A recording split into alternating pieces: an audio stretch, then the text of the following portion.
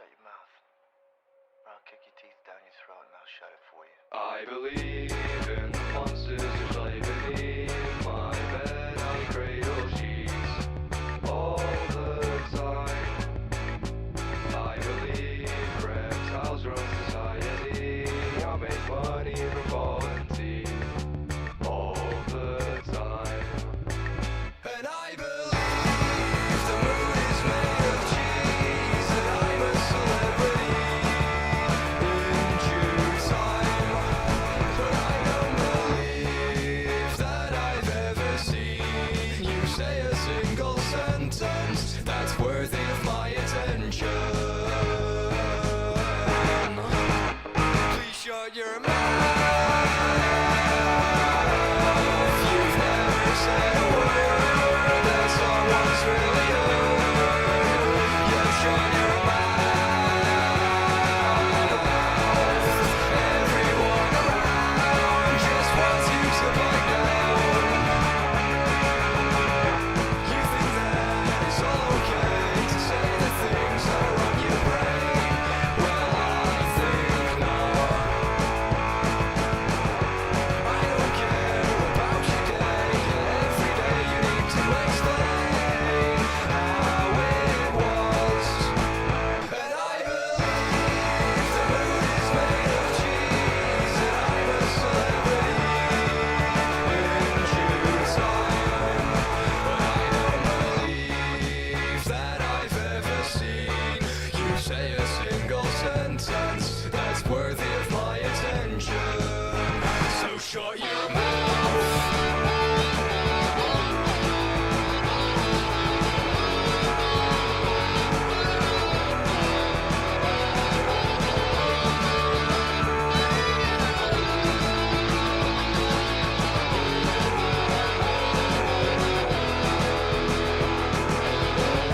I know it must seem like I'm being really mean, but trust me when I say I'm doing this for you, so that maybe one day we'll finally agree on what you say. I'm doing this for you.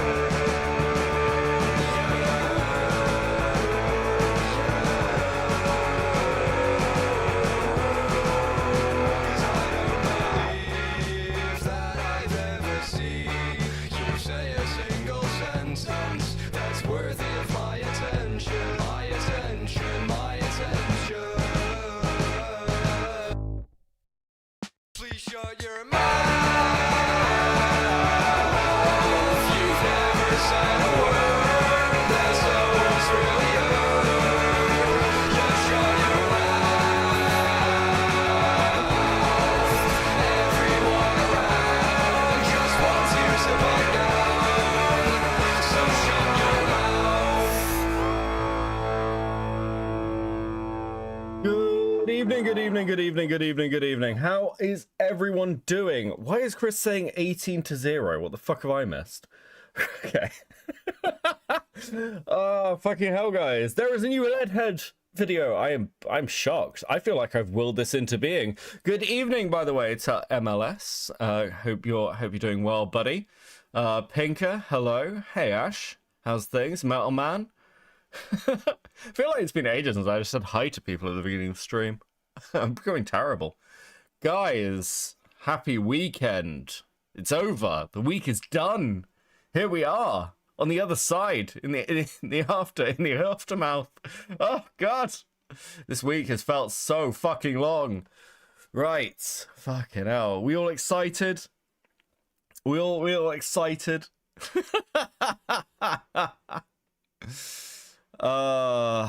Beckett, you are now No Man's Sky video. What the fuck does that mean? What? What? How much lead are we putting in our heads today? Quite a lot. Quite a lot. Her new video is super long. Her new video is titled How I Radicalized Myself. Or I Radicalized Myself. And it's like an hour and a half. Somebody, member for 3 months, is Leadhead the evil cousin of Lazy Bedhead, or whatever they're called? No. No, they are not. They are fucking mental. Bedhead, like, okay. So for those of you who haven't been keeping up with the Lazy Bedhead drama, the Lazy Bedhead drama is something quite special. Tycad with the 5. I bet no y'all cowards even smoke skooma. Fuck me. Are we doing Skyrim memes? Is that where we're at? Good evening and thank you for the 5. Leadhead has been becoming more and more of a fixture of this channel, and I've been looking deeper and deeper into them. But I was quite surprised. I'd heard that this video was on the horizon, but given like Leadhead's actual upload schedule, I didn't expect it to come this soon. I thought it would be another couple of months. But Leadhead, like the Leadhead drama, we'll do a little encapsulation, shall we? Leadhead first came to the attention of people in the sort of commentary side of things about 6 months ago, maybe. God, it's longer, isn't it? It's like 9. But what happened was this: Leadhead produced a series of videos about their found family, where they discussed how they now had an 18-year-old son that they'd adopted after realizing that they didn't want to have a sexual relationship with them. Included also in this found family unit was the I can't confirm this, by the way, was the daughter character, who was the person Leadhead had an affair with for some fucking reason, which is absolutely fucking crazy. Absolutely fucking crazy. Metalman with a 5. Leadhead is back on the menu, boys. So true. So, again, to give you like a timeline of this, back in around November of 2023, Leadhead moved a girl into her house. This girl then ended up having an affair with Leadhead. This was not known to Leadhead's partner. It caused a massive fucking blow up. And then after that occurred, she moved out. Leadhead and her partner ended up living back with their parents. And over time, Leadhead was slowly reintroduced back into the fan group. Once Leadhead was firmly planted back into said friend group, she turned it into a found family unit and basically started manipulating and controlling the lives of all the other members.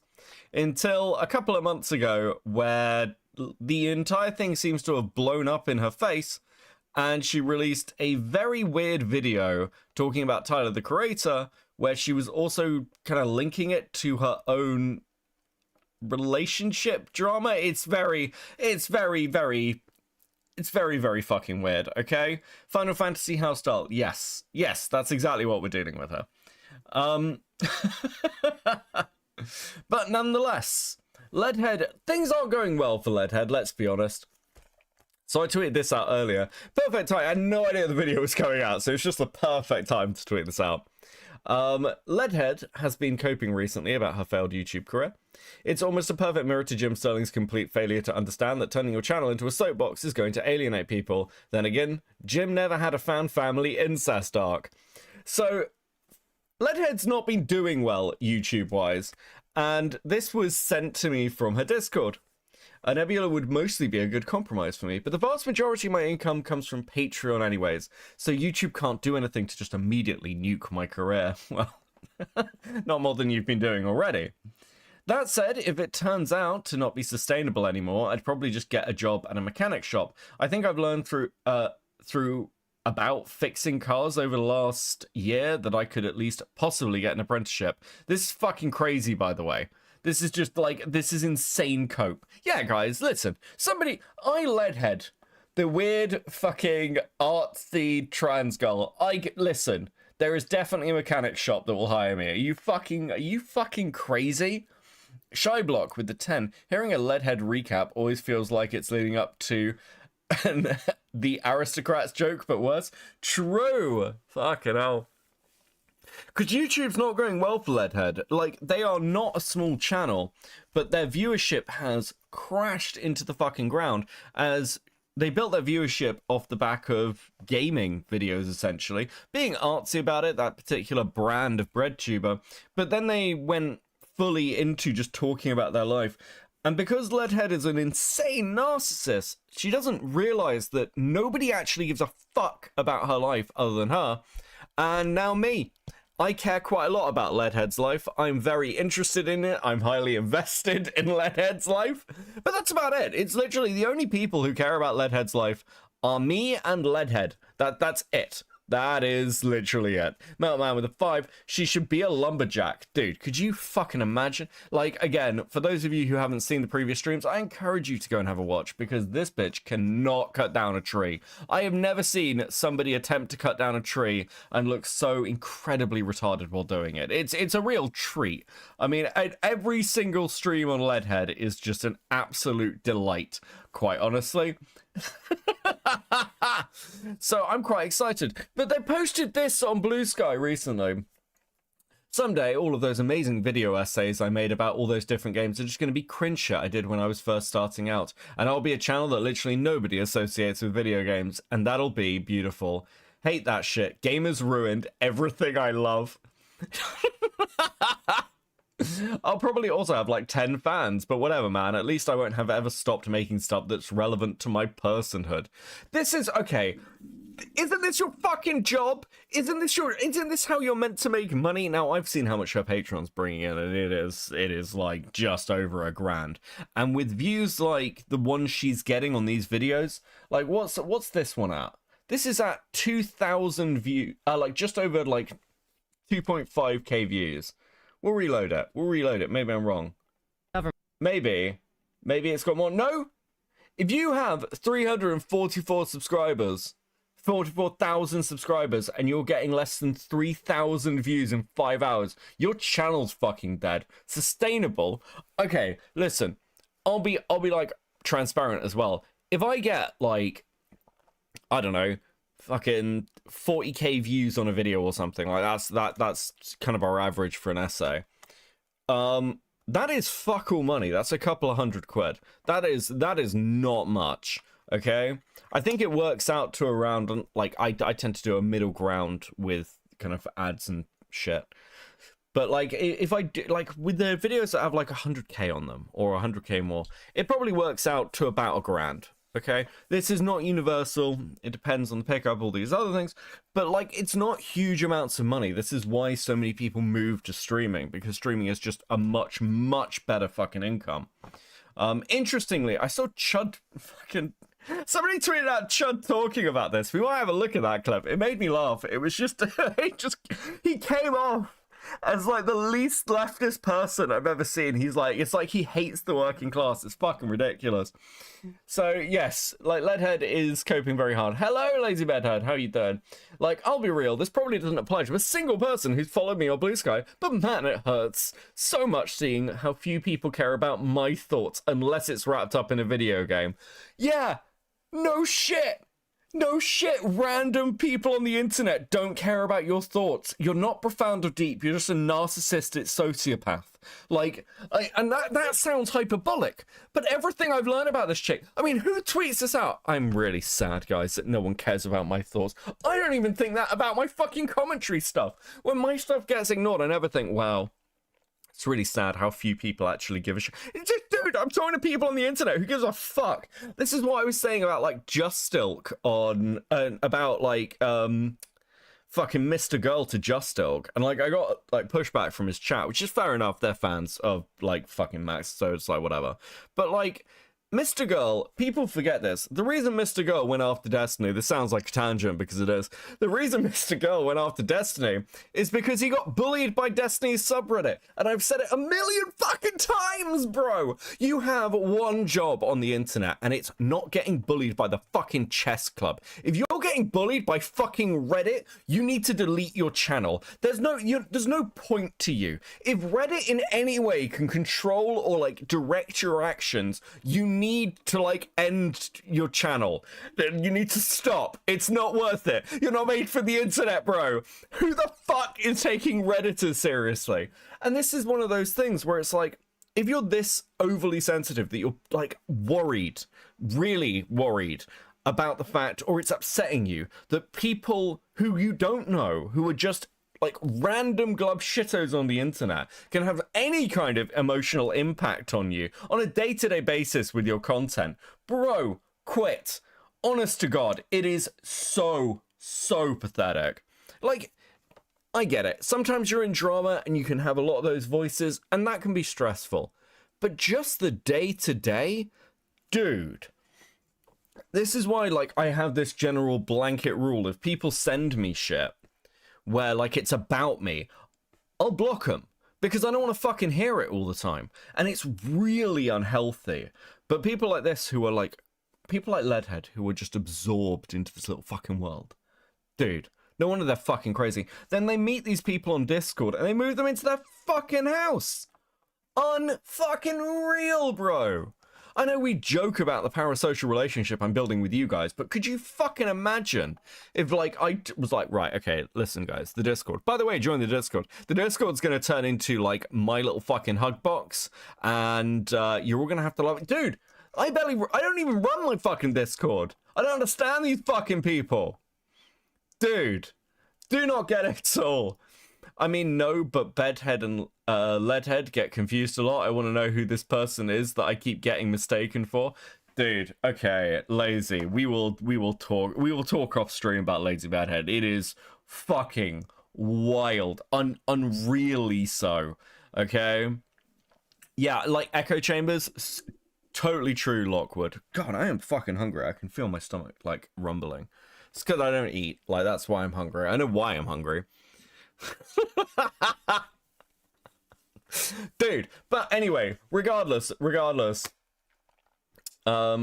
it's the exact same shit I've always been doing, just sans the video games. That's not even true, bro.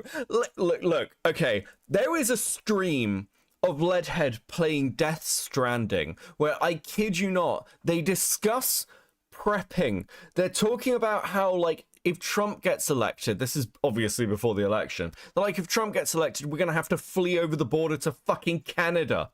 Like, unironically, Leadhead started a fucking cult. It's unreal, bro. And, like, they intermingle all these, like, key details to manipulate their audience. It is fucking wild to watch somebody, like, both lie and be so confident in their lies and ability to manipulate people that they'll intermingle bits of the fucking truth. Insane. Sapient Powered with the 5. Wait, Becca, are you telling me we won't be Found Family Hugbox Discord server? Dreams dashed? I am so sorry, bro. Could you fucking imagine? Could you? Dude. It'll never happen, bro. But yes, regardless, Leadhead has released a new video called I Radicalized Myself, which is... Oh, bro. I don't even know what's in this. I have not pre-watched it. I've got no fucking idea. Look at... Dude. Can you picture taking your car in? Your car in just for a tune-up, just for an oil change. And you're greeted by this thing? Are you fucking kidding me? Dude. Oh, fucking hell. Beckett dies of starvation live on stream. So true, Metal Man. I'm really hungry, actually. I probably should have thought about that before I started stream, but it's fine. It's fine. Also, Chris, where the fuck? What the fuck do you mean? 18-0. What the fuck are you even talking about? Did you say and then I just ignored it? Right, whatever. Listen. Leadhead, my comments about Leadhead, I want to reinforce this, because I said this last time, has nothing to do with transphobia, obviously. And I know what the response from that side is going to be. Oh, well, the transphobic chuds are going after Leadhead again. Okay, well, listen, we did this last time when they fucking rolled up, like, somebody from their Discord. The other half of this channel is a trans woman. I have multiple trans people in my audience. No one fucking cares. Do you know what normal trans people don't do? They don't start random fucking cults or trying to manipulate their audience and their partner, who is now their wife. Isn't it funny, by the way, when all this drama started kicking off with the Found Family, that Leadhead got married? Isn't that fucking hilarious? Dude, the girl that she fucking manipulated into like an open relationship. Shyblock with the 10. Did GTA 5 actually have a good story? And why Tyler Creator songs are secretly about me? Yeah, nope, no real change in content when you think about it. So true. Dude, if you go back and watch Leadhead's old content, like, I said this the first time I saw it. I saw Leadhead, I watched Leadhead's content right before they even became, like, before they start doing all of this, and they were actually a very good video essayist. There's a reason they have so many subscribers, and there's a reason now why they have so few views. At this rate, this stream will get more views than Leadhead's fucking video. Unreal. Bickett, did you see Fauci is going to be dressing as a femboy for the Omegaverse stream? I did not, because whatever the fuck Fauci is doing in that weird... See, listen, if anyone in commentary is going to try and start a sex cult, it's fucking Fauci, okay? I love Fauci to pieces, but I will cover that fucking drama, okay? I will absolutely cover that fucking drama. So will Chris. Like, dude. Nah, but ratioing a video you're reacting to would be funny as hell. Dude, I mean, like, it's been 5 hours. Dude, what's happened to your viewership, bro? So you say I can't send you an image that reminds me of Leadhead. Dude, that is very dangerous. Well, the fuck, listen, Fauci, there are rules, okay? You should show muted Leadhead videos to kids to discourage them from smoking.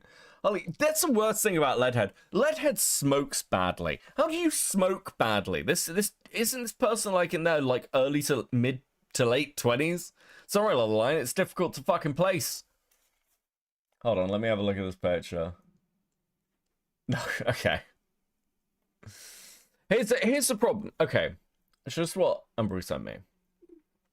And this is not accurate, okay? This is not accurate to Leadhead.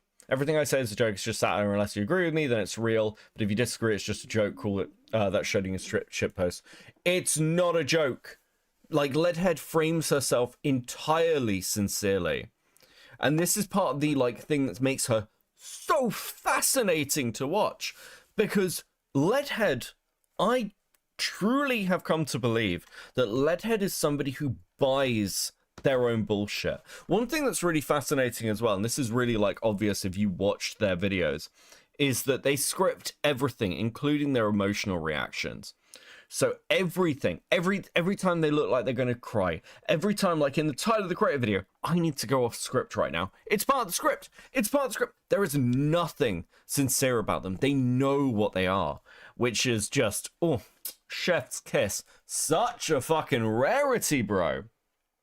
So yes, I think that's mostly us caught up on like the Leadhead lore and where we are. So Leadhead has made a video called I radicalized myself. Definitions. Globalization, the process. Oh, Jesus Christ. Dude. Are we going to be talking about fucking landlords? Are we talking about communism? This is going to be a Leadhead's video on communism. Sharing the means of production in the found family. Unbelievable, chat. Future Nightmare Games the 5. If they added Leadhead to the photos of cigarette box warning, I'd officially be convinced my nicotine addiction is going to kill me. That is also true. Look, I've seen it in the woman's center console. That car is disgusting. Yeah, dude. This is a chick who Beckett, you get those scripted emotions in the first minute of the video, so have fun. Oh, fantastic. Exactly, Beckett, that's the joke. I wasn't being serious. It's called Schrodinger's shitpost, yeah. If you told me Leadhead was supposed to be long-term ContraPoints parody, I would believe you. Nah, that's philosophy tube. Oh, dude. Oh, also, okay, before we get into this, there is something else that I wanted to talk about, just as a quick update to the chorus and PV stuff. Now, I haven't seen this clip yet, but I have seen the chat around it. Some people have, like, messaged me about it. But apparently, on the debate panels last night with Wick, like, hold on, let me actually get this up. Because is this true? This is very much a tangent. But, okay, where is this? Okay, so...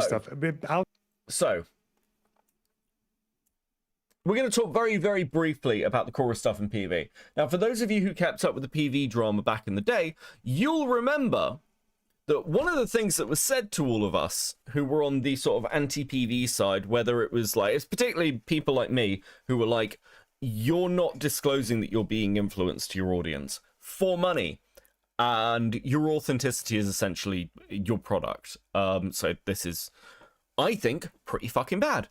Anyway, at the time, I was told PV does not require anybody to do anything. It doesn't push any content. It just like gives like you have meetings with other creators, but you're not like expected to do anything. Okay, there's no expectation. You're in essentially a consultant role. Now, apparently, and again, I have not watched this clip. I've just been told about it. Apparently, that's not fucking true. So we're gonna listen to Lonerbox explain something about what was expected from him by PV.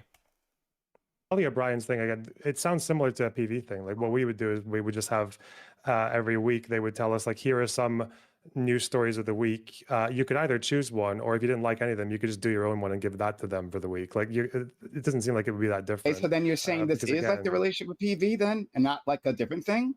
These are it's comparable then. Okay, debate, bro. It is a political nonprofit. I am.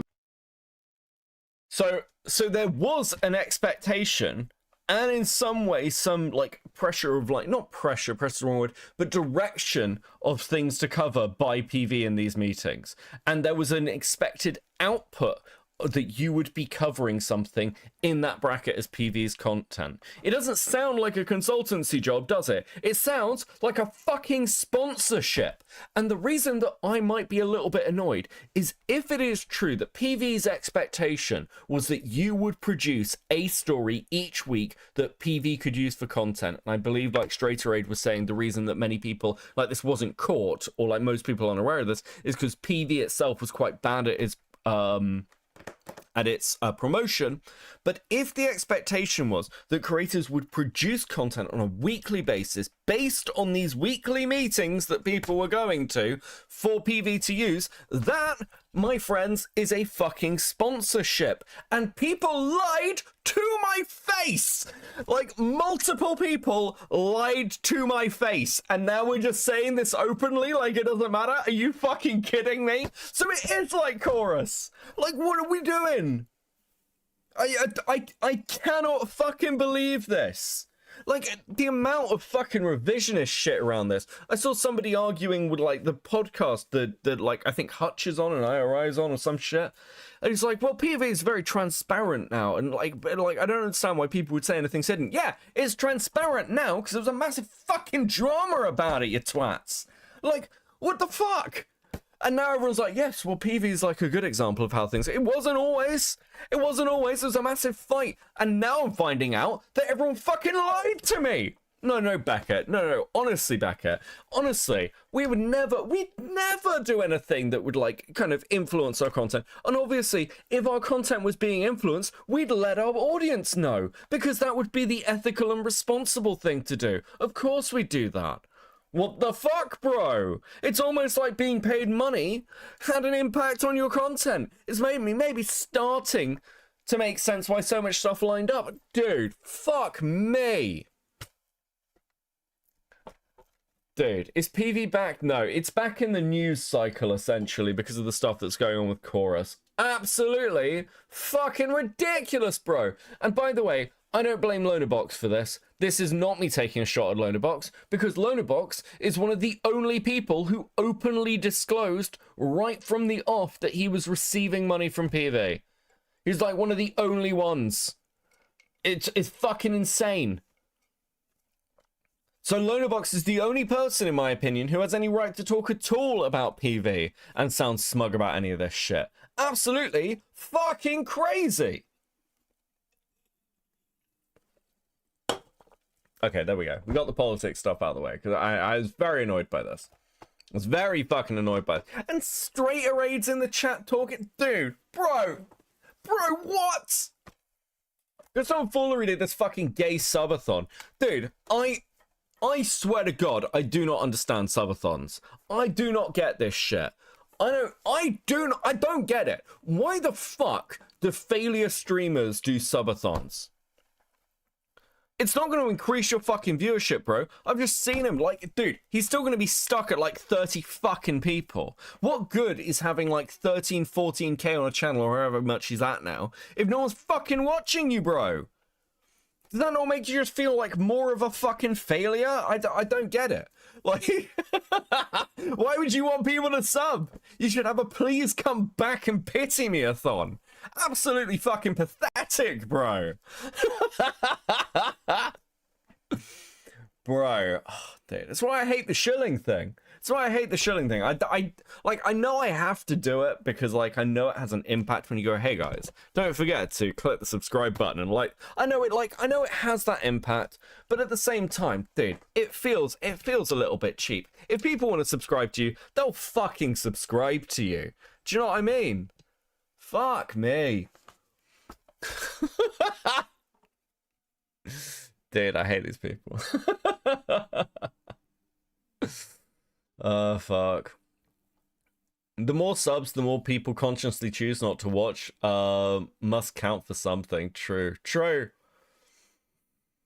True, Pinker. You are my strongest soldier. What gets me is without the PV money, they were all going broke, but now they are going to mentor people. Excuse me. I mean, again, like, I happen to know how much tomfoolery made in like 3 years of streaming, because he accidentally showed his analytics on stream, and he'd made something in the region of, I believe it was $1,200. No, $12,000, right? In like 3 years, tomfoolery has made like $12,000 or something in his analytics, which is fucking terrible, by the way. It's awful. Like, don't get me wrong. You have like up months, down months. Sometimes people like have a little bit less money. Like you get less off donations. But dude, tomfoolery is streaming every fucking day for hours and hours at a time. What, bro? Do you not want to give up? At least like with Wick, you can sort of understand it because he must have like some sort of military pension. But dude, fuck. Okay. That's not livable. I mean, tomfoolery's got like an actual job. I think he works at a warehouse or something. I don't like. I think he showed pictures of like him stacking pallets or some shit. Also, look at the fact this video was available to members for a month and then had a widespread release and still only totaled like 3k. The views are dire, like more than I first thought. Yes, unreal. Just tell me tomfoolery is not only a full-time streamer. Nah, he's got a job, but he, like, dude, he does hours and hours and hours of streaming. Also, look at the fact that this video was available. Okay, yeah, sorry, I'm rereading shit. This is going to be one of those fucking streams, isn't it? Right, ladies and gentlemen, that is my little PV rant done. I think I'm done shitting on the politics people for a moment. I fucking hate these people. Dude. I really do. The worst bit is, like, I could probably get away with making a food shops video, but doing a video on the fucking politics community, dude, that would be dire numbers. That really would be dire numbers. Okay, cool. Right, let's get into a bit of Lead Tent. Leadhead, take it away.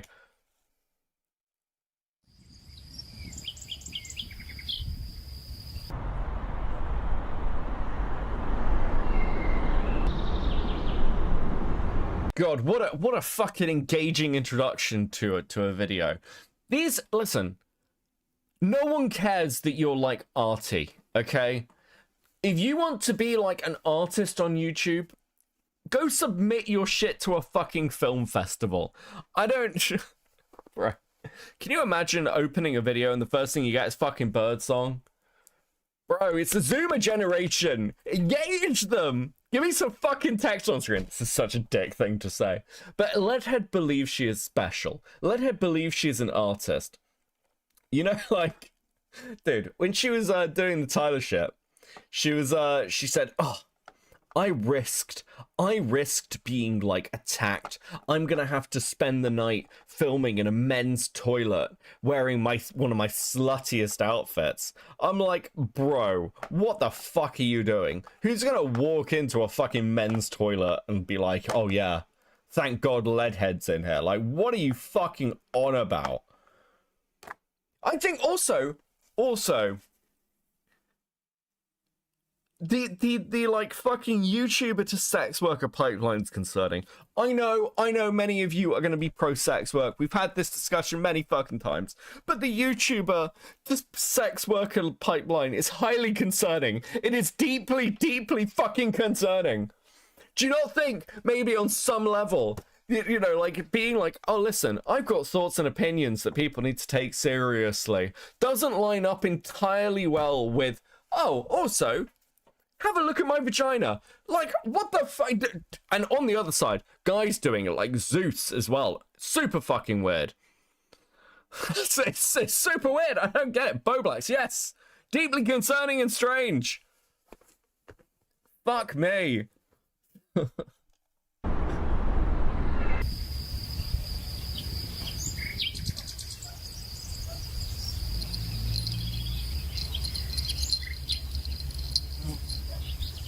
I've got this problem.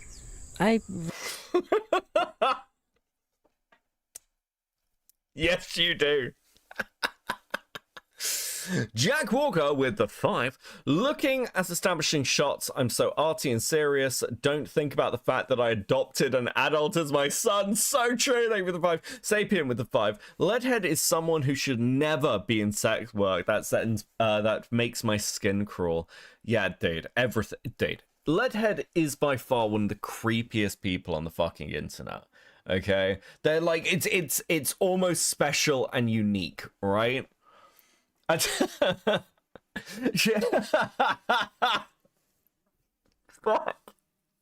Fuck this person. Really like leftist YouTube channels like Boy Boy, Been a Minute, FD Signifier, stuff like that.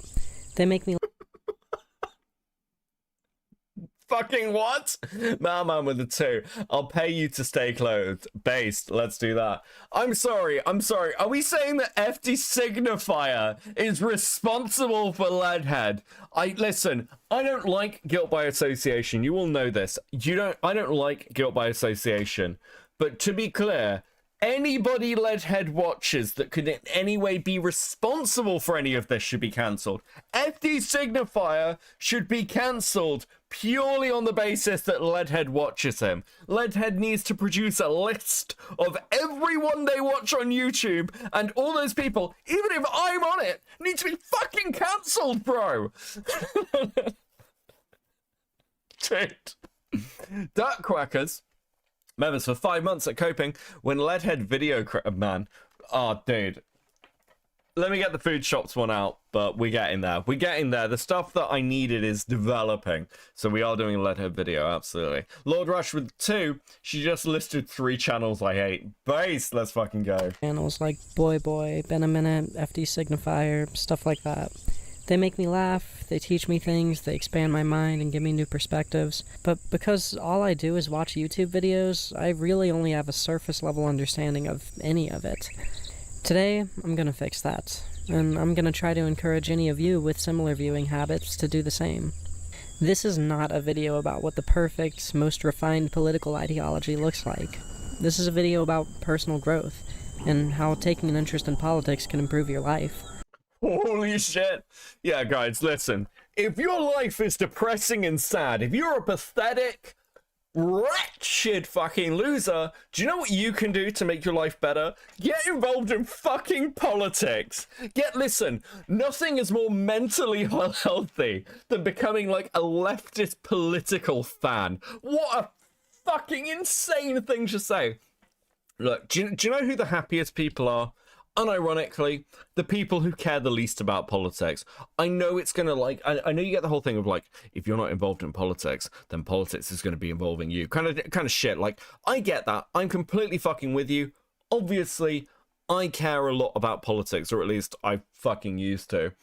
But you know what? Since I stopped caring as much and was just like, I can't do anything about any of this stuff. I can't affect it. I can't control it. I can barely, like, my vote is worth shit. I'm not part of a bloc or even a proper, like solid demographic grouping. I have no fucking power. And when I realized that, I went, okay, I'm just gonna, like, not think about it and just be like, yeah, whatever, sirrah, sirrah. Do you know what? I became infinitely fucking happier. It is unreal because, like, sometimes, and I know you're gonna be like, well, listen, the problem's won't go. You can do a million things, like, day to day, just to be nicer to people. Go and, like, start, I don't know, recycling or some shit. Go and do a litter pick. Go and plant some trees. Do anything. Just make the world a little better. But I tell you what is not going to make the world better. Arguing about politics online does fucking nothing, bro. The individual UK voter is turbo fucked. Your party's uniquely horrible in ways even the US is not. True! Dude, it is a fucking hellscape over here. Shy block with the 2. Ah, yes, politics, the famous healing thing. True. Listen, can you imagine going to a therapist? Like, oh, dude, I'm super depressed. Hey, listen, it's fine. Have you ever considered reading the fucking Guardian? Duck crackers with the 2. Love vid, have monies. Thank you so fucking much, Duck Quackers. I very much appreciate that. Metal Man, the anarcho-monarchist model. Dude, if you want to know, like, dude, I love that people remember shit like me being an anarcho-monarchist. It's not a meme. I really am an anarcho-monarchist. This is absolutely 100% fucking true. Everything would be better if we lived our lives like the Lord of the Rings. Okay, also, thank you very much because that allows me to put chat on screen, though I did just break my fucking browser. Doc, awesome. Awesome. OBS is fucked, so I can't see anything you say for a second. Give me a second, guys. Fuck me. Right, there we go. Have some stickers, by the way. You guys are being super fucking good tonight. I very much appreciate it. And as always, I am super proud of you. So, let me get chat on screen. Ah! Where are you? Where are you, chat? Hold on. Did that work? It did not work. Okay, there we go. That's chat. That's got chat on screen. Okay. Chat's on screen. Chat's on screen. Okay. Dude, I'm so not with it today. It's brutal. Zane, member for 10 months. Leadhead is more like Leadhead is already the worst relevant insult. True. Bro, the fucking lead in the water. Lazy Bedhead, I honestly hate that I ever became hyperfixated on politics. The way I was when I was younger up until now, it's genuinely so depressing over here. Yeah, like, and this is the point. If you, sometimes, it's okay. Like, there was this whole thing where people were like, oh, how can you go about your day without talking about the political stuff? How can you go about your day without focusing on it? So, I don't know, quite easily, I guess. Get up in the morning. I think about what I have to do for the day. That kind of stuff. It's mostly okay. Dude. Chat has been disabled for this live stream. No, it fucking hasn't. What are you doing? There we go. Okay, that's a YouTube chat. Right, there we go. It works. It works. Chat works. I can see you again, actually, on OBS. That's quite nice. Anyway. Dude, that's so distracting. Fuck me. Right, anyway, what are we doing? Right, let's go back. We need to be educated, guys. We need to be educated by Leadhead. I, for one, can't fucking wait. If I'd known this was a video about educating me on politics, I would have got some of the old politics crowd in here. Would love to see President Sunday's opinions. That's not true. I wouldn't bring Sunday into this. It'd be very awkward. Like all my videos, I want you to come out of this one with questions about yourself, not answers about... I do have questions about myself every time I watch Leadhead video. Like, is my life actually awesome? Sometimes when I look at Leadhead, and like there are a couple of other people like this, I just think, God, my life is fucking great. Like, I'm very lucky that my life is as good as it is, and it could be like Leadhead's. Make live chat. Oh, dude. There we go. Live chat. There we go. You're so needy today, chat. It's okay. I love you anyway. Put on live chat and update. Okay, dude.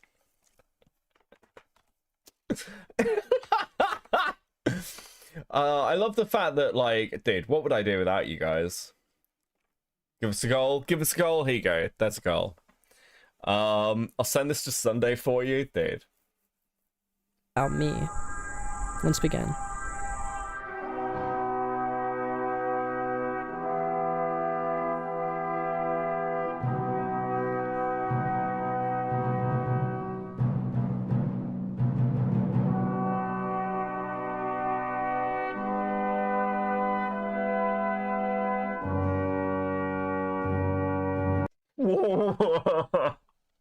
Dude, what is this fucking introduction? It looks like Soviet propaganda. It actually unironically looks like Soviet propaganda. No fucking dude. Of course this bitch likes Stalin. Unreal.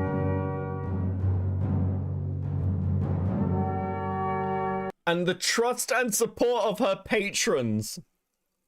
Bro, what? All fucking 7 of them. How is this bitch alive? Like, how is she surviving? I don't understand, actually. I have my theories. Oh, bro. Yeah, like, it's actually, like, her Discord's, like, so turned into, like, a communist thing. I truly fucking buy that.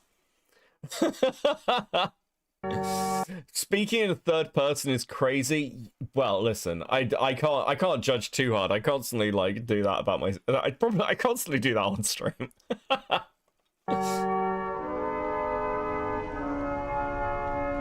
For most of my life, I've been somebody who only engaged with politics on an aesthetic level.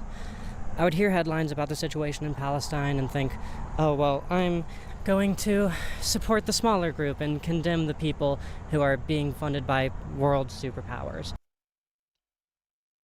I'm sorry. Fucking what? That's your opening gambit. Listen. When I supported Palestine previously, it was actually just because, you know, I like supporting the underdog. Doesn't matter. Don't worry about like don't worry about the reasons behind thing, or the cultural history, or the, you know, previous wars, or, you know, the hostages, or like, you know, even the children dying. Because really, for Leadhead, it was about looking cool. Are you fucking high? What? The West did bad is not a political take. Yes, dude. Dude, I fucking... Didn't Bad Empanada do something recently where he attacked unions because he, like... I've only heard this, I haven't watched the fucking video, but apparently, like, Bad Empanada's done this thing where he's like, you need to not support unions because unions make the West better and the West should suffer or some shit. Dude, I fucking hate all these people. They're so unserious. These are the sort of people who preach to you constantly about how you're a bad person if you're not supporting the right cause. They don't even fucking care. It's a fashion, bro. Dude. Utterly fucking pathetic. If a giant army is bombing the hell out of a small community with no effective means of defending themselves, odds are pretty good that the giant army is the one in the wrong. Holy fucking shit. Is this okay? Listen, we don't talk about Israel-Palestine on this stream, okay? It is far too politically hot. But I'm actually gonna say something that's kind of a little bit insane here, because, like, you know, is Leadhead being paid by Israel? Because this is some of the best propaganda for Israel in the first 2 minutes of a video I've ever fucking seen. Hey, could you imagine somebody like going to Leadhead being like, hey, listen, I'm from Mossad. I know you need a load of money. Okay? So what I need you to do is I need you to go and say the dumbest shit you can. Just say it like, hey, listen, they're a big army, so they must be in the wrong. Because that will sound retarded and people will support Israel. This is the fucking most insane way to start a video. I'm actually impressed. This is so much worse than I expected. Can't hang around today, but trust I am fascinated to see this video. Hey, Mally, how you doing, hon? I hope you're good. Leadhead supports terrorists. This is so fucking wild, bro. Oh, Starbucks came to my small town and choked the life out of the local cafe scene. Clearly, Starbucks is the evil party here. Oh, a bunch of immigrants living below the poverty. Okay. Fucking wild take. Fucking wild take. And this might annoy some people. I hate Starbucks, okay? I hate Starbucks, I dislike Costa, and I dislike Nero. These are like British ones. But it is not the fault of Starbucks that, like, the coffee scene's dead. It's actually not. It's the fault of the consumer, okay? There is also another person at fault, okay? Yeah, like, listen, I know, like, a lot of people, like, dude, it sounds like Starbucks defense. You know those tiny little coffee shops you like going to, chat? Do you guys want to know a secret about tiny coffee shops? You know a lot of them are owned by corporations, right? They're owned by places like the Walmart Group. And, like, there was, in the 2010s, a realization that, like, people wanted not consistency, but authenticity. So there are literally chains that don't look like fucking chains, and you'd never fucking know. It's actually kind of wild. Like, it's actually insane. You can look this stuff up. It's insane. That's how Blank Street got so big. It pretended to be a small indie mocha place. Yeah. Dude. Absolutely fucking wild. Absolutely wild. Do you, like, anyone who knows anything about hospitality will tell you the rate of failure of, like, anything that's a restaurant. And then you'll look at coffee shops and you'll be like, hey, a lot of these coffee shops seem to, survive quite long. Starbucks basically got laughed out of the country here, so skill issue. Yeah, like, they had, this is a Starbucks tangent, but they had similar issues here, over the tax stuff. Starbucks is just like, it got kind of undercut. It's a whole thing. Anyway, fuck it. Let's go. Poverty line are being painted as dangerous criminals by a gigantic government and their media corporations.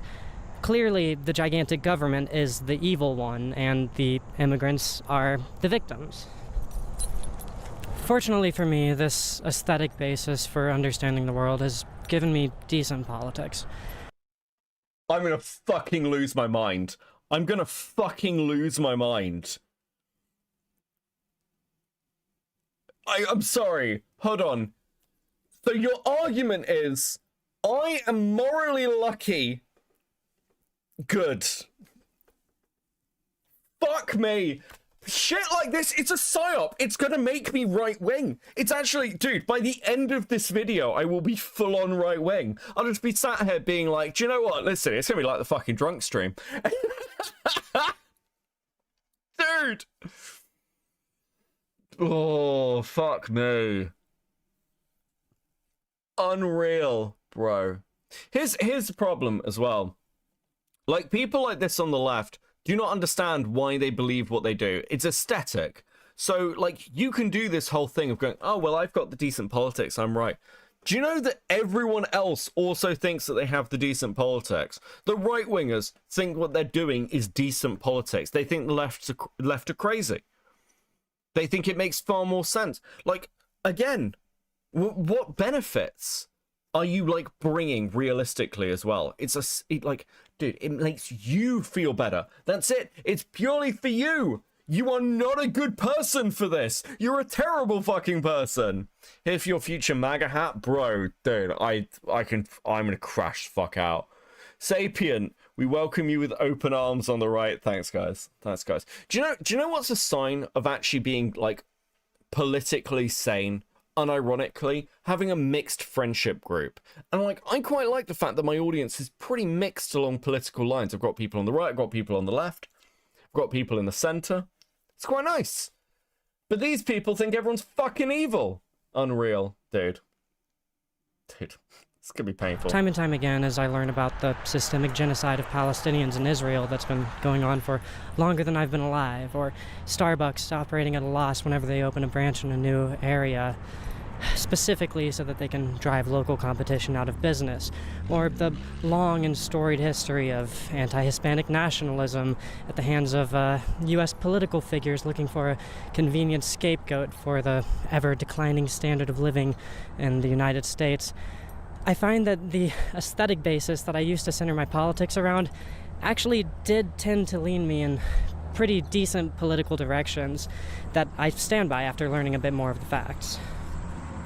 While aesthetics served as a good jumping-off point for my growing passion for politics, they left me with at least one major weakness. I was incredibly easy to manipulate. Oh my god. What the fuck? Dude.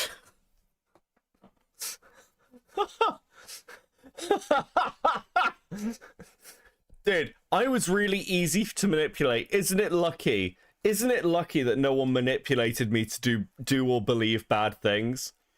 Holy fucking shit. This might be one of the most revealing videos about Leadhead.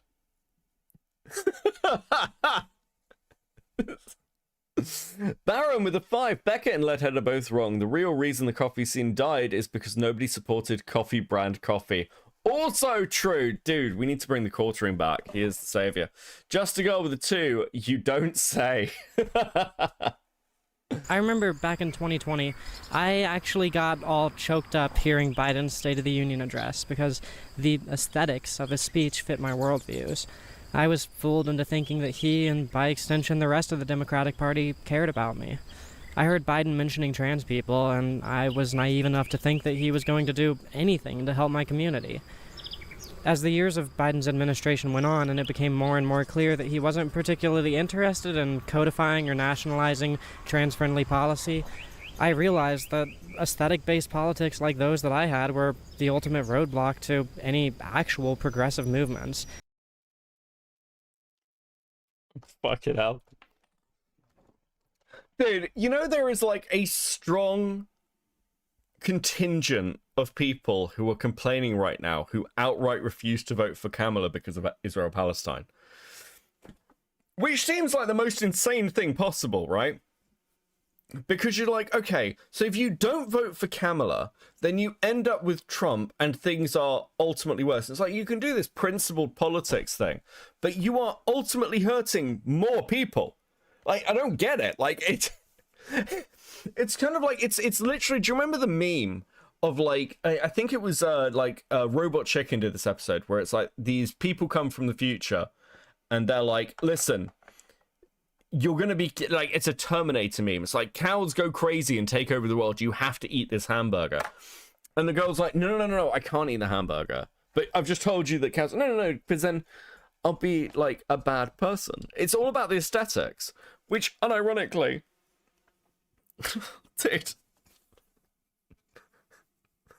Leadhead's gonna join Twitch poll. She's gonna join Twitch poll. Fuck, that's the future.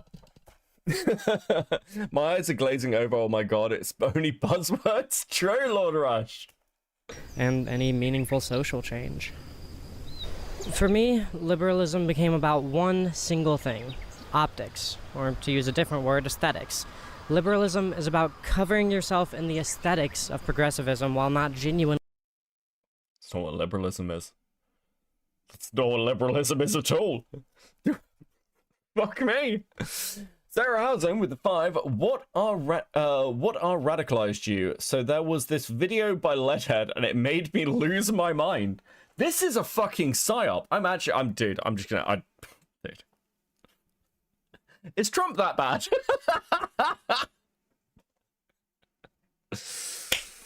Oh, fuck. Believing in anything other than a self-ascribed moral right to power. Liberalism is about being proud of yourself for voting a black man into office regardless of... Hold on. Isn't this you talking about how proud of yourself you are for being morally lucky? What? How are you going to criticize other people for doing what you yourself just self-admitted that you had done? And you're still like, again, did you not like think, oh, maybe some of these things that I believe because I was gullible, easy to manipulate, were like incorrect. It's like, again, Biden didn't do the things you wanted to do about trans rights, for example, but he was a damn sight better than fucking Trump's been. This doesn't seem hard. Like, was this Twitch poll? I hate it. This was Twitch poll. This is exactly what Twitch poll was like. Unironically, the internet was a mistake. Yeah, you don't get it, Becky. She's going to show us the way, lead us. She's the leader, dude. My brain hurts, and we're like 4 minutes in. This is fucking agonizing. MK Ultra walks through Leadhead could run. Dude, Jack Walker with a 5. Thank you so much, dude. That's fucking so true. Of his politics, but being worried the second that your son starts dating a black man. Liberalism is about loving Mexican food but not having a single Mexican friend. Liberalism is about hating capitalism but not trusting anybody. Okay, here's a genuine question. When was the last time you saw somebody in Leadhead's videos who wasn't white? Oh, wait. Anybody? Has anybody seen Leadhead with somebody who isn't fucking white? At all?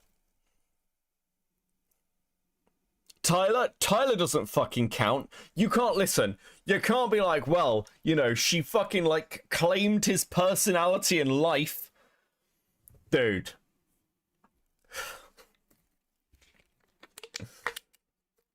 Also, is this like, who the fuck cares about interracial relationships anymore?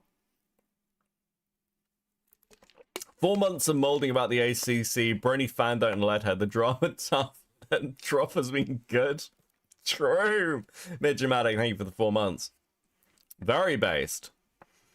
Maybe she's half Lebanese, bro. True, as long as she's over 8%, it's fine. What the fuck is she talking about? Oh, God only knows. Fun story, so my grandpa told me I can date black women, but not black men. The thing is, I'm a lesbian. Well, that's convenient. Thanks. Oh, dude. Somebody who attempts to exist outside of it. Liberalism is about thinking that you're on the right side of history just because you listen to Tupac. Okay, hold on a second. Hold on. Aren't you still saying that you think you're on the right side of history because, like, you've just sort of, oh, I've looked into it deeper, guys. I would challenge Leadhead to explain to me the Israel-Palestine conflict, or Ukraine and Russia, or fucking the Iraq war, or the issues with immigration, by the way. Because let's be honest for a second, like, again, I'm not a fan of, like, whatever the fuck is happening in America with ICE. And I generally believe in, like, open borders and immigration. But I don't believe in, like, no borders and just, like, give up on everything. Partly because corporations will take advantage of it, which is exactly what they did within the EU. Like, all of this is multifaceted. You can't just do the happy clappy thing of, oh, this thing sounds nice, so we should do it. That's generally how you end up with the worst fucking results. I'm gonna eat your couch. You're welcome to it. I need a new couch, actually. Anyway. Liberalism is what you get when you reduce all of the world's problems into aesthetics for you to attach to yourself, so that nobody else can call you problematic. That's the environment that I grew up in around. Brexit, Beckett? Actually, interestingly, so for those of you who've not been around long enough to know, despite the fact that I'm left-wing and generally pro-immigration, I was pro-Brexit. And because the reason I was pro-Brexit is fucking Jeremy Corbyn. Jeremy Corbyn in the 90s was massively anti-Brexit. In fact, like, Corbyn voted against Brexit, voted against the EU in every single vote that came up before he was leader. Every single one! And Corbyn had some very, very, very persuasive arguments about workers' rights to do with the EU, which is generally where I sit. Would I still vote for Brexit? Probably not. Mostly because the thing that I thought would happen didn't, which was I thought it would allow us to hold our politicians actually accountable for shit. Because our politicians basically just blame everything on, like, the EU rather than actually doing anything. Brexit existed in the 90s. Bro, we have been arguing about, like, the EU in the UK since the, like, fucking forever. UKIP didn't exist. Then UKIP came up and then started, like, turning it into this weird fucking anti-immigration thing. Bro, my movement got fucking hijacked. Dude, I was anti-EU long before UKIP existed. I will actually just sit here and talk about the issues with the EU. Do you know what a monetary and fiscal policy is, by the way? Do you guys know what a monetary and fiscal policy is? A monetary and fiscal, like, a fiscal policy is how you marry your monetary policy. So, like, for instance, if you've all got a shared currency, your fiscal policy will allow, like, you to control your lending rates. This is very, very, like, broad brush. The EU doesn't have one. It's like one of the largest economies on the planet without a fiscal policy. Because no one can fucking agree on anything. That's why the crash happened with Greece. It's completely insane. The EU makes no fucking sense at all. It's all good intentions that nobody will agree to. It is so fucking frustrating. Like, the EU either needs to be completely federalized, it needs to be like the United States, or it needs to be like a trade agreement. That's it. That's it. That's been my opinion for years and years and years. It'll never happen, though. It will never happen. I hope in vain. Brian notes it's for 2. She probably claims to be part Cherokee. Dude. Yeah, the Jeep. I love the star for the 2. No message, but thank you for the 2. Captain C with the 2. Opinions on John Pye. I like John Pye. John Pye's awesome. Baron with the 5. Why would I need to marry money? Dude. Remember when Beckett said forgetting about politics made him happy? This is going to be one of those descents into madness streams, isn't it? I'm gonna fucking break halfway through. Oh, dude. Federalized EU exists in the same utopia as a peaceful Israel and Palestine, lol. Yeah, okay. See, at least I'm honest. I'm like, yeah, dude. Fuck. Can we put her on 1.525 speed when we get back to it? She talks so damn slow. No, we have to experience this in real time. We're gonna suffer through this, okay? I'm here for the breakdown. Bro, you guys just reminded me how badly fucking Brexit went. My country's a shithole. Dude. Also, okay, last thing about Brexit, and then we'll move on. Do you guys know how frustrating it is to watch fucking Theresa May? Theresa May came back with the only good deal with the EU. The only good deal. It basically, like, so for those of us who've been following the issues with Europe for a long time, we knew we could never, like control the trade agreement. We'd end up in a similar position to the Scandinavian countries. We knew that because we're not fucking stupid.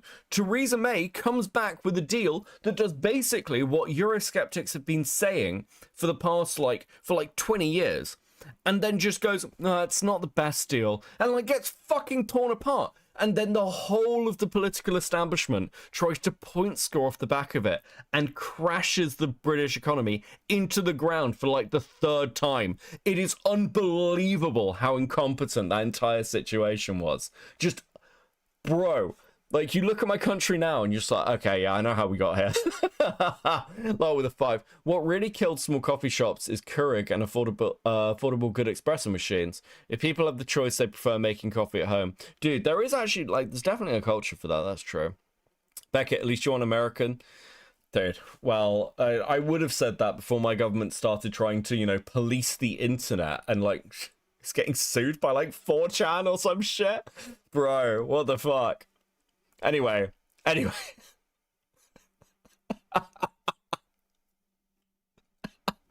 It's gonna be a shit show, isn't it? It's gonna be one of those streams. Hearing one thing, but seeing something different when it came to my family. Being told to love everybody for all their differences, but spending my entire childhood being very deliberately surrounded by people who looked, thought, and sounded exactly like my parents did.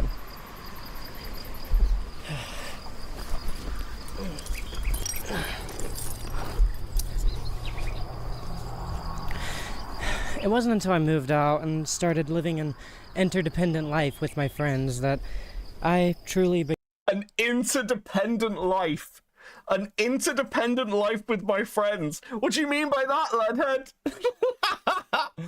Baron with the 5. Yes, Ofcom is getting sued by Kiwi Farms and 4chan. Honestly based. Very funny. Hello, I'm here. Did I miss anything? Dude, I'm just crashing out about politics. Malman with a 5. As an American, I appreciate hearing about the political issues from the locals of other countries. Dude, Britain's fucked.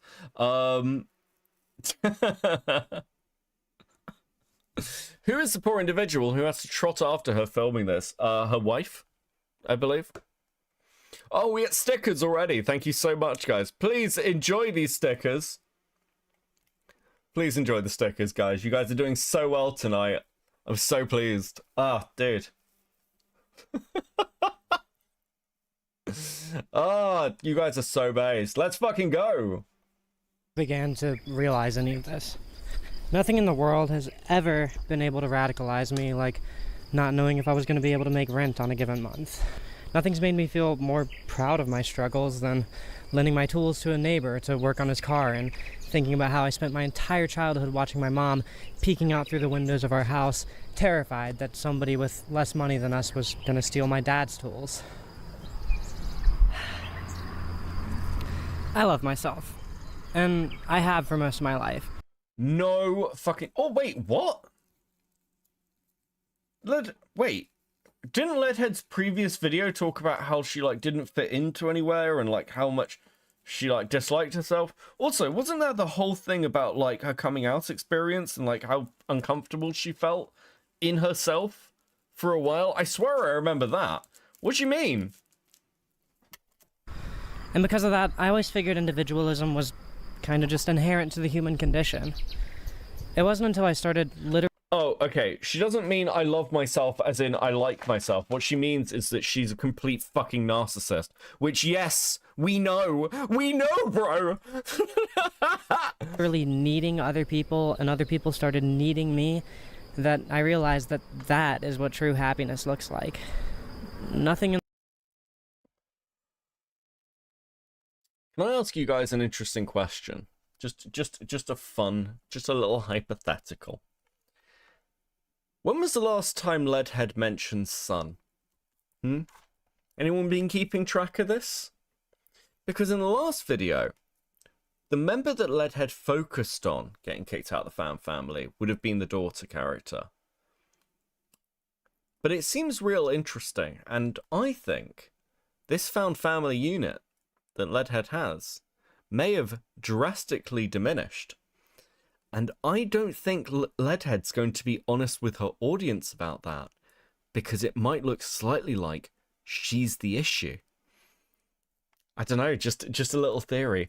People to rely on you, Leadhead. What, like the ones you fucked over? Interesting. Interesting! I hate this walk. Thanks so much, Potato. Thank you for the 5. For the 5, for the membership for 11 months. Lord Rush with 2. Oh my god, so arty, it's all aesthetics. Leadhead is all aesthetics. It's all appearances, and appearances are deeply deceptive. In the world feels better than giving a homeless person something they need, or doing oil changes for my roommates' cars, or not being afraid to... Or doing oil changes for my roommates' cars. Not for son's car. Not for daughter's car. Not for the found family's car. My roommates. Isn't that an interesting choice of words, Leadhead? Ask for a favor when I need a favor, because I know that I carry my own weight. Isn't that another interesting question as well? Carry your own weight. You're making, like, no fucking money. So, what kind of weight you carrying, Leadhead? Question? Interesting. She's playing the I love myself, possibly a cope of the diminished trust she herself destroyed. Yes. Community, found family, love for the people. You said deceptive in the gayest way I've heard in a long time. Thank you. I'll try. I'll be here all week. People around me, shared struggles and shared success. These are the things that drove me out of my aesthetic understanding of the world. Fauci. And Jesus. Drove me towards communism. What feeling could possibly be better than knowing? It's interesting, right? So, Leadhead'S like, well, listen, the found family thing didn't work to control people properly. Maybe if I start a communist commune, I swear that's where this is going.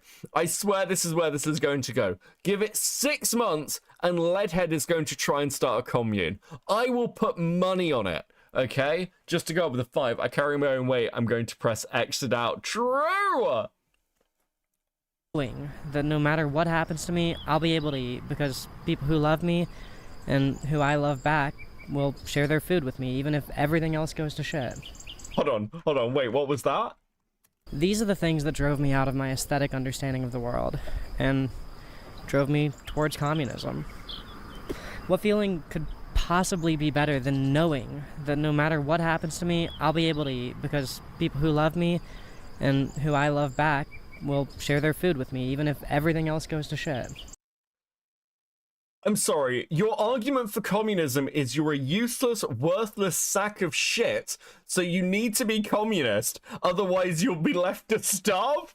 That's not what communism is! Dude, communism is making sure that you yourself are pulling as part of the community, as part of shared ownership to make, like, the, like, I guess, project or, like, usually in the sort of more traditional sense, the business or the state work effectively. That's why it's like you don't even really own your own labor.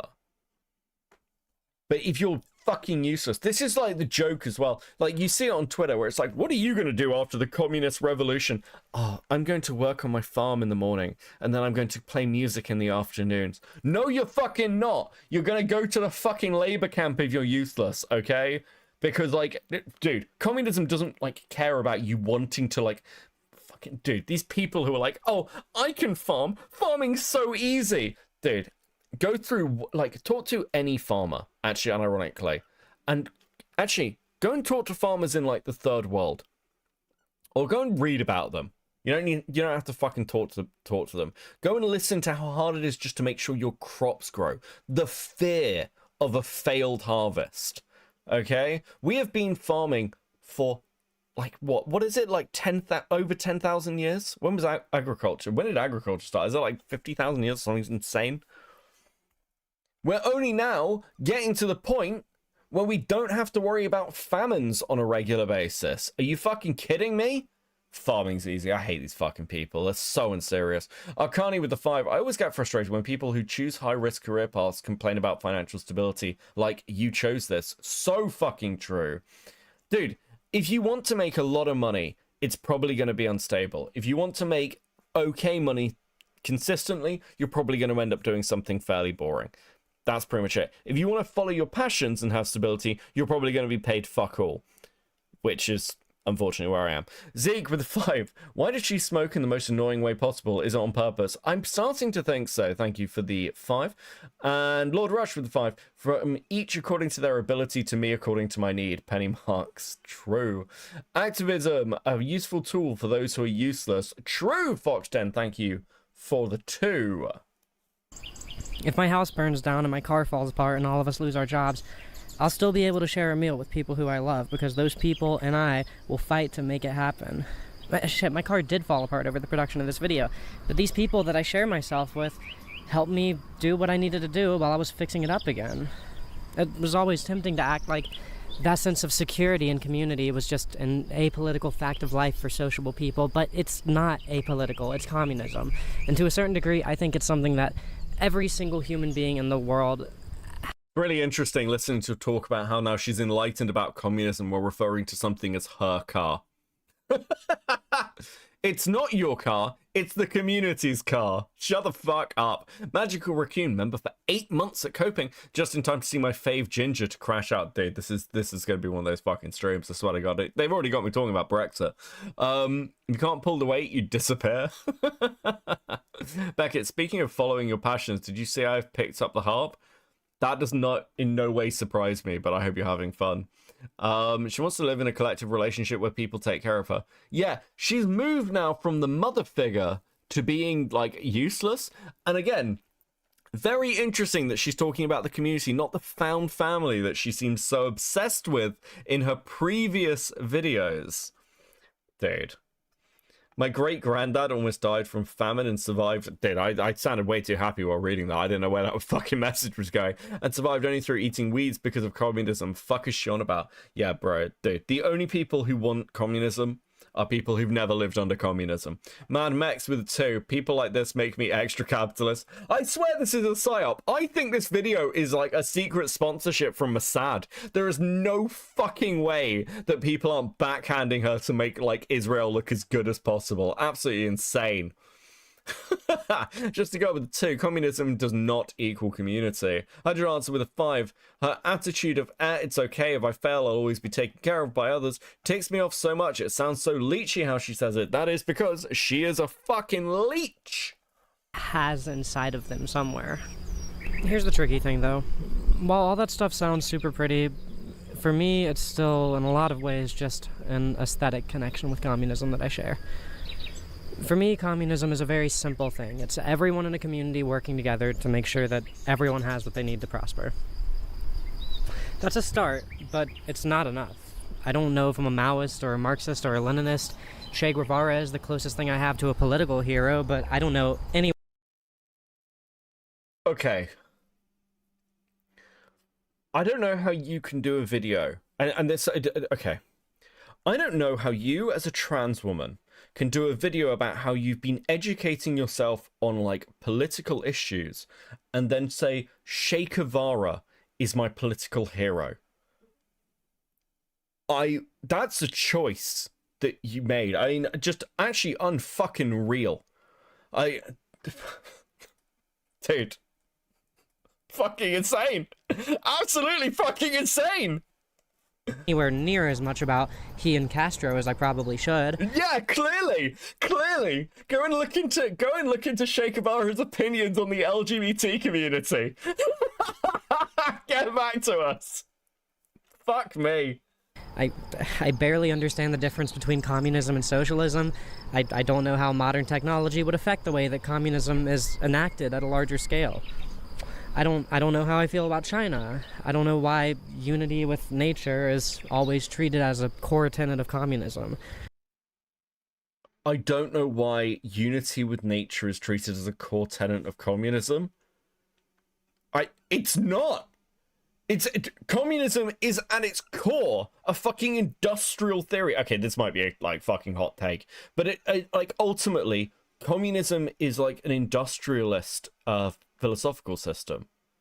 It's about production and controlling that production away from like singular like essentially having a fair distribution of it, or at least is fair the right word? Certainly fairer than what was happening during the Industrial Revolution. Just to go with the 5, that's just how all communities should act. There's nothing political about that. Yeah, I mean, at best, I'd say this was socialist. You want to take a few pot shots? Sure, Seska. We'll bring in an actual leftist, because I'm just gonna sit here and shit on communism. Fuck me. It's because anarcho-monarchism is by far the better system. Okay, we all know this. We all know this. Hey, Seska, how you doing? Divas. Hi, Divas. How are we doing today? Well, fine. Well, welcome in. What are your thoughts on Leadhead'S move towards communism?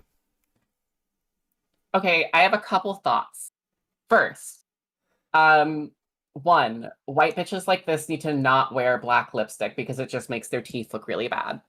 My second thought is every time people like this speak, I think that your anarcho-monarchism is sounding a little bit more base. It's so good, right? It would work so well. It would work if not for the fact that I am the only one who has the mandate of heaven, ergo I am the only one entitled to rule. As a reminder, my political beliefs are Groucho Marxism, just be a silly little jester and jingle merrily. It's incredibly based. It's really funny, and I'm interested to see how this ties into her obsession with Tyler the Creator. Did Tyler the Creator start tweeting about communism recently? I have literally, well, no, I don't think so. Oh, okay. I think, okay. Might be a different thing. Well, I think what's done this is that Leadhead's found family has collapsed. So she needs to find... Yeah, it's completely... Fantastic. Yeah. So I think she needs a new thing. I think she's going to try and start a commune. I'll give you a second. Magical Raccoon with the 5. You realize we live in a society because people like her have the privilege to be supported in their BS and do nothing productive with their lives. Yeah. I mean, again, if it's, like, unironically, if Leadhead was a communist, an actual communist, she'd be like, okay, what I can produce is money for my family by doing videos on video games, which people want to see. And then I can make a lot of money and therefore provide that support. Because that's like, again, what she's able to produce. And then can have a benefit to the wider grouping. She won't do that because it's all about her. It's a fake thing of, oh my god, I want my own little farm. I know a lot of people who are always on there like, I want to start a commune. I just want to like live out in the woods and grow herbs. And I'm like, okay, great. But people don't think about all of the shit that goes into that. Like, if you want to go completely off grid, who's going to make your fabric? Who's going to grow your wheat? I know this bitch does not have the fortitude, the sheer chutzpah to get out there and go farm. Yeah, farming's like incredibly fucking difficult.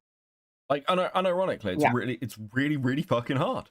And this is part of the reason, like, again, you've got so many things now where it's like basic farming techniques are, again, industrialized for a reason.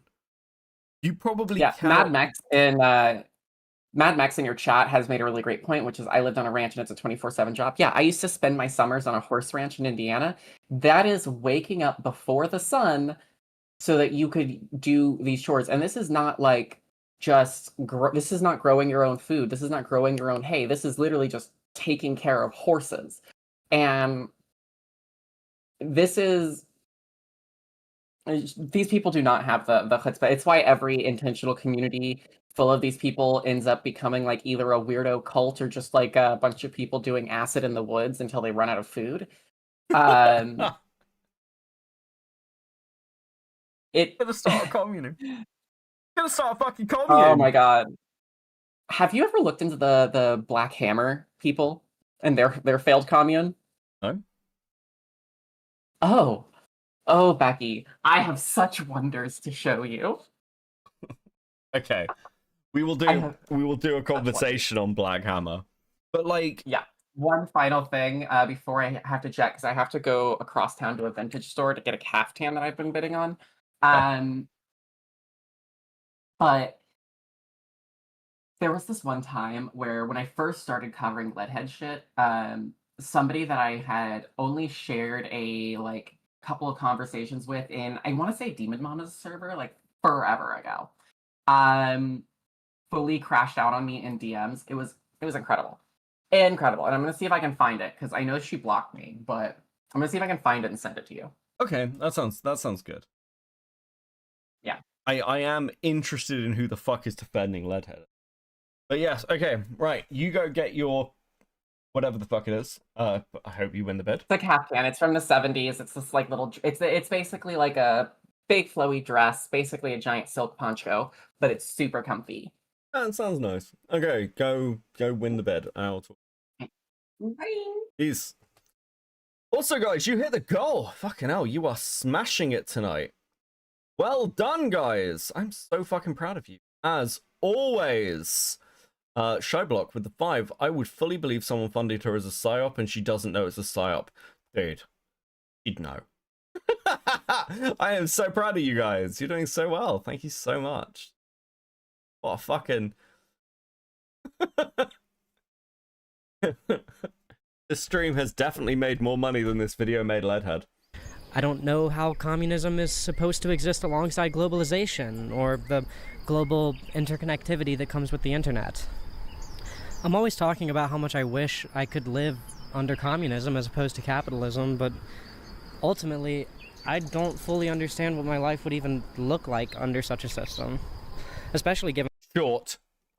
Short. Your life would look short, Leadhead. You fucking kidding?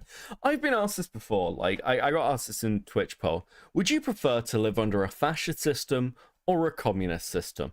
Now, for some people, that's like a much harder choice. But the truth is that generally speaking, under communism, everyone is fucked. Okay? Everyone is fucked unless you're actually part of the in-group. Unless you're part of the party, you are fucked. Okay? Bro, since I'm not a commie and I have a job, here have some capital, my lord. Much appreciated, Mad Max. Thank you for the 10. Just to go with the 2. Got to go. We'll watch the VOD. Have to go do uni work. Please also share your uni work with other people to celebrate Leadhead's communism. Given that my disability makes... You should move to North Korea. Good God. Could you fucking imagine? Even just sitting out here really Leadhead would be the first one turned to Soylent Green in communism, unironically. hard. Needless to say, it makes jobs and manual labor extremely difficult, if not impossible for me. So would videos like mine still be being made under communism, and would that be my contribution to the world? Which communist doctrines would see my work here as something with cultural value, and which ones would... None of them would. Literally 0 communist systems would see your work as having some sort of fucking cultural significance of value. None of them. Not one. Not one. Dude, actually, fuck. Maybe you're selling communism to me. Will communism get rid of Leadhead? Maybe I need to... Listen, I'm prepared to sacrifice a lot, okay? With a 5 from Tig. When you have a chance, check your DMs, my guy. You'll like what I sent. Ooh. Look. Oh, cool. Dude, that's awesome. Hold on. I will put that into the rotation. Give me a second. That's awesome. We have a new sticker animation. I love a sticker animation. Thank you. Give me a second. I need to hide it. I need to hide it. We'll do it for the next one though. That's pretty awesome. Love a good sticker animation. Loop. There we go. Awesome. Guys, I have so many fucking sticker animations now. It's crazy. It's a really good one as well. Okay. Base tolls with the 2 to help you pay your taxes, my king. Well, dude, I don't earn anything from the channel. I still have to file tax returns, of course, which sucks, but and at least I'm not getting any additional income today. Wait, does that mean I can make you a sticker animation too? I'm gonna treat this as a sticker animation, but you can also make me a sticker animation. Yes, I will allow any dude. If you make sticker animations, we will add sticker animations to the thing. It'll be awesome. See it as pointless decadence.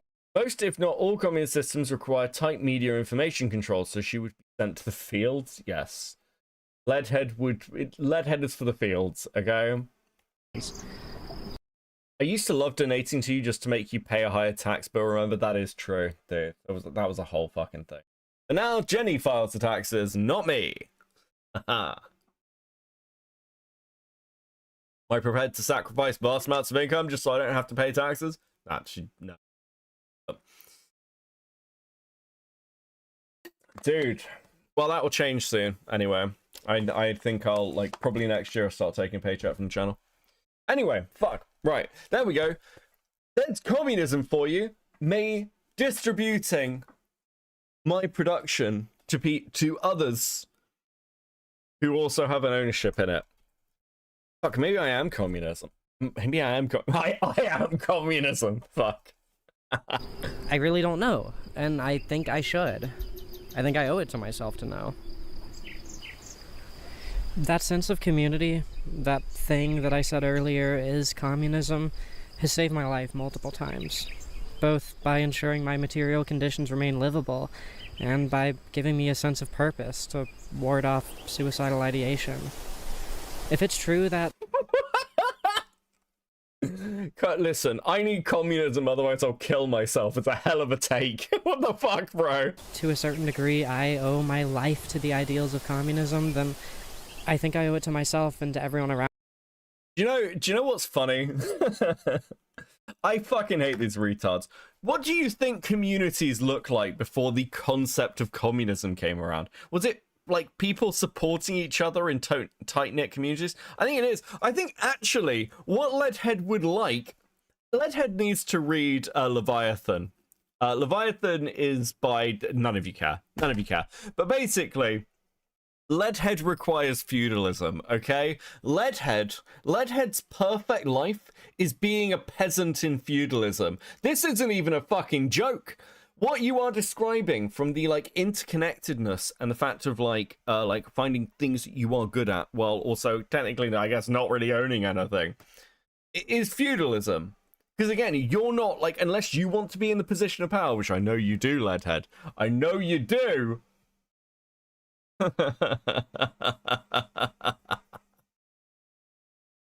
Fuck. Around me to learn a bit more about it. So today's video is. You want the book title and author? It's just Leviathan by Hobbes. It's basically the philosophical theory of like feudalism, or like the philosophy or economics. I suppose it's a bit of both, depending on how you want to view feudalist systems. But I'm quite a big Hobbes fan, so which is a weird thing to say. It's going to be a 3-part experiment.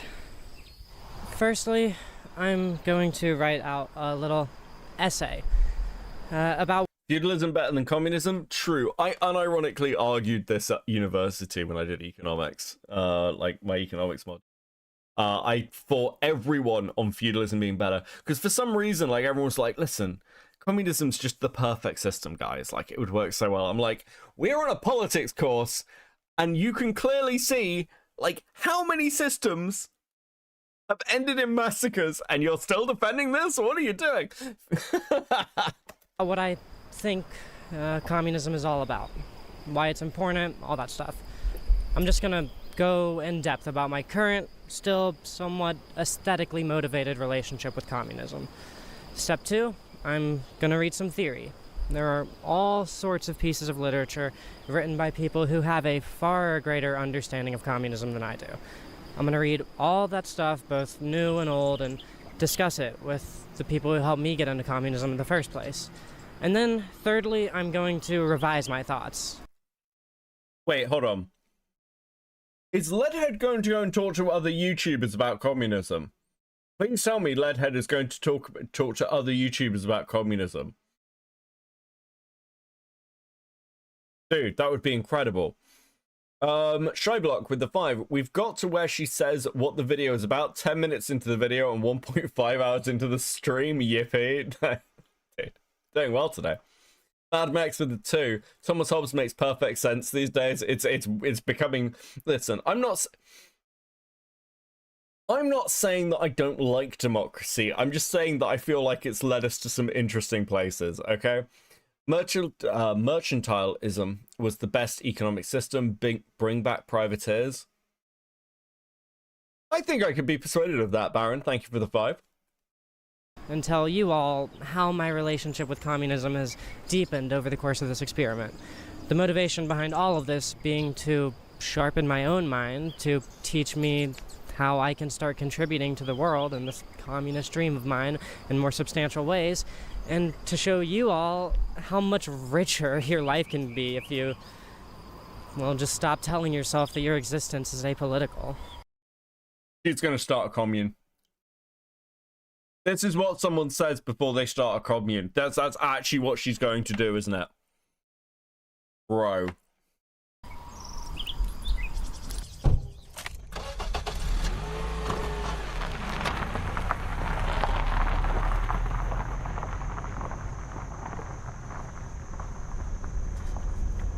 So we've talked about the broad strokes, the function of government, the function of the military, the motivations of the individual under communism. I'm starting to run out of things to say for this first section of the video, but let's talk about cops for a minute. You know what the worst thing about the fact she scripts everything is? Leadhead is a fucking terrible actress. It's just like ungodly fucking bad. But let's hear about cops. I can't wait to hear Leadhead'S opinions on on the fuzz. Okay, so ACAB, right? Anyone who's made it this far in the video probably understands the nuance and subtleties that are wrapped up in this symbol that is ACAB. I firmly believe that everybody living in this world is a victim of something. You know, U.S. soldiers are victims of the Patriot Act and nationalist grooming by their government and masculine compensation cycles normalizing one-upsmanship during military occupation, driving people to do horrible, horrible things to other people's homes, minds, and bodies. Cops are no different.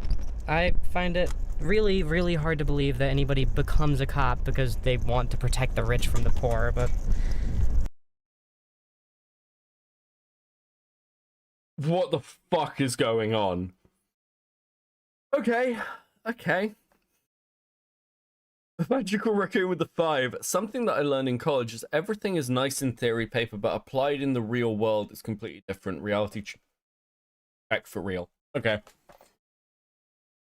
So let's talk about my actual area of some form of, I guess, expertise. So it's, you know, I did my master's a long time ago and I'm not a security sector.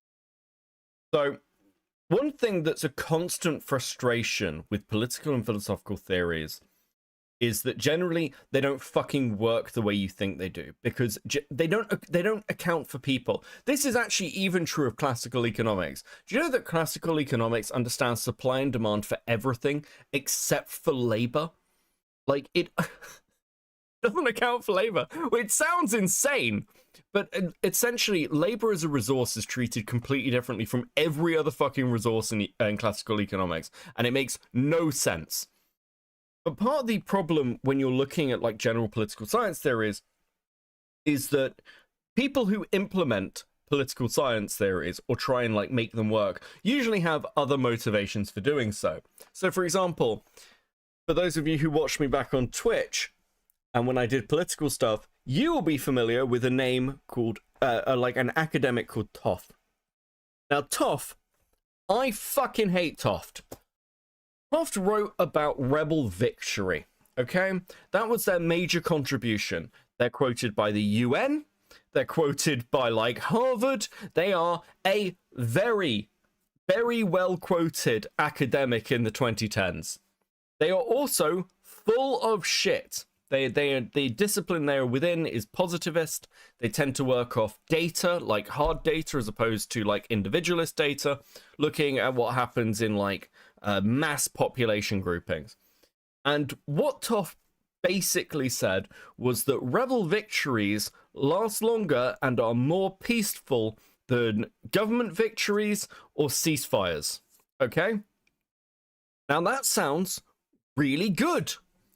Unfortunately, the only way Toft could come to that conclusion is by what Toft essentially did was she took multiple civil wars and then like through a scale of amount of civilian deaths post-war and how long peace was maintained, scaled out which system which outcome basically had the more positive results, which in Toft's finding was rebel victory. However, the only way Toft was able to come to these conclusions, I know I'm boring the shit out of some of you, but I really care about this. The only way Toft was able to come to their conclusion was by using Afghanistan. And the only way that she was able to use Afghanistan was by splitting Afghanistan, the Afghanistan war, into 3 separate wars and through very, very specific time periods. If you moved Toft's data points a month in either direction or increase the death toll, I think it is by 5, I think it's like 1,500 people. Toft's research doesn't work. It doesn't make any sense. Now, to most of you, that sounds like, okay, cool, it's an academic. Who fucking cares? But the problem is, as I mentioned before, this is somebody who is quoted by the UN, who's quoted by, like, fucking Harvard. And the reason people are so, like, people were so keen to use Toft's research is because it was fashionable. As Leadhead put it, the aesthetics. Rebel victory was in vogue. So Toft got quoted an awful lot until, like, The research is bad. And this is part of the problem. You can make anything sound good. It doesn't matter whether it fucking works or not. It's just, can you sell this idea? That is the nature of politics. And it is incredibly fucking frustrating. This is why I stopped doing political content. It's really fucking frustrating to engage with this stuff, knowing that you are probably being manipulated, not by somebody who wants to find some kind of truth, but somebody who wants a very specific outcome, usually with large-scale interest. What you think that people are like, look at what happened with Black Lives Matter, not the grassroots, but the actual organization itself. Black Lives Matter makes a ton of money, and what do the leadership do? Do they reinvest that into the communities? Do they build community centers? Do they try and like give back money, like start their own sort of reparation system? No, they buy a load of fucking property and then say that it's reparations for them specifically. Fuck these people. Honest to God. Every time somebody comes to you with their fucking hands out telling you about how something sad, how sad something is, they have an ulterior motive, and fuck these people. There you go. Thank you for coming to my TED Talk.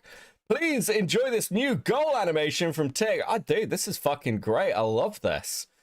Baron with the did I like this on a thing? Right, okay. Baron with the 5. With communism, you get 2 types of police, the normal kind and the redacted by the Ministry of Truth. So true. Tig, enjoy the animation. Chat, my hands hurt. Thank you very much, Tig. This is fucking great as an animation. Baron with the 5, so she basically had a result she wanted and forced the data to fit. Yes, Toft is not unique in this. I just really fucking hate Toft specifically because I, spent a lot of time reading her work and tearing it apart because it annoyed me. Is actually a really good essay by an American, which goes deep into Toft's data points and explains in detail why it doesn't make sense. Toft, I believe, if I remember correctly. You can just search for like rebel. If you want to read it, yourself, I believe her essay, like her paper, is like the case for rebel victory. If you actually want to read it yourself, I'd recommend it actually as an example of an essay that looks really good, or a paper that looks really good but completely falls apart when you actually go and dig into the data. It's a really solid example of that. Like, for anything else, see anything in feminist theology. Another personal gripe. Anyway, fuck, we're on such weird tangents tonight. I blame Leadhead. Let's fucking go. Ultimately, that's what cops are under capitalism. The way I see it, capitalist cops' directives are as follows. The primary directive is, of course, to protect capital. Make sure that landowners aren't forced to share their land. Make sure that doctors aren't forced to heal people. Make sure that power companies aren't forced to share electricity with the homeless who might want to jack themselves into a power line to use an electric hot plate to make dinner. You ever wonder why Walmart has those special parking spots that are reserved for the police? That's why. It's because Walmart understands that ultimately the cops work for them and not the customers. The second directive of the police is simply to keep the poor down. This one obviously ties in with the first one. It's why most encounters with cops just result in you getting ticketed. If you're poor and you can't afford the repairs that your perfectly safe and functional car needs to pass inspection, but you still need to use that car to get to work, the cops will give you a fine for that. Were you arrested for a non-violent offense without a single victim, like possession of weed? Well, we'll take you to jail for that, but because we know that you aren't a threat to society in any way, if you slip us... Okay. You're tying in a lot of stuff here, and like, I know that she's about to talk about corruption. But you realize why drugs are illegal, right? You realize that it's because of general societal harms. Like, it's really interesting hearing Leadhead say this while talking about communism, because this is an incredibly individualistic view. Ultimately, the police under communism also are still there for the state, not the individual. And often you'll be punished for crimes that don't feel like fucking crime. Like, take jaywalking in America, which is crazy that walking across the street can be considered a crime in the fucking land of the free, by the way. a law entirely based around car companies manipulating the media back in like the 1900s. Absolutely crazy fucking shit. But like, regardless, if you are promoting communism, you're probably going to end up in a situation where the police are going to be harsher to you because they are more engaged with protecting the society over the individual. The police, for all their faults within capitalist systems, are actually generally more like focused on the individual themselves and concerns for around individuals than what's good for like the total society, which is why often cops will prioritize cases that can have like again, if somebody's murdered that no one cares about and the police prioritize that case, it's not good for society, but there's like a sense of justice there, which is also why you get like a lot of social breakdown when police stop doing that. So one of the problems the UK is having is that police won't investigate burglaries anymore. This is like all over the country. Police won't, like, if your house gets robbed, the police won't turn up, which is fucking crazy. So that's led to, like, in some places, burglars just being like, okay, cool, well, we can basically burgle people without any repercussions, because what are you gonna fucking do about it? And from the people's point of view, I know multiple people who just won't phone the police anymore, because what's the fucking point? They won't turn up. And then you get societal breakdown. You have massive breakdowns in trust. And also, that's how you end up in political situations. That has a lot to do with it. Old Malcolm Vid says she's a fake smoker, you think? Thank you, Godiva, with the 7. I don't know, actually. It's an interesting question. I think she's a real smoker, but I think that it is, again, purely aesthetic. A few $1,000s for bail, we'll just let you go until your court date. Then we'll send you to a prison where you might be sold off to Golden Corral or McDonald's to work as an employee, while still technically being incarcerated by the state. There's a reason that in every... Homeless, surely jacking power is not dangerous. yeah, dude. Thank you, Mattish, with the 2. Yeah, like, listen, you should just let homeless people, like, rip apart power lines. It'll be fine. Let them strip the copper out while it's live. UK site to collapse soon. Date Roy. That happens under communism? Yeah, dude, I thought she was going to talk about bribes. Right, I will not disagree with Leadhead that the American prison system is fucking insane, by the way. The idea of privatizing your prison system is so fucking insane, it's crazy. I have no idea how they got away with that. But I don't think that's the fault of the police. That's the fault of, like... Well, actually, generally speaking, it's from a decently sized city in this country, there's a police station within a mile or so of the poor, usually ethnic neighborhoods. There's a reason that bail bond offices are always within walking distance of the courthouse. There's a reason that cops are called in to break up strikes and help scabs get into the building. It's because the entire system, from the top to the bottom, is in place to keep poor people down. To be honest, that's why just about every cop is... I'm sorry. You're blaming, like, of course the bail bond people are near the courtroom.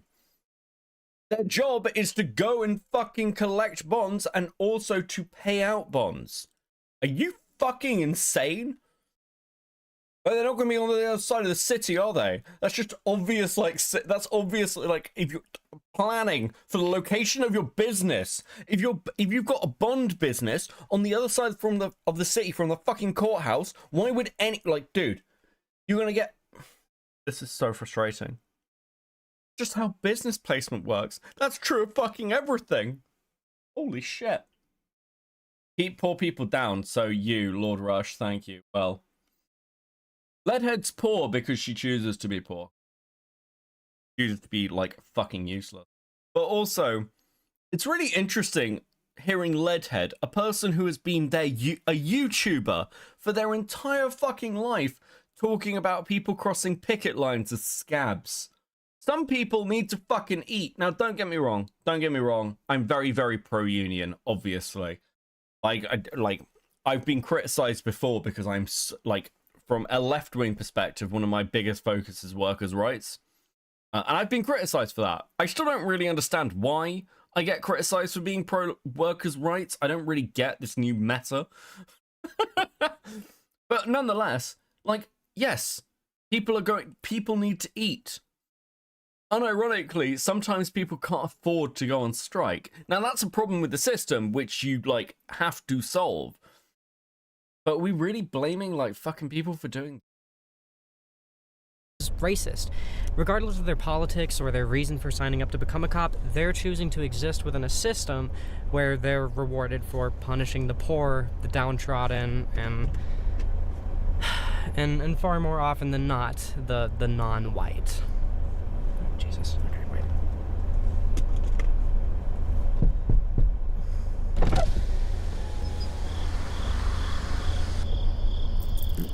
It looks like a scene out of a horror film.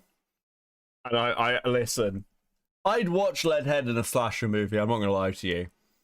Leadhead is genuinely retarded. It's just so unfucking real. Like, it's almost difficult to break down how dumb Leadhead is because the starting position's fucking retarded.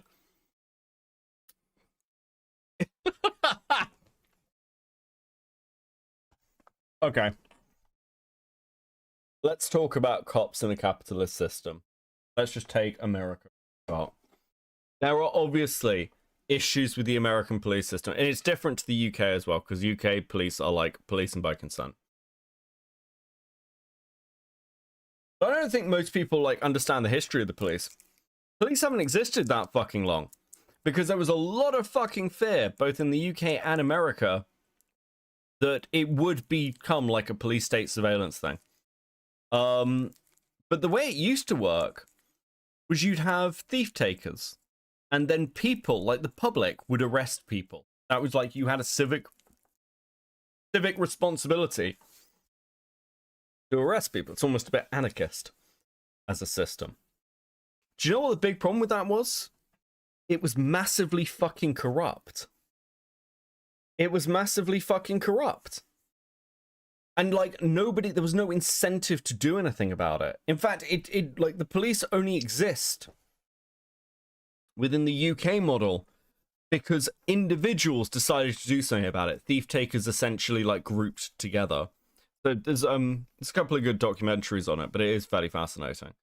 In France, it only really exists because they desperately needed it post-revolution. But, like, these are ultimately imperfect systems. That's okay. The problem with, like, this fucking weird leftist position is, well, we need to abolish everything. Well, how does that make things better? Like, if you're in a low-income neighborhood, and you've got crime, really high crime, the idea of abolishing the police is a bit of a fucking joke. Who exactly are you protecting? Dude. Let communities police themselves. Just give everyone guns. Fuck me. Communist Utopia. Sorry, Deadhead. Our pretentious video quota is full. Yes, performative woodcutting and wearing mum jeans too. Yes, latrine duty. Sorry. True, Sister Godiva with the 50 Swedish crowns. Yeah, exactly. It's just like, I don't know. Fuck off back to the field. Bark's down with the 2. I wonder what she thinks of black cops.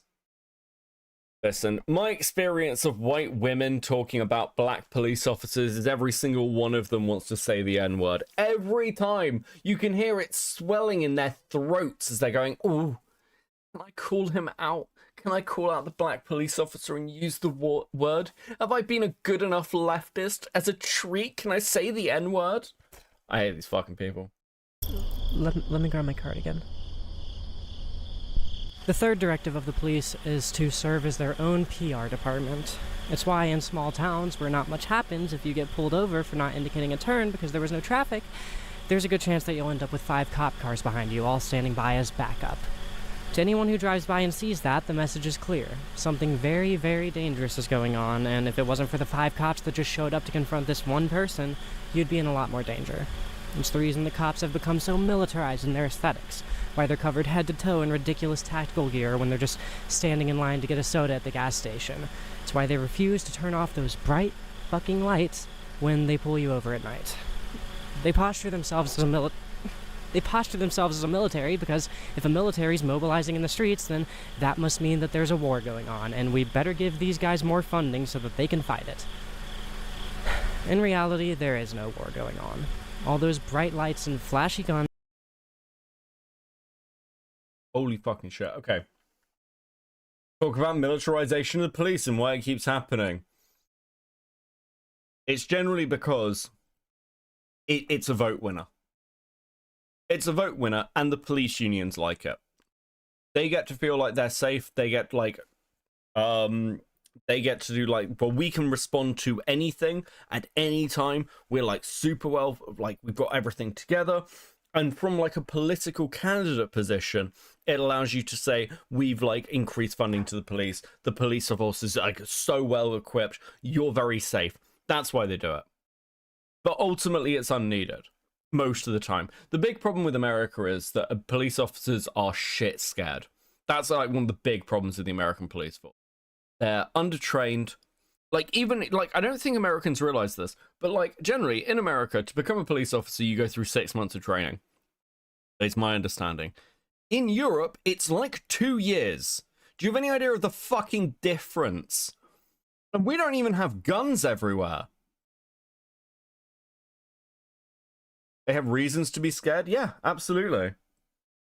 Absolutely. Also, there absolutely is, like, shit going on in America that means that police... Like, in the UK, if you pull somebody over and you're a cop, you're probably not going to die. In America, pulling somebody over when you're a cop, there's a very real chance somebody could just decide to shoot you.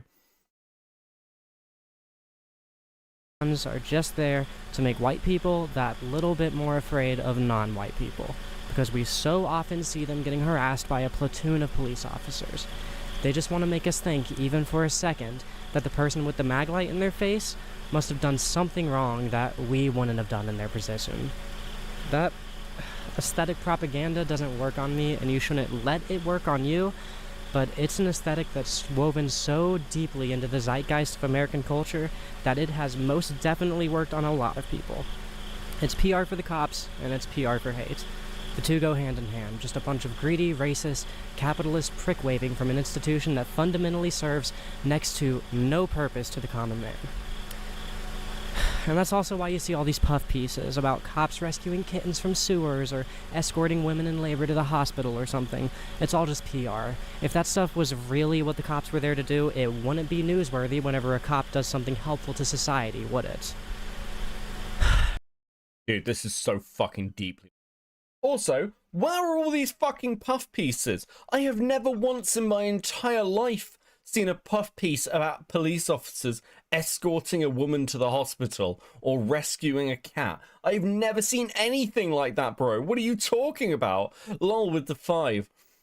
Someone edit one of these Solent Citizen cop videos after she rolls down the window. Dude. Oh...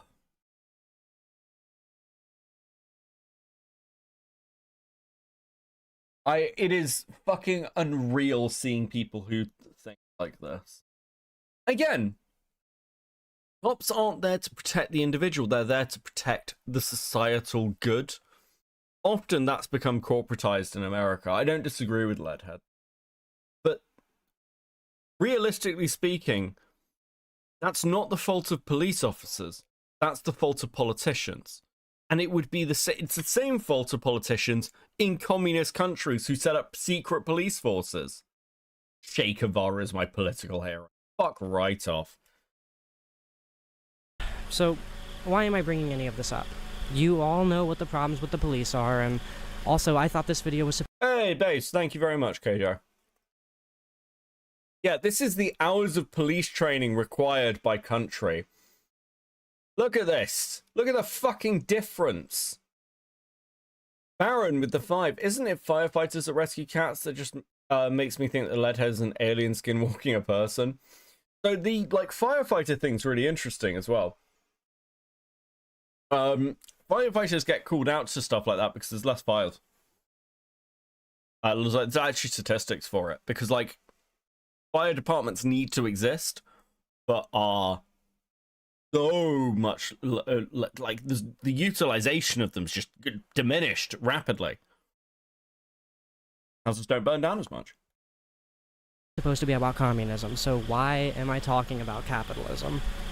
Well, and this might be the most idealistic I get in this entire video, but I believe that when we're discussing communism, we have to completely rethink what a cop even is. If a cop's prime directive is to protect capital, then what do they do under a system where money doesn't even exist? Do they beat up farmers for... I'm sorry, what?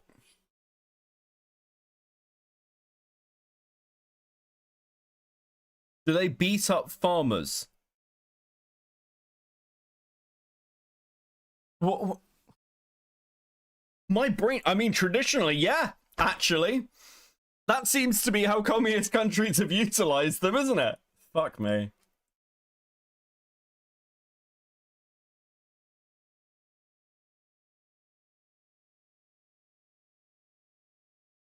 I am in some real pain. Setting aside a bit of their crop to feed their kids? Do they stand around with guns to make sure the factory workers keep the machines running? Do they deport immigrants who would rather live under communism? This is a psyop. You're just describing actual communist countries. Do you not understand? Like, how do you do this? This is a... Do they shoot the factory workers? Do they shoot the farmers? Did they arrest people and send them to gulags for not following the state? I mean, yeah. Dude. Than stay in their capitalist homeland. Okay, I was also eating a pizza as well. I've now eaten food, so that's at least a benefit. Well, frankly, that's another one for the list for me. All I can really say about the function of the police under communism is one anecdote that I really love. Huey Newton, one of the co-founders of the Black Panthers, was visiting China once when a reporter recognized him on the streets and started harassing him with questions. When a cop approached, Newton was unsurprisingly scared. As a black foreign man, he thought he would be seen as the instigator of the conflict. When the police officer then told the reporter to back off and leave him alone, Newton remarked that that was the first time that a cop had ever been there for him, and it was on the other side of the globe from his home. He went on to say that during his visit to China, he felt absolutely free for the first time in his life. Free amongst his fellow human beings. Now, that's just one anecdote, but the reason that I bring any of this stuff up is because I personally have a very...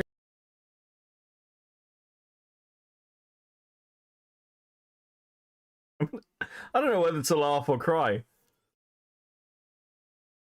It is amazing how people see other countries that they don't live in.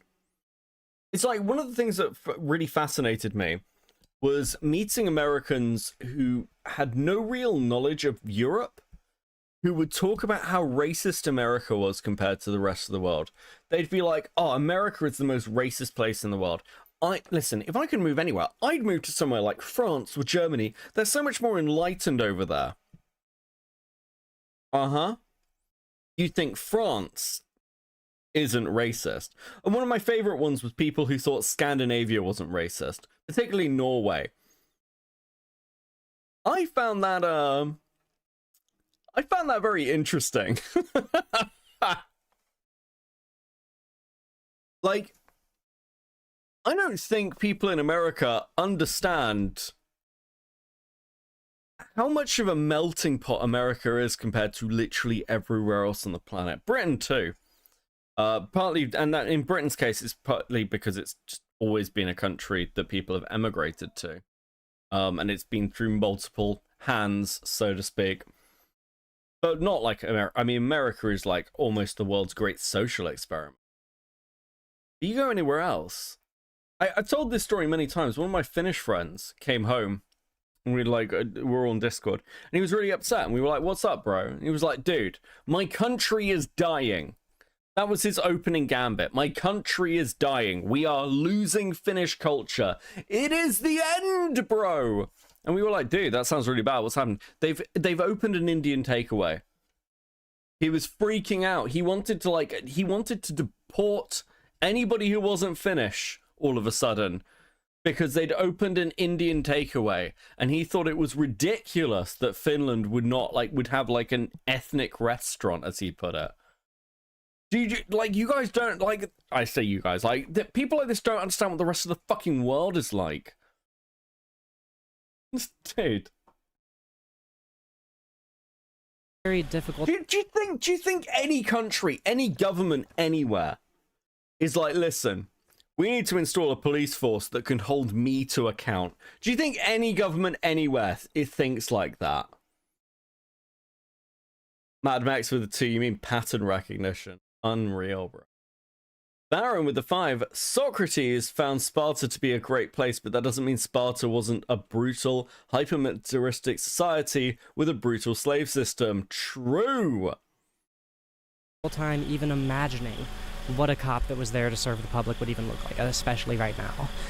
The best I've got are hero cops in shows like Fargo, you know, fiction. Just as it's difficult to imagine myself without having spent 27 years in an individualistic culture. Hydrogen answer with the 5. Beckett, so America invented racism. We brought the patent and everything. Other countries being racist is copyright infringement. So true. You know what else is true? We're going to play the Tate's goal animation again. You guys are fucking killing it tonight. This is fucking crazy. At this rate, dude, we have already done so well that we could buy Leadhead a small cow.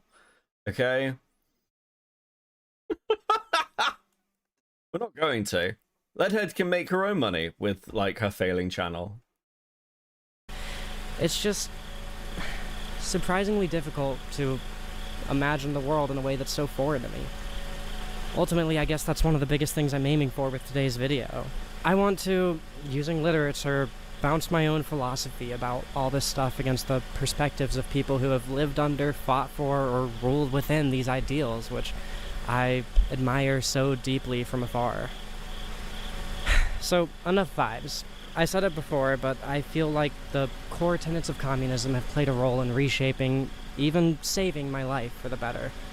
I owe this philosophy a deeper connection than a vibes-based understanding.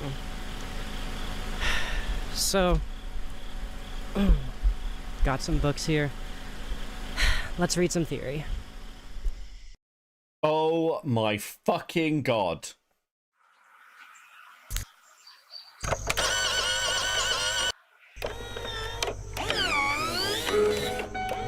Clopin, dans le soleil,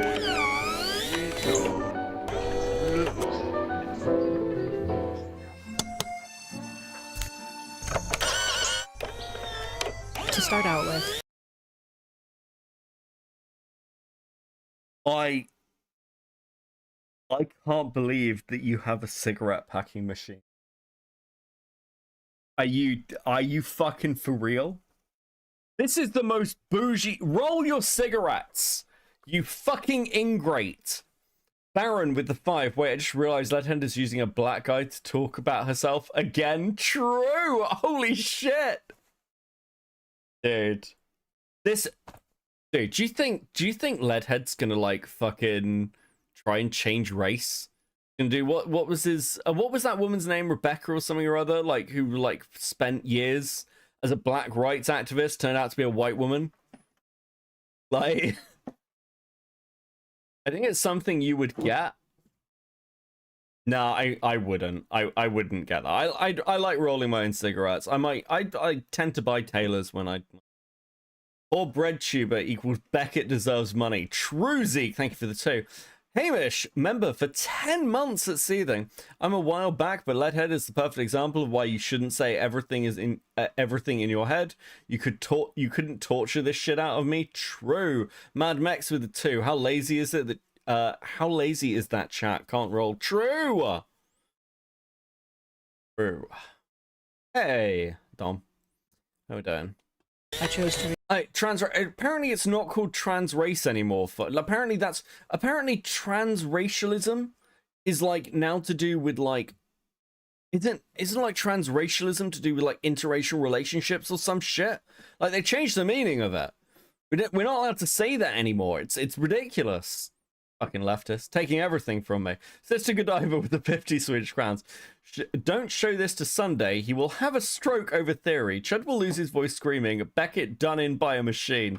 Dude, yeah, the machine's the final fucking straw. I'm done. I listen. That is so much. That is so much I can take. Manifesto, written by Karl Marx and Frederick Engels in 1848. After joining a secret revolutionary society, the Bund der Gerechten, or League of the Just, their critical communist theory convinced the League to allow Marx and Engels to write a manifesto for the League's goals and ideals, so as to modernize the movement.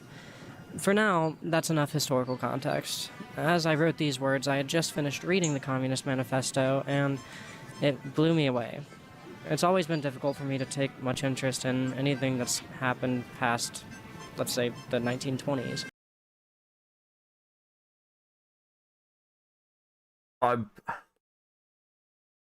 Okay, go on. I need pauses just to let my brain fucking work. At a certain point, it just becomes difficult for me to see how humanity's history has affected the modern world that we all live in a way that is ultimately just a failure of my character. It's really hard for me to imagine anything written in the 18th century having any value to offer me whatsoever. This manifesto might have just changed that for me. There are sections... Uh-huh. Dude. Can someone just inform, like... Dude, I want Leadhead to read Hegel.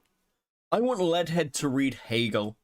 Also, for those of you who are philosophically inclined, here's a hot take for you. Hegel is a fucking hack. Okay? There's your hot take.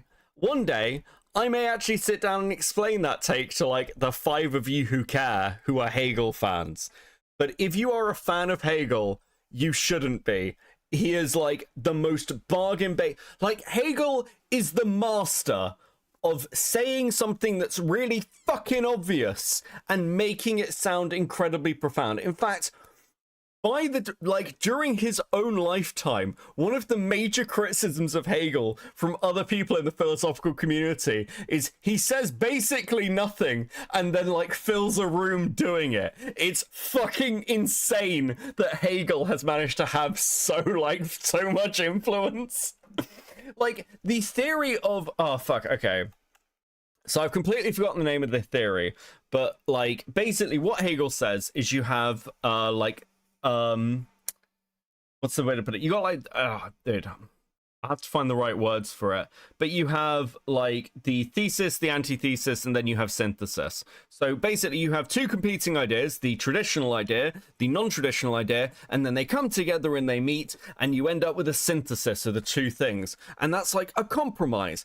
Hegel managed to make having a conversation with somebody you disagree with sound like a deep, profound political theory. And also, the other thing that Hegel should be blamed for is fucking Marx. And actually, are any of Hegel's students, of any of the people who were, like, followers of Hegel, not insufferable, annoying fucking assholes who have made everything in the world worse by their existence? Oh, okay, I feel a little bit better. At long last, that what even is communism anyway bit. True, Shyblock, thank you for the 2. Dude. You show it to Sunday. Thank you for the 2. Magical Raccoon with the fine. Listen, I might be poor here in the US, but for my family in Mexico, I'm having a good life. This chick makes me want to unsubscribe in Minecraft. I did, true. Checking back in to get the temp check. How's it going? You crashed out yet? Yes. Yes, I'm ranting about Hegel, okay? For the, like, 5 Hegel fans in the chat, okay?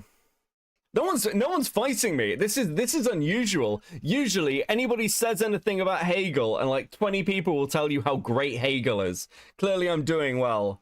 If you don't listen, if you hate Hegel as much as I do... in this thing that just feel like paragraph after paragraph of extremely well-constructed analysis of the world that we all live in today. Things that would be insightful to say in 2025, all written 177 years ago. It was a short and sweet read. I read the foreword yesterday, which provided a bit of historical context to the manifesto, and read the manifesto itself in no more than a single morning. Of course, I'm going to go into more detail before we move on to our next piece of literature, but let me start this out by saying that the Communist Manifesto captures the advocate. Remember, for 6 months of morning, I leave the internet for a while, have time to find a partner, and come back to Leadhead'S. Standard procedure. Standard procedure? Yes, indeed. Welcome in. Passionate hearts and fiery spirit of communism absolutely beautifully. It took me... You liked it because it's good. I mean, the Communist Manifesto is like, people get the impression that it's really long, but yeah, it is. It's super, not a very hard read. Someone whose perspective is so incredibly bound to my time and place in the world, and made me feel solidarity. That's not a shot at it, by the way. Like, it's very obvious that Marx wanted to write something that the common man could read. That was like a big part of like his intention. But like, it is intentionally with people who existed almost 200 years before me. It was a beautiful experience. So, what is this thing all about? Because it's much more than just describing what communism is. The Communist Manifesto is a response to the Industrial Revolution and the overthrowing of feudal governments, kings and queens, by the bourgeois class. Wait, my mic keeps cutting out? Okay, cool. That might be my noise gate. That might be my noise gate. Give me a second. Go to here. Maybe that's better. My mic has been really fucking weird recently. Okay.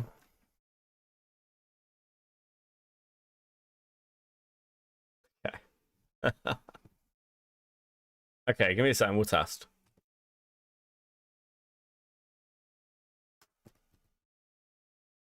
You're gonna have to sit in silence for a second.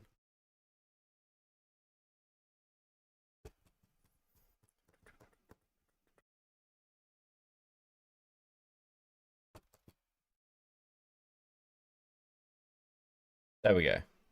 Okay, that should be better. That should be better. Okay. Essentially, it's about the trajectory that the world began upon when private business owners had developed the industrial means to take the old monarchs out of power. The only critique of this industrial revolution that we hear about in school is the ecological impact of burning coal. But as the manifesto demonstrates, it goes so much deeper than that. The rise of industrial machinery homogenized labor, whereas... I'm sorry, fucking what? The only criticism you heard in school was the ecological impact? Bro, what are they teaching you in America? Dude. The Industrial Revolution's human impact at the time was devastating. Not this, bro. Before and in regions that were yet untouched by the fact. It's just not true. Okay, well that gives me some fucking hope. Tradesmen with highly specific skills, craftsmen, tailors, stuff like that. Hold on, what are you saying? Industrial machinery, the revolution that we hear about in school is the ecological impact of burning coal. But as the manifesto demonstrates, it goes so much deeper than that. The rise of industrial machinery homogenized labor, whereas before, and in regions that were yet untouched by the factory, tradesmen with highly specific skills, craftsmen, tailors, stuff like that, were divided by the differences in their trades. In a post-industrial society where... Were divided by the differences in their trades. I mean, into guilds? Kind of? What do you mean by that? We learned about more. She just didn't pay attention. Thanks to Starry. Member for 6 months at Coping based. You were part of a social class. Like you were part of the skilled labor class or the artisan class. Like you were very specifically in a grouping. Now, the Industrial Revolution fucked that grouping, but I mean, that's part of the march of progress, depressingly. It's kind of like going, well, people who used to chip stones into spearheads were replaced by people who smelted bronze. That's technological development. Beckett, you got to stop giving me ideas to send you. You send me Foundry. Dude. How are you gonna do Snoop like that, bro? How are you gonna do Snoop like that? That's fucked up. That's fucked up, bro. Machines were such a vital part of production, the vast majority of jobs became homogenized. Suddenly, somebody who worked as a tailor and somebody else who worked in metallurgy had much more in common with each other because both of those jobs suddenly primarily consisted of operating machinery. This is so fucking crazy. Bro, they was part of the same fucking class. What do you mean? What do you mean? Like, if you were part of the merchant class and you were good at it, you'd likely be talking to other people in your same social class, like directly, because you'd have your own forge. Let's say you're a blacksmith, you have your own forge. You probably have to like work with the tanner, for example, because you need some leather work done. If you're like producing some armor or you're producing farm equipment, for example, you probably need leather in that. You probably need the carpenter as well. You probably actually employ a carpenter. If they, depending on what like your like city to town to village looks like. Hey, dude. I just got DM'd by somebody who I don't know whether it's public that they're a Mason or not. I don't know whether I'm allowed to talk about this on stream, but they are currently screaming at me in DMs about like Masonic history. And they're just like, dude, this is so fucking insane. It's like the whole basis of like... It's like the basis of having things like the Masons. What are you talking about? Bro. This finally made it clear to me what the difference between a worker and a proletariat is. The proletariat is a worker whose job has been homogenized by industrialization. Their job requires much less... Okay. Oh, okay. Right. Before the Industrial Revolution, before capitalism came in, the system was largely feudal. We're going back here, it depends which country you're in. For instance, like feudalism largely, or the serf system anyway, fell apart post the Black Death because of the Black Death. In fact, there is very, very good arguments that the reason the Industrial Revolution happened at all is because of the Black Death. So, before that period, you are essentially property. Ironically, in many similar ways to the way communism actually plays out. But if you are unskilled, if you are just a serf, you are bound to your location. Okay? That's you're a worker. However, if you are skilled, if you are a blacksmith, if you are a carpenter, if you are like a potentially a tanner, what you will do is get an apprenticeship. You will then learn from a master in that trade. You will then often travel. For instance, stonemasonry was a skilled trade in which you became an apprentice to a master and often joined a stonemasons guild. You would travel far more than the average person. You were a higher social class because you were required in many different places. For blacksmiths, for example, it was very common for blacksmiths to actually travel after their apprenticeships. You would go and work in multiple forges to learn the skills of other people. You were not a fucking serf. You were not just a worker either. You were part of the skilled trades class. There was also like obviously like this, you have other classes outside of that. For instance, the mercantile class. The Industrial Revolution came in and changed a lot of that. That's true, but not all of it. Okay, what the Industrial Revolution allowed people to do is people who weren't skilled in a trade could essentially be utilized within it. So you did not need to do an apprenticeship to become like a factory worker. You just needed to be taught how to use the machines. It essentially cut out a lot of that shit. But it doesn't then link people up in some fucking way, other than the fact that everyone is essentially paid worse. Well, actually, I suppose everyone is a bit of an overstatement. People who would have been skilled traders are now paid worse because their trade has been homogenized. less skill and training than it used to, and is so similar to every other job now that the proletariat's value in their community has lost all distinction from the value of any other proletariat. Whereas before, every subjugated person, that is to say everyone who wasn't rich, each lived under separate modes of subjugation. Okay, this is another point. Do you have any idea how much skilled tradesmen made? If you were a blacksmith, your life was probably, like, it was, like, there were a lot of issues, like, for instance, you probably get black lung, you probably die quite young, but you would make fucking huge amounts of money. The pillow in frame says woof on it. Oh, dude. Also, please enjoy this sticker. I think we're sticking with this TIG sticker. I'm liking this TIG sticker today. I need to lock it up nice. Thank you guys so much. You guys are fucking dude. How are you doing this tonight?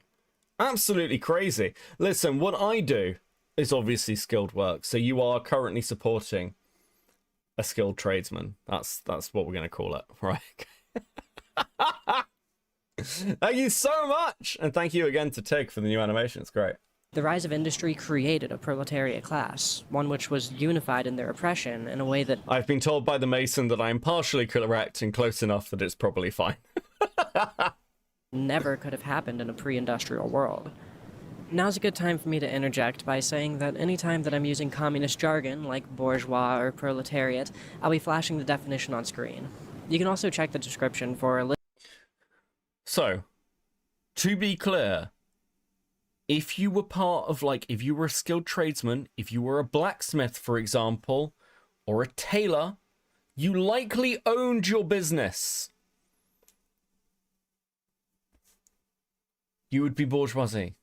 You'd employ other people. Like, also, this idea of, like, a blacksmith, just, like, one person working alone in a village, by the time we're coming up to the Industrial Revolution, we're talking, like, 1700s, 1700s, incredibly rare. Like, you'd have one in your village to do, like, little things, but they'd also have apprentices. If you're in a city, and you're the blacksmith in a city, you're going to have multiple fucking employees, and you will likely own your forge. The only exceptions to that is if the, like, lord or, like, if you, depending on, like, when we're talking about, like, owns the forge, or if it's a time of war and you've been sort of forced into labor, which did happen. But generally speaking, people own their own businesses. There's this weird view that people have now that, like, until the Industrial Revolution, no one owned anything, and that's just not fucking true at all. In fact, actually, do you know who, like, do you know women in Europe were major business owners in like, all the way through, like, the 1700s? It was only the 1800s. Dude, the 1800s are responsible for so much shit, it's crazy. Like, the 1800s, and because so much of this is based on British history, because that's where the understanding comes from, and a lot of the cultural norms spread out even into America. The idea of women owning nothing is not historically accurate. And it's actually wild how much, like, history of women has actually just been completely fucking eradicated. Ironically, by the feminist movement, because it's inconvenient. List of definitions. Dude. If anyone's actually interested in that stuff, I really recommend reading up on like female like business owners in the 1700s.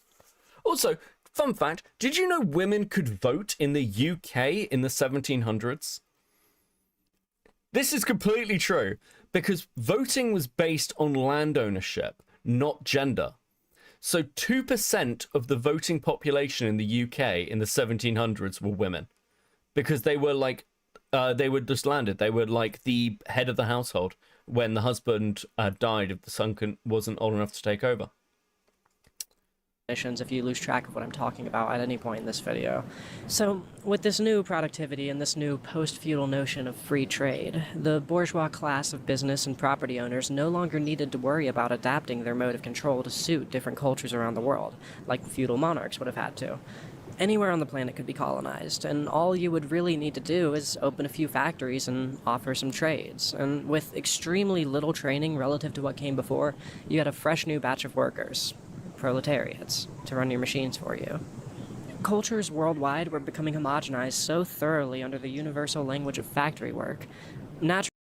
Wasn't it like World War I and World War II, the majority of the workforce were women? Yes. And also that's one of the major ways, at least in the UK, that women got the vote.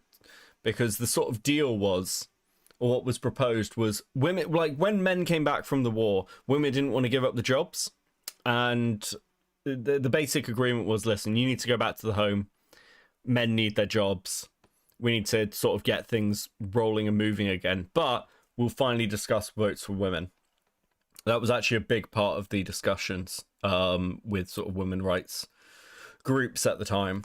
Naturally, this endless need for expansion on the part of the bourgeoisie led to an incredible abundance of the things people needed to live. In a world where there is so much production that anybody can, in theory, go to a store and buy food or medicine or clothing or anything else, suddenly allocating those resources becomes a job in and of itself. Logistics becomes a job. The bourgeois class ensured its own survival by creating such a surplus of provisions that ownership of those provisions became an important societal role in and of itself. And at the end of the day, that was the role that the bourgeois served to society. They managed all the resources that the proletariat created for them, and used their control over their resources to both feed the proletariat and ensure that all of society would operate under their roles, the role of capital. The obvious implication here is that the bourgeois class is parasitic and is opportunistically grabbing power by taking for themselves a role that should be filled. Okay.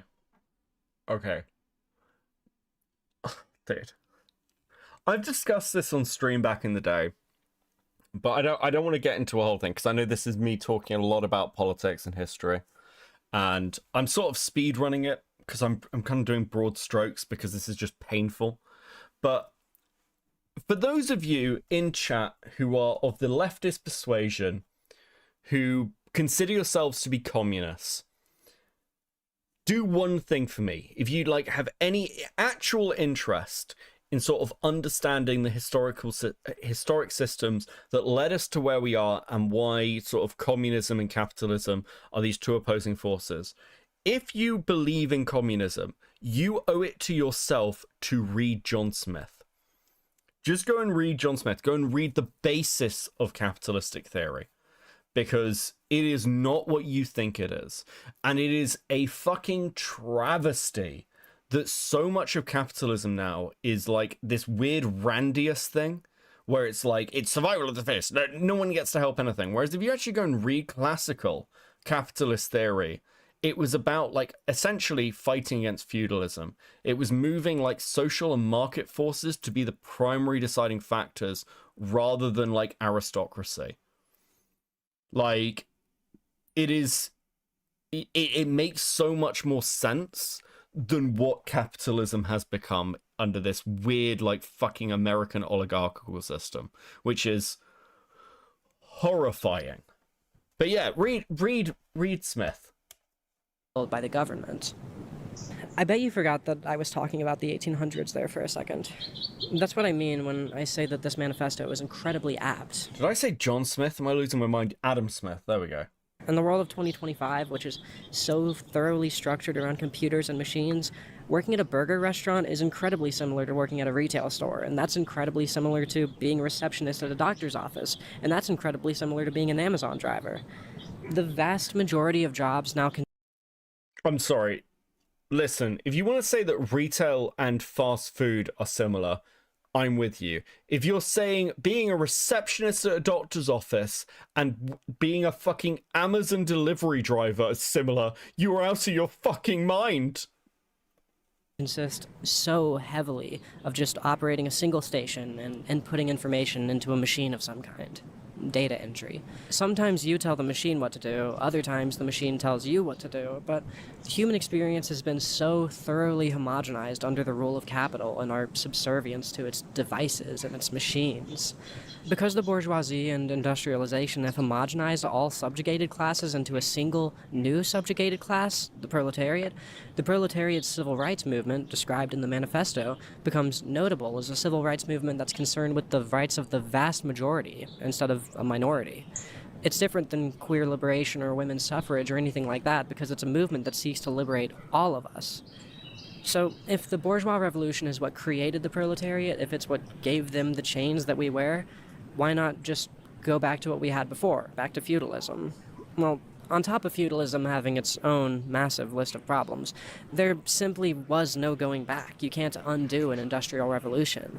Nobody is going to want their society to produce. Thank you for calling it oligarchies. I've said that for years and people actually thought I was crazy. I would describe the current American system as an oligarchical system, not a capitalist system. And, okay. Fuck, we're actually just talking about politics now. Because Leadhead's fucking insane and actually driving me crazy. Do you want, like, if you ever want to argue with somebody that you don't actually live under a capitalist system, that the politicians in charge of things don't actually believe in capitalism, talk about bailing out the banks. Really simple. Under a capitalist system, a true capitalist system would not bail out the banks. They'd be allowed to fail. They failed in the market. This idea of like, oh, it's too big to fail is not a capitalist idea. If it was good and if it was the correct thing, it wouldn't have failed. You don't bail things out. Absolutely fucking crazy. Also, during World War II, here's like another capitalist principle that's been completely fucking abandoned. During World War II, business owners were restricted through rationing in both the UK and America. Now, that's actually a capitalist principle because capitalism doesn't exist purely to create capital for capital's sake. Capitalism exists to create capital for the good of society. This is the idea of like, basically it like strengthens the whole, which is it used to do, by the way, in like for a period in the 1900s before it got completely fucked into the ground. The like bailing out the banks was the like just the death of capitalism, in my opinion. Oh, fuck me, Kai Rise with 5. If you told my old fast food and retail co-workers they were similar, they would beat you with oranges behind the Waffle House. I mean, I can see the similarities, but yeah, I'm with you. Shy Block with the 2. Gonna head to bed, have strength through this. Fuck, we're just, listen. It's breaking my brain. It's slowly driving me to more about politics. Mount Man with a 5. Had to leave for a bit. Are you radicalized yet, Beckett? Yes, we're talking about Hegel, fucking Hobbes, and the death of capitalism, okay? In a stream that is apparently entirely just for me and like 5 other people who are interested in like why our political systems are like fucked. Absolutely fucked. Finally, there's someone I agree with in commentary. Holy shit. Listen, I started watching this video and I was a little bit all over the place because I'm like, dude, I'm just pointing out to, but like, fuck it. Maybe the best way to explain why Leadhead is a fucking idiot is explaining their fundamental misunderstandings of like why society is the mess it is. And this is part of the problem as well. People look at it and they go, well, the ideal must be communism. We just had, like, capitalism's failed, so we'll just do the exact opposite of capitalism, which is communism. Or theoretically, anyway. And it's like, no, guys. Okay, we've tried out systems.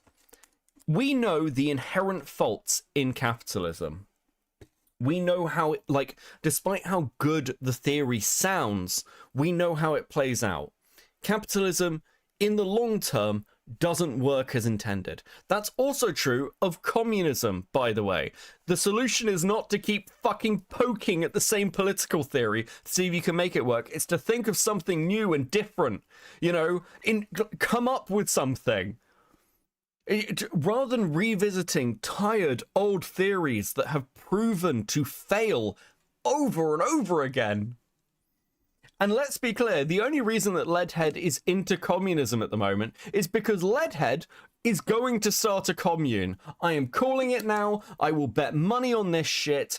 Leadhead is selling the idea of communism publicly because Leadhead is looking to start some sort of commune. Whether that is, I don't know whether she's going to do that in person or she's going to try and do an online commune, because I can totally see Leadhead doing that.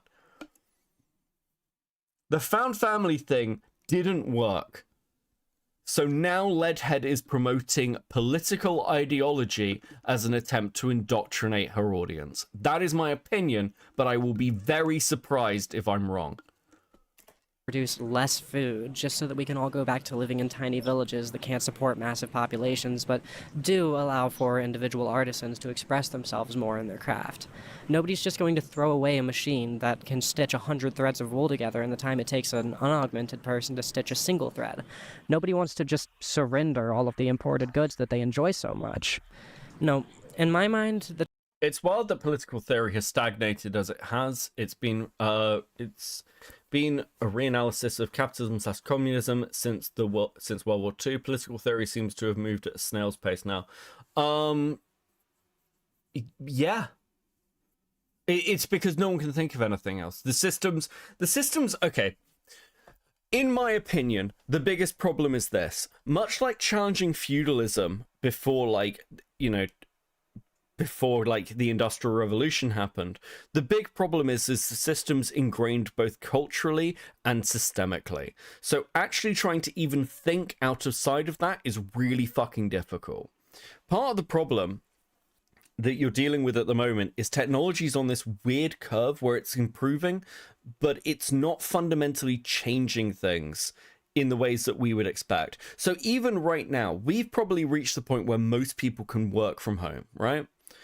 But there's not enough reason yet to do that. In fact, there's multiple reasons why you wouldn't want to do that. For example, we're probably moving to a point where workers become more and more redundant. Labor, you just don't need the same amount of labor. So how do you deal with that in a system? How do you deal with that in a system where people don't need to work? No one, do you just give people a stipend? Well, you can't do that. Where does that money come from? But ultimately, you're running into the problem of, well, why do we get people into work? What's the point when you can replace them? The fuck you say they won't let us do, that's another problem. But that's because, again, if you don't go into the office, and I've experienced this on, myself, if you don't go into the office, how does the company justify having the office? Metal Man with a 5. This is the most well-articulated political crash out I have seen. Is that what we're doing? Fuck. Beckett on political theory. Holy shit, kill me now. There's a reason I abandoned this shit. I should point out to you, by the way, that I'm tired. I've barely eaten in 2 days. I've just eaten half a pizza. But ultimately, none of what I'm saying matters. It is not I have, my opinions mean fucking nothing on this. It's why, I started this by going, I stopped caring about politics and I was happier. There is nothing more frustrating than, seeing, fundamental issues and knowing that even the articulation of them is meaningless. I do like hearing you talk about this. Fuck. Fuck! You missed my super chat. I'm so sorry, Sister Godiva. Give me a second, let me go find it. Where are we? Wait, where is it?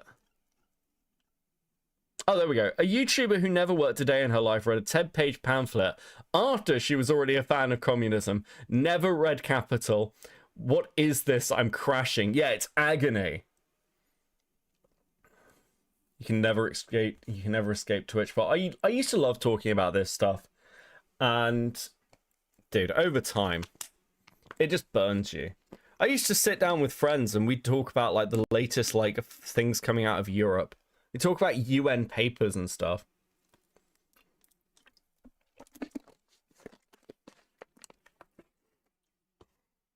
Maybe you're talking to the wrong crowd. Yeah, I was talking to the online political crowd. That was certainly the wrong crowd, bro. The type of communism that Marx describes in this manifesto is solely a response to industrialization. And I'm out of practice as well. I'm out of practice. I'm very out of the loop. You know, it's been like 3 years since I did political discussions. It's not how do we create a society that has no need for a proletariat. Can we get back to Leadhead? I zoned out like 5 minutes ago and only vaguely recall oligarchy being mentioned. Yes, sorry, Baron. Thanks for the 5. Shogun, Beckett, chat. I am primed and ready, delusional rambling. I'm about to be subjugated to. Dude, okay, listen. We've talked enough about politics. We've talked about like the fucking... Dude, no more theory. This is not a President Sunday stream. No more theory. Proletariat class. It's the age of industry is the age of the proletariat, of the machine worker. So how do we structure society in a way that's fair to this new type of worker? Basically, it comes down to we can make all this food, all these railroads, all these buildings. How do we use this ability to better humanity's material conditions instead of just using it to ensure that power remains in its owner's hands? Well, that is where we get to the core concept behind communism. That's where this thing stops being a critique of the bourgeoisie and becomes a manifesto of how we could create something better. How can we arrange the pieces of this brave new world into something that honors the people who make it work? That's where we get to abolishing ownership. This part of the manifesto almost caught me off guard. So much of its first section is seemingly... This section of the manifesto almost caught me off guard. The Communist Manifesto talking about abolishing ownership almost caught Leadhead off guard. What do you mean? What do you mean, Leadhead? What did you think it was going to talk about? Fucking hell. Dude, did you know, guys? Did you guys know that communism is about abolishing ownership and it's like everyone owns everything equally and like there's no owners of thing? Isn't that fucking I never knew that. Guys, oh my god. Rocky with the 5. You are leader of the crab cult for real. I enjoy discussing this with the group, not in a political setting. It engages my brain. I appreciate it. I'm glad people are having fun. Okay, one more thing before I'm out. This is the that thing young people do when they don't actually know what the systems mean. R, and they just use them to present what they wish they meant, their ideal. Yeah, this is, again, like I was talking about this earlier, this is how you get the whole kind of, oh my god, guys, under communism, I'm gonna run a farm, and then I'm gonna play music in the evening, and then I'm gonna, like, educate the children in the village. Fuck off. Fuck off! Dude.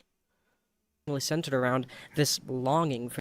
Good thing you stopped. I think that rainbow head President Sunday guy was going to come in and correct you about Hegel. Sunday and I were meant to argue about Hegel at one point, and it never fucking happened. I read Hegel. I read some Hegel, so I was going to argue with Sunday, and then we never fucking argued about it. I've just realized. That's why I also read some Wittgenstein because of Sunday, because I'd never read Wittgenstein before. Fuck's sake, I need to go and debate Sunday on Hegel. For the old world before the bourgeois... He's wrong. Hegel's a fucking hack. Revolution. The manifesto speaks very highly of the world in which people used to own their own shops and have free choice over what comes of the things that they own. Well, the manifesto's argument against this is that the bourgeois class is already well on its way to abolishing ownership. The only difference is that they're abolishing ownership solely for the worker, not for themselves. Under the bourgeois rule, we don't truly own our time. We don't own our homes. We don't even really own our families. We're forced to give our time and our dreams and our passion to business owners so that we can afford to rent our homes. And we sell our children to this system because it's the only way to ensure that they continue living in anything. Holy fuck. Speed Racer with a 5. Keep the lectures going. I'm a history major and I'm liking the lesson. It's engaging my brain at work. Dude. Oh, dude. I'd love to do a stream. Like, I mentioned my Mason friend earlier who was fucking messaging me. I'd love to do a stream talking about Masonism. Or Masonic history. That's probably a better way to put it. Masonism. What the fuck am I talking about? It's really... Dude. It's really fucking fascinating. You guys have no idea. That, like... Masonic stuff, like, has become a little bit of a side obsession. I'll be honest. It's really fucking interesting. And not at all what I expected. Anyway.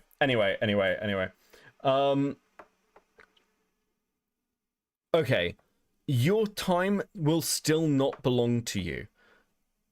Sharing, like, lack of ownership or sharing the means of production or, like, a group investment in the means of production. It means, broadly speaking, the fact that you yourself become part of the production line.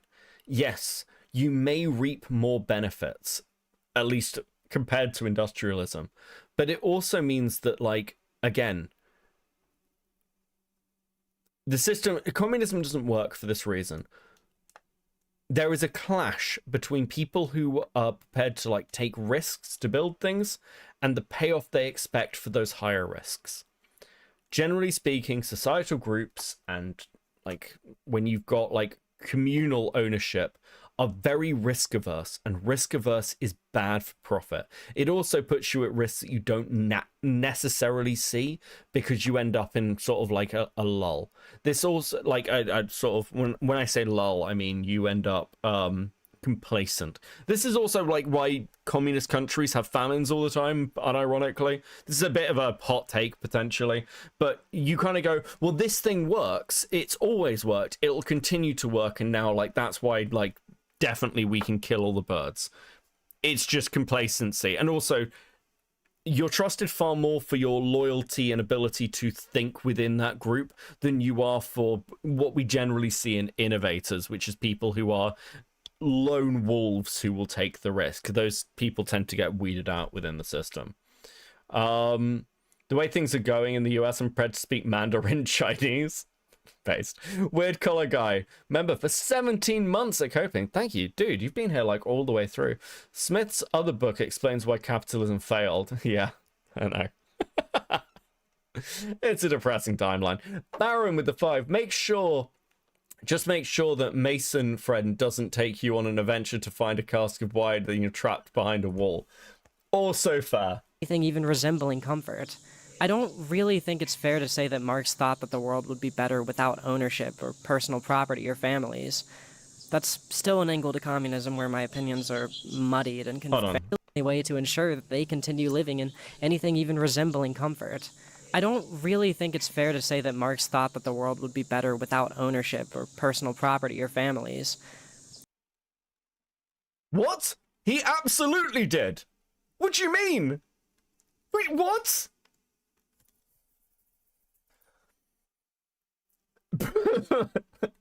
I don't know if Marx, like, actually wanted people to not own things. Guys, I'm here to educate you on communism. This is so fucking wild. Like, Leadhead has to say this because the idea of Leadhead not being in control terrifies her too much. That's fucking wild. Mao and Stalin starved their people for industrial progress. Dude. Mao with 5, thank you. I disagree with you. Mao and Stalin starved their people because they were fucking incompetent. That's the truth. Stalin was fundamentally incompetent. And here's my hot communist take that's going to annoy some of you. Trotsky would have been an infinitely more violent choice than Stalin, but the Soviet Union would probably have been much more successful under Trotsky, in my opinion. Stalin was fundamentally incompetent. And literally, Stalin only survived and did so well because he gave out favors to his friends, and essentially it was a closed like group controlling everything. That's why Stalin did so well and like lasted so long. But for like actually making the system work, he was fucking terrible at it. He just, again, fundamentally incompetent. There's a reason why, if you look at Stalin's history, he was put as the secretary. Because, like, Lenin understood that he was fundamentally, like, an idiot. Dude. March of history. That's still an angle to communism where my opinions are muddied and confused even after reading this, but the manifesto is about how to structure a world now that things like ownership and family have already been compromised and can never be made pure again. If you don't like the idea... Can never be made pure again? What the fuck are you talking about? Your found family fell apart in like 12 months and ended dramatically over multiple fucking YouTube videos. What do you know about family, Leadhead? And secondly, what do you mean by pure? Again, feudalism. You're like, if you're a serf in feudalism, you don't even own yourself. It gets misconstrued and miscompared to slavery. It's not the same thing at all. But again, You don't own yourself. Even within feudalism, within like the lordly class, you don't own yourself. What do you mean? Fuck me. Of not being able to own your house or your car. Don't blame the communists. Source Leviathan by Hobbes. There you go, Shogun. There's my source. Shogun's walked into like the Beckett fucking crash out then. It's ridiculous. Blame the bourgeois who created that system, because odds are very good that you live in a house that the bank or landlord can just take away whenever they want to. Right now, I'm in a small town that was utterly decimated by Hurricane Helene some 10 months ago. It was never a town that contributed much to the local industry in the area. It mostly consists of just small mom and pop shops. I'll tell you right now though, I've been down these roads plenty of times for my videos, or just for any reason really, and almost 10 months after the storm, practically none of the damage has been... What's your favorite Monster Hunter, Leviathan? I don't know. The thing that people like this never bring up is that Marx did want to abolish the family system. He viewed it as a tool of capitalism because it reinforced hierarchy. It's really interesting, actually. Like, for those of you who, like, again, have read a bit of Plato, has anyone here, like, read Plato's Republic? Plato's Republic's fucking horrifying. Plato wanted to take children away from their parents and turn them into, like, philosopher guardians of the city. That was his, like, idea for a republic. Like, you would have no ownership because, like, fundamentally parents fuck their kids up. They should be educated by the state. It's actually a very, very common thing in multiple philosophies that philosophers think parents can't raise their children. And I have a theory about this. So I think it's because philosophers, fundamentally, the sort of people who become philosophers have very unhappy home lives and hate their parents. God, we need a system like that for America's school system, because right now it's not looking too good for the youth. True. This is why, like, listen, out of America, I guarantee out of current day America, you are going to get multiple philosophers that come out who are just like, listen, maybe people shouldn't be allowed to keep their kids. Baron with the 5, give us stickers or we, the Proletariat will seize the means of sticker production. So true. Thank you so much, guys. That is hyper fucking based of you. Fucking dude. Listen. This stream has definitely made more than fucking Leadhead has out of this fucking video, and I'm very proud of all of you for it. Okay, you're absolutely destroying Leadhead in pieces. Leadhead in pieces, and she can't even be angry because we are a community, chat. Okay, she loves communism, and this chat is communist. I think maybe I don't know what the fuck I'm saying on this one. And honestly, that is because this town was just a small, relatively self-sustaining economic bubble. I mean, my town, which is more economically globalized, it got cut. Mostly consists of small, just take away whenever they want to. Right now, I'm in a small town that was utterly decimated by Hurricane Helene some 10 months ago. It was never a town that contributed much to the local industry in the area. It mostly consists of just small mom and pop shops. I'll tell you right now though, I've been down these roads plenty of times for my videos, or just for any reason really, and almost 10 months after the storm, practically none of the damage has been repaired. And honestly, that is because this town was just a small, relatively self-sustaining economic bubble. I mean, my town, which is more economically globalized, it went through the ringer after Hurricane Helene, but it's back to normal now. It was back to normal 5 months ago. There's just a couple destroyed houses that have mostly been cleaned up, and a couple businesses went out of business and new ones took their place. That's capitalism. This town though, nothing at all. We got about 2 miles of road that's been paved there in the last 6 months since I made my Tyler the Creator video. You might recognize some of this wreckage from that one. And that's the only thing that's changed. Meanwhile, not 10 miles away from me is an interstate, which I'm not going to name, but an interstate that is getting... What are you actually getting at here? Hold on. What's the point of this? I'm mesmerized. Another lane added. Imagine how much work that is. Imagine how much those same people could do in like one day if they were here. It's just shameful. Especially because, like, a lane like that doesn't help people, that doesn't help citizens. All that does is help, you know, Walmart with its logistics network, make it easier for the truck drivers to get in between distribution centers and stores.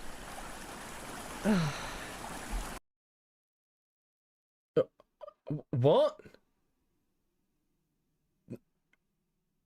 Grab a hammer? Like, grab a hammer? Why weren't you out here helping them rebuild the houses or some shit? What the fuck are you talking about? What? I'm getting off script. But my point is that even to the people who live here and don't lease their cars, the liberty of owning their own vehicle probably does not amount to much when the roads are useless like that and the state shows no interest in fixing them. And that's to say nothing of the driveways. I mean, God, I'm just talking about the main roads here. I bet there are driveways that have been inaccessible for 10, 11 months now. There's probably... Like, I understand her point about states not, like, doing enough to, like, help small communities. Sure.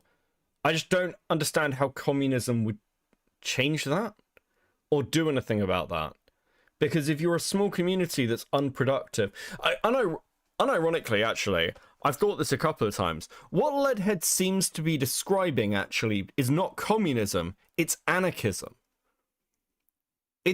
She likes the wrong political theory. She seems to be talking about small community groupings, which are essentially self-governing for the good of the community. That is an anarchist theory, not a communist theory. I'm mesmerized. People who haven't even seen their home since they were evacuated during the hurricane. I bet there's, like, soaking, waterlogged, damaged family photo albums that nobody's been able to recover. And I can't imagine how it must have felt to live here, seeing all these other economically globalized towns that surround this one just be rebuilt so quickly in the aftermath of the storm, while everybody here is just left to their mourning, with practically zero state interest and putting this town's citizens' tax dollars to work for them. Ownership is a thing of the past for ordinary people, and that statement becomes less and less of an abstract projection every single day, as has been the case since well before the Communist Manifesto was ever even published.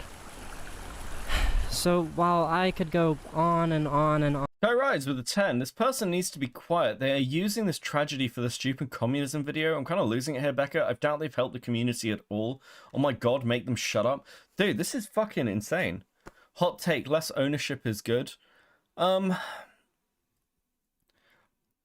done enough theory. There's like, there are takes around that where there's probably a pretty good argument around it.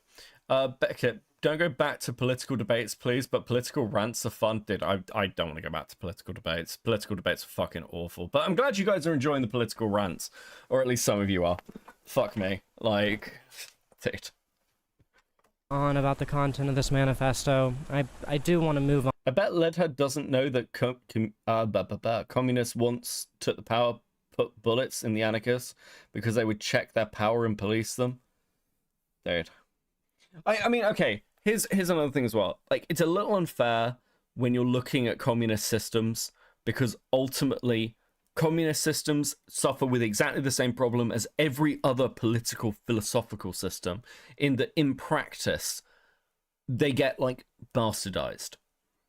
Do you think like fucking if you read Hobbes's Leviathan, do you think it would be a one-to-one matchup with what feudalism actually looked like? And that was written in defense of feudalism, or like a codification of it, while feudalism was already in place. Sister Godiva with the 50 Swedish crowns. Whoever gave her the manifesto should have given her some Ursula Le Guin, and she would have had this stuff about anarchist communes instead. I've definitely said that fucking name wrong. Dude. Here's like, I hate, like, I have a personal dislike of people who, like, ID themselves. Because ultimately, like, very few people think or act in this way. I understand, for example, that generally speaking, I have a Kantian outlook. I'm very rules-based. But I don't sit there and think, okay, what's the good Kantian solution?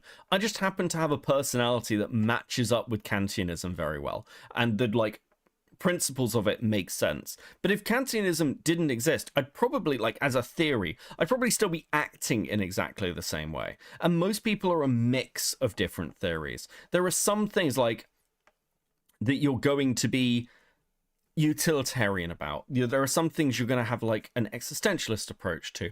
And you could take those individualist things, or like individual things, and somebody could like match them up and go, well, you're this thing. But you're not. You're just a person. Let people be people. Fuck me. Priestess with the 10. Becca, I'm now paying you for the Game Dude Coconut stream. You have to do it while I'm working, and you have to name it Princess Annoyed Me for this stream. Maybe we'll slot it into December. Maybe we'll do it as part of Bronymus.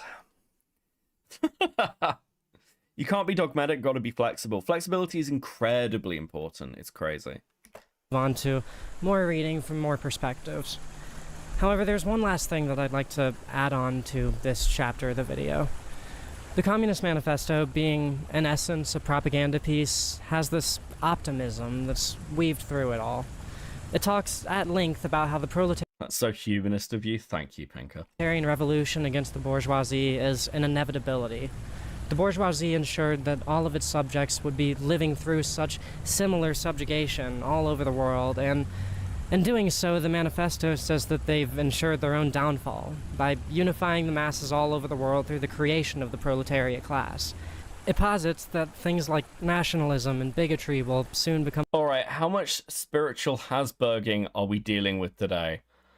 Bro, welcome in, Axis. Thank you for the 5. ...things of the past, because... This is Listen, once again, this is Leadhead'S bid to her remaining audience members to start a cult with her. Fuck me. Individual cultures and national prides are being replaced with a unified, all-encompassing, new human experience of post-industrial factory labor. And to be honest, it kind of makes sense. Okay, hold on. We need to go back. I need to work out what she just said, because... Fuck me, I was not paying enough attention for this shit. Kai Rides with a 5. I can't believe I'm saying this, but In Praise of Shadows is a better commentator than whatever Leadhead is skinwalking themselves as, and I hate them. To add on to this chapter of the video. The Communist Manifesto, being in essence a propaganda piece, has this optimism that's weaved through it. I don't know if Marx wanted to abolish ownership. Fuck off. It talks at length about how the proletarian revolution against the bourgeoisie is an inevitability. The bourgeoisie ensured that all of its subjects would be living through such similar subjugation all over the world, and in doing so, the manifesto says that they've ensured their own downfall by unifying the masses all over the world through the creation of the proletariat class. It posits that things like nationalism and bigotry will soon become things of the past, because our individual cultures and national prides are being replaced with a unified, all-encompassing, new human experience of post-industrial factory labor. And to be honest, it kind of makes sense. It's a pretty reasonable prediction, but what I think that Marx failed to predict is that the bourgeoisie would do everything in its power to protect itself, including doing all that it can to disguise the fact that all normal humans living under capitalism are having that shared experience.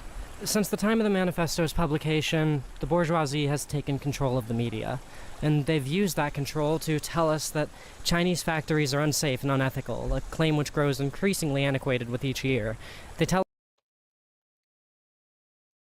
Holy shit, this is fucking, what are we doing? What are we doing? Dude.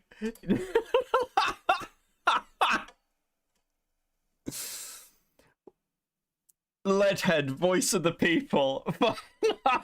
Dude, actually, China is really safe and treats its workers really well, guys. Have I ever told you guys about one of my friends at uni who was a member of the Chinese Communist Party? This is like unironic. He's Chinese. He was a guy named Fan, and he was a member of the party. And one of the most interesting conversations I ever had with Fan. I want to emphasize this. Really nice guy. Lived with him for a year, and he was great. But one of the really interesting conversations I had with him was about democracy.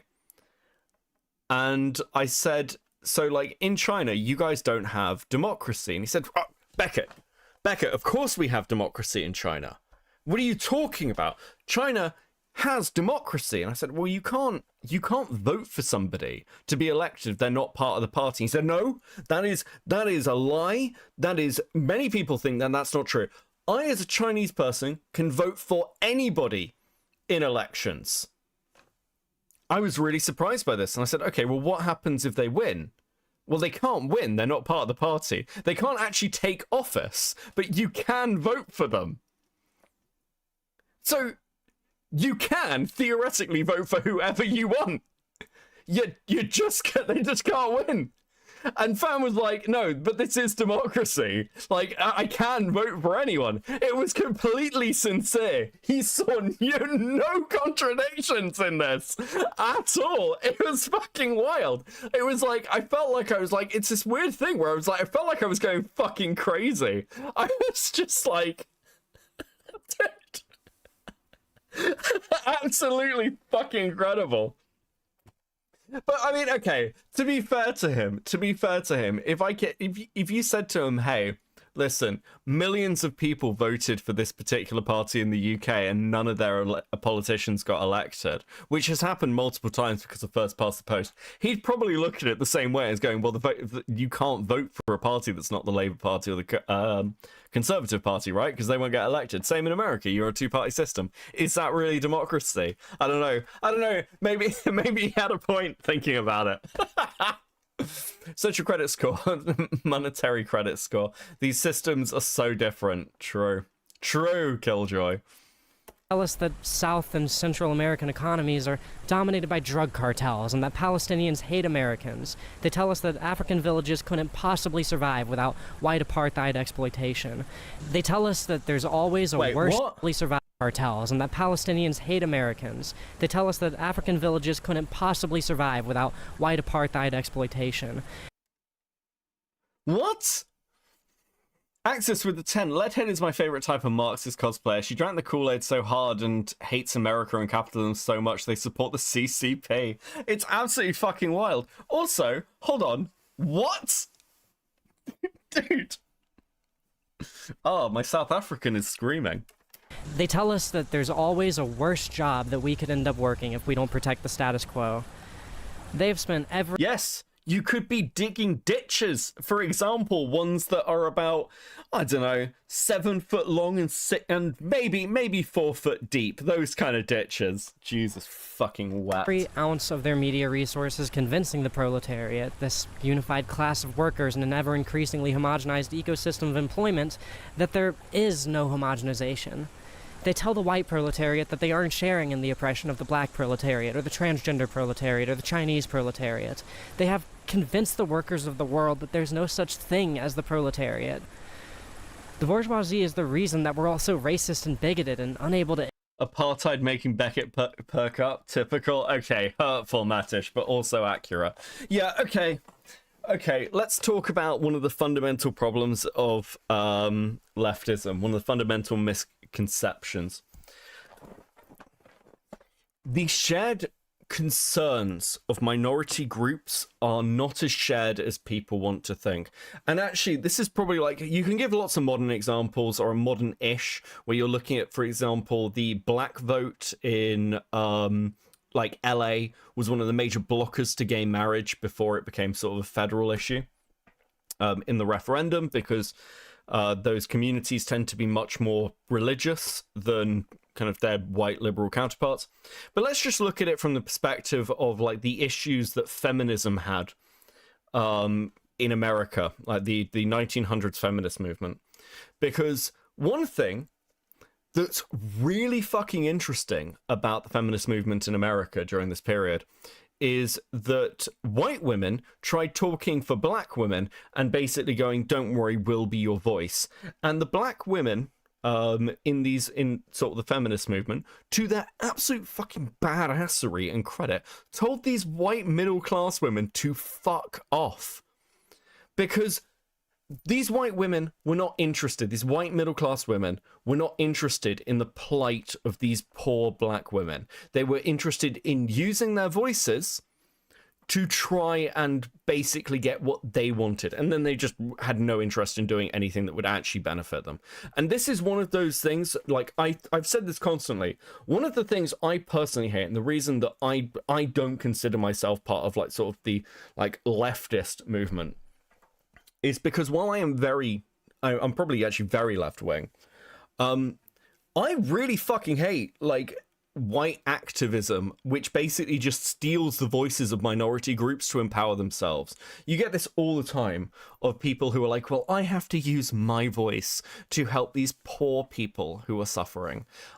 And like, again, what the fuck does Leadhead know about African villages? What does Leadhead know about Palestine? Well, it's very interesting that Leadhead hasn't mentioned Ukraine in all of this. Isn't that interesting? Because that would mean that she'd have to criticize Russia, which is a non-Western country. So she can't do that. All these people are fucking frauds. I hate them so much. It's unfucking real, bro. You are a detriment like if Leadhead ever sees this and it's like, well, what's this transphobic chud saying? Listen, I think you're a fucking detriment. I had this interview with Counterpoints for this like food shops video. And one thing that was interesting is like we got to talking about political activism. He was like, well, what do you think? What do you think back at, like, that sounded very aggressive. He wasn't aggressive with me. You know, I've talked to Connor multiple times. But, like, he was like, well, what do you think someone like Destiny or Vosh should do to, like, help real world politics? They should stay the fuck away from it. If you are talking about politics in the online space, you are more than likely a massive detriment to whatever political movement you're trying to support. Shut the fuck up, sit on your stream, and don't pretend to be serious people. Absolutely fucking clown show shit. Okay, I'm done. I'm good. I'm better. Fuck. Lord Rush, her word vomit is going to make me real vomit. Lamal, thank you for the 2. Godiva with the 5. Got stuck in the trans proletariat work team again. 10 queens with POTS, chronic limb, and chronic fatigue. Guess I am digging latrines alone again. Fucking hell. Can you say that? Dude, I'm going to have to tell Sunday. What the fuck? Until I see them next to a starving black person, they're not in the cookout. Jesus. I fucking hate these people. This has gone from shit on Leadhead for like her weird fucking cult behavior and her deeply abusive tendencies to just like, you're an idiot and you're a detriment to making the world better. Unironically, go and make fucking video game essays. That's what people watched you for. That was your fucking value. You have given up your value, Leadhead. No one cares what your political takes are. You are ignorant as fuck. Empathize with people who look and think differently than we do. Creating a racist, arbitrarily divided society was the only way they could stop us from realizing Marx and Engels' dream of a society that benefits from industrialization instead of one that lives in eternal subjugation to it. And just look at World War II. There was a massive industrial boom in America during and after that war. A lot of people got factory jobs and unionized, and the quality of life for middle-class white Americans started to improve a bit, hence the baby boom. Holy fucking shit. No fucking way. No fucking way did this bitch. No fucking way. Oh, the lives of white middle-class people improved a little bit. Do you know why the lives of white working-class people were so fucking bad pre-World War II? Do you ever hear about something called the Great Fucking Depression? Absolutely no fucking historical knowledge or context to any of this. I can't even. I'm gonna white girl out. This is so fucking ridiculous. Bro, yes, people's lives improved. One of the major reasons that there were questions around like who America would side with is because America was in one of the worst financial situations it had ever been in. And the idea of anything that could pull them out of the depression after the fucking crashes was like, dude, the idea that this was, oh, you know, actually, it's because of World War II and then people's lives improved. No, They got back to some form of like what we'd consider normality for pre-Depression America. Also, let's be honest here, one of the major factors in like economic growth both in Europe and America post-war was the fact that a lot of young men died. So there was a massive reduction in labor supply.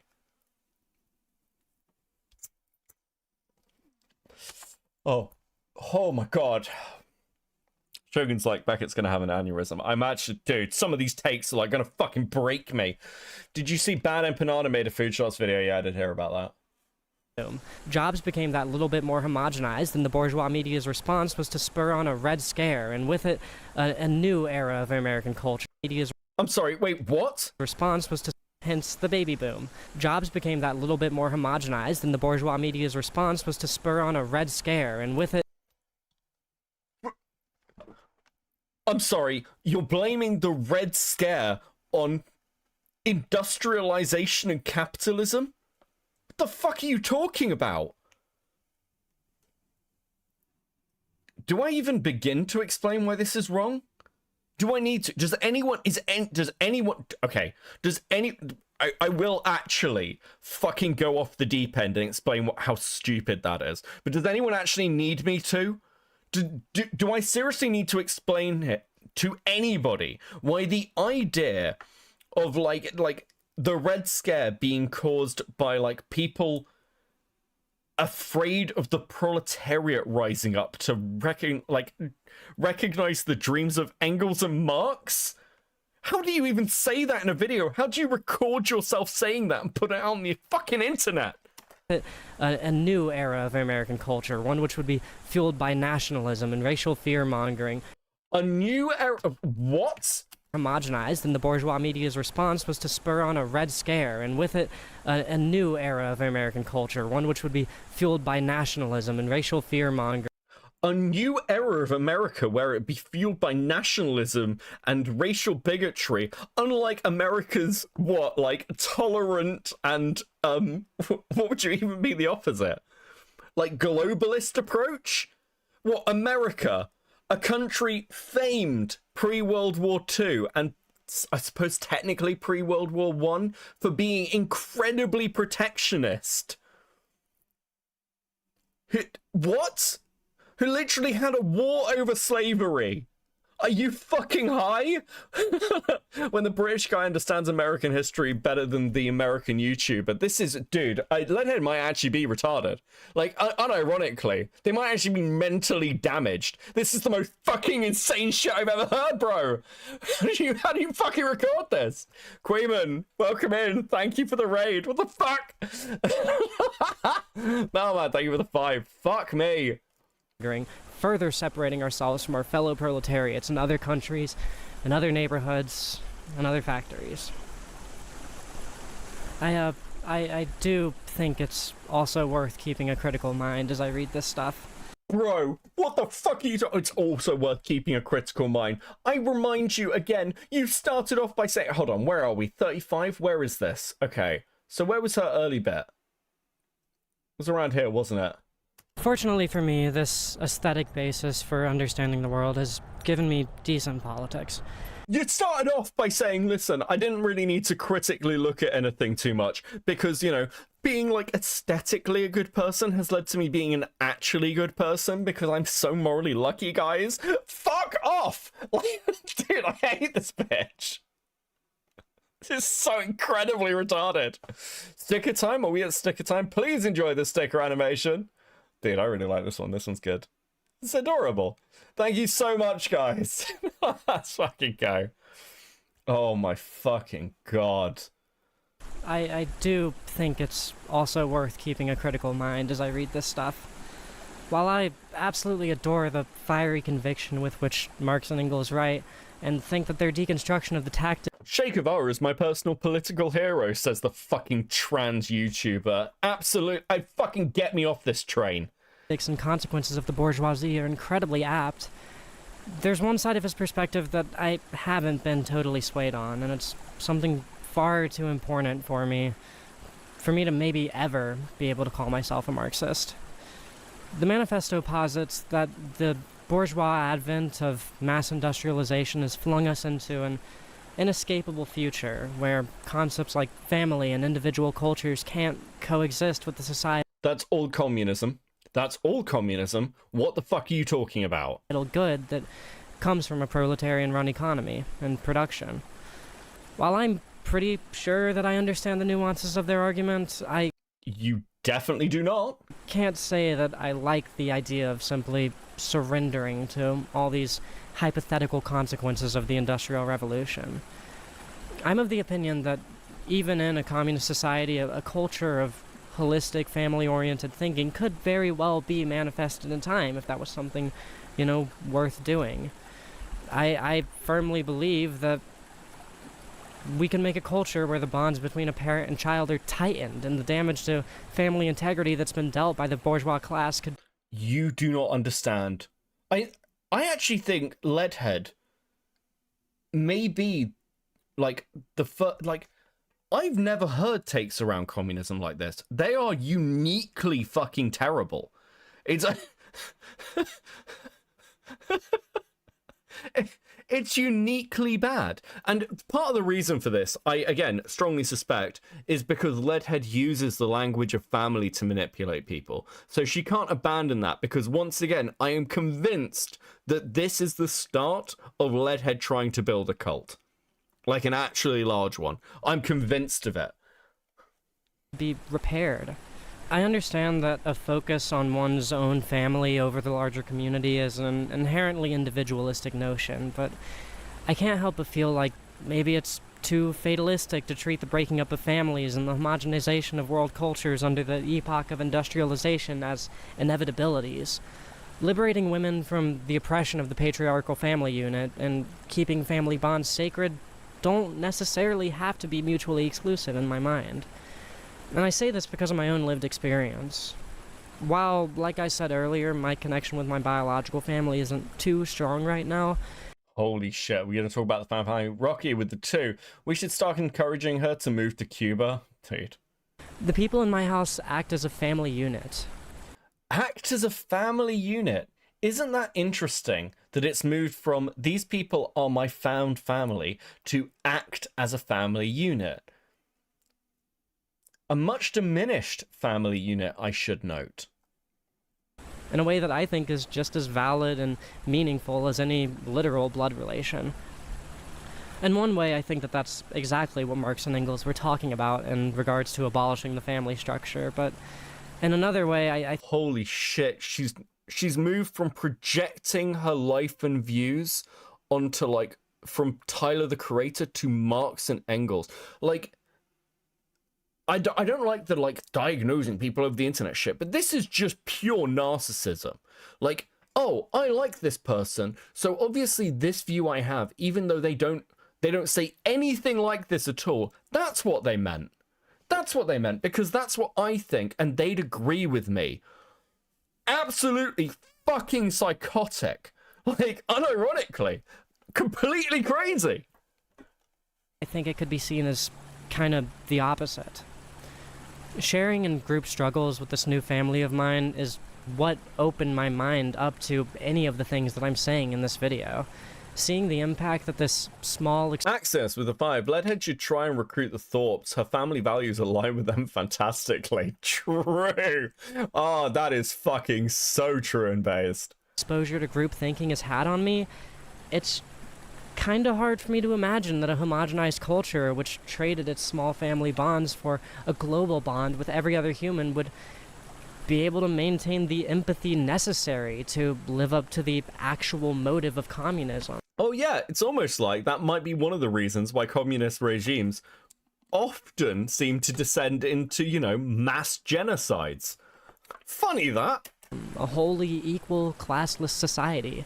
Maybe as I think about this more, I'll change my mind in some way, but as much as I enjoyed reading the Communist Manifesto, I won't be called... Wait. Dude, she's talking about anarchism. Badly, to be fair, but this like aligns so much more with anarchism than any of the weird fucking shit she's talking about. Calling myself a Marxist unless that abandonment of small cultures is somehow reconciled in my mind as anything other than an inevitability dealt by the bourgeoisie. I should say now that the part of this video is going to be me discussing all this stuff with my found family, who might have different perspectives. Wait, what? Holy shit. Oh, dude. Part of this video is going to be what, Leadhead? Wait, now we're back to the found family? Holy shit, okay. Okay, so obviously I've been looking into Leadhead, and I might know more than you guys do, or that is public, and I'm very excited to see how this goes. I'm very, very, very fucking interested. From me. After all, no opinion should be formed, and I tell us, it'll be in the video. But let's just say, listen, the found family unit is very, very, very fucking diminished from what I understand. It is not what it was. Now, we know that one of the people's gone. My understanding is that another one has gone. So it's moved down from 5 people to probably about 3. And I'm very interested as to what that dynamic now looks like. Isolation, so all of this is really subject to change by the end of the video. But for now, put simply, I have an extremely hard time trusting globalization. A world globalized under communism sounds a lot better than one globalized under capitalism, and I can understand how the threats of a capitalist revolution might necessitate the need for a globalized communist state, but I don't think that globalization is necessarily an inevitability that we must surrender so thoroughly to. I don't know. I hope that you can see how already, after just one short little morning of reading theory, my mind has been expanded already. Guys, can you guys like see how like smart I am? I'm like so smart, guys. Aren't I like so intelligent? I spent the whole morning reading theory, and now like I'm really clever. Like, thank you for coming to my YouTube video. I'm like super smart now, and you guys will need to listen to me. I fucking dude. It's fucking unreal. I gotta say, I didn't really expect for the effect of reading this stuff to be immediate and profound like this when I first had the idea for the video. But while I originally intended to have Marx's magnum opus, Das Kapital, planned as my next book I would read, I think I want to take things in a slightly different direction. The Communist Manifesto is about a very particular kind of communism, one that was born almost solely as a response to the bourgeois revolution and the industrial revolution. I'd like to know a bit more about communist philosophy that wasn't interpreted through the lens of Western culture, but one from the East, where collectivism has, through agricultural practices, civil rights movements, and religious philosophies, been a core component of the societal zeitgeist for millennia. I'm talking about China here. Okay.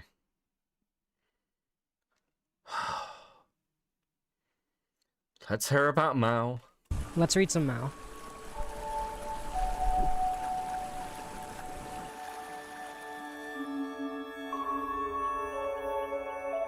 I've chosen to go with On Contradiction, an essay that Mao Zedong, founder of the People's Republic of China and chairman of the Chinese Communist Party, wrote in 1937 in the throes of revolution and Chinese war with Japan. It was written as a cautionary piece against dogmatism in the Chinese Communist Party, demonstrating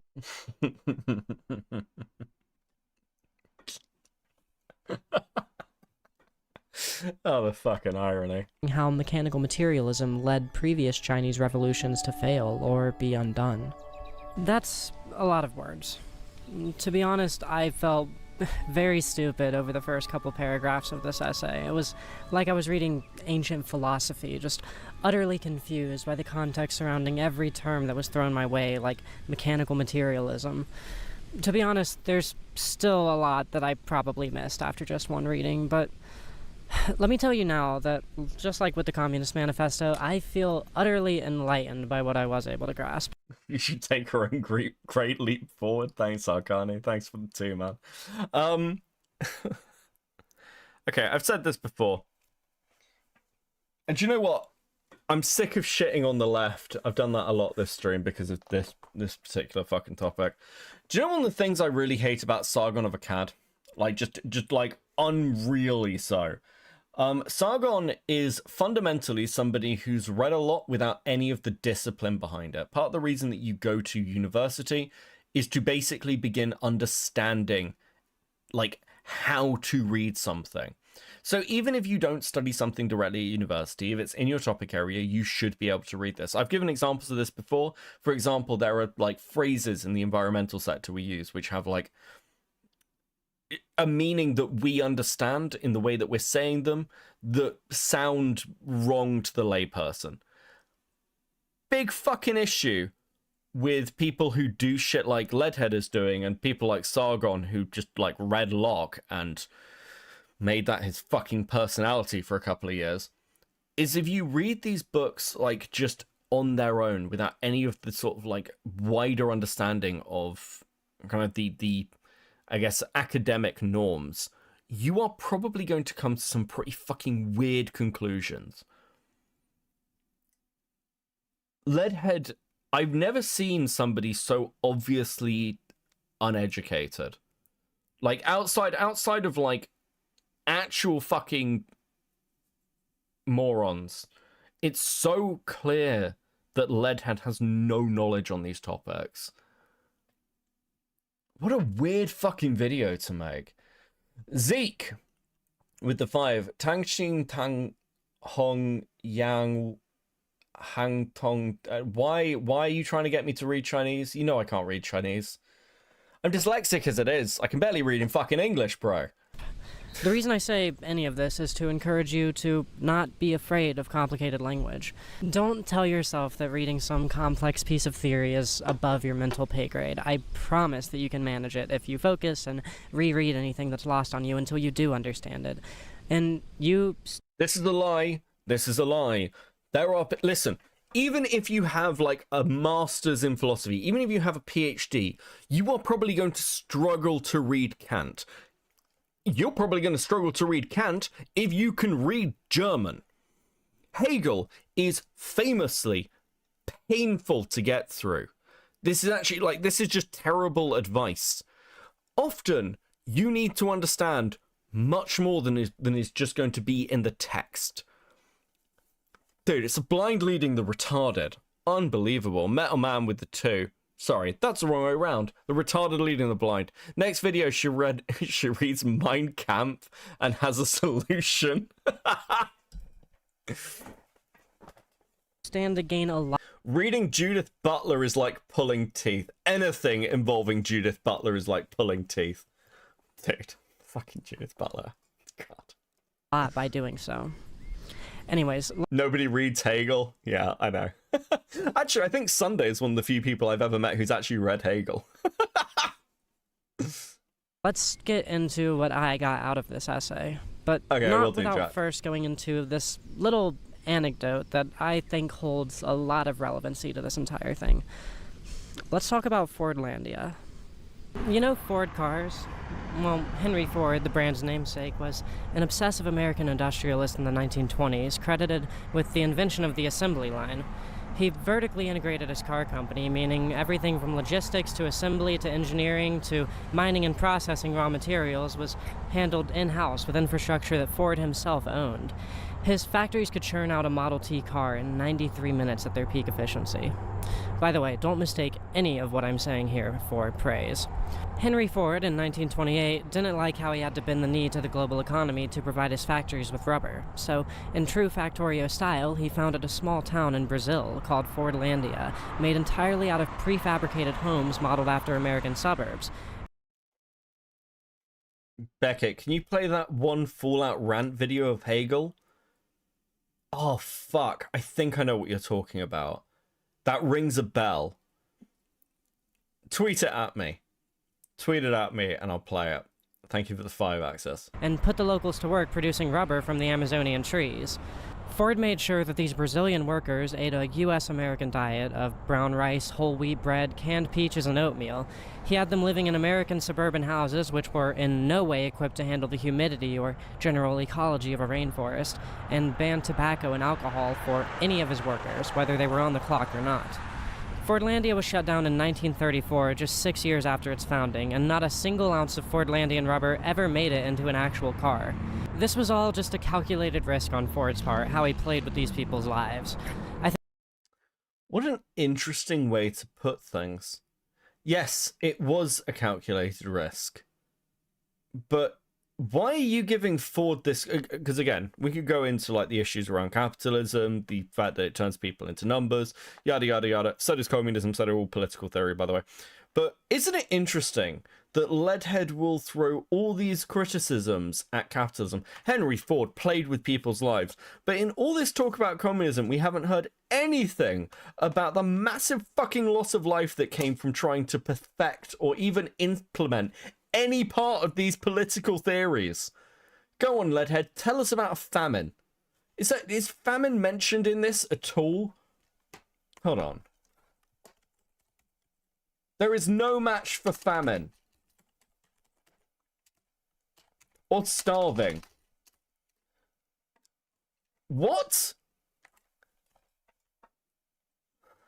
I think that the popularity of the F-150, which there's one right there, shows that he did not suffer much from this little business venture. But Fordlandia is also a fantastic example of the perils of mechanical materialism, and this is where we can bring it back to Mao. Mechanical materialism is the idea that things can only be changed by external factors, and that the internal state of all things is static and unchanging, totally knowable.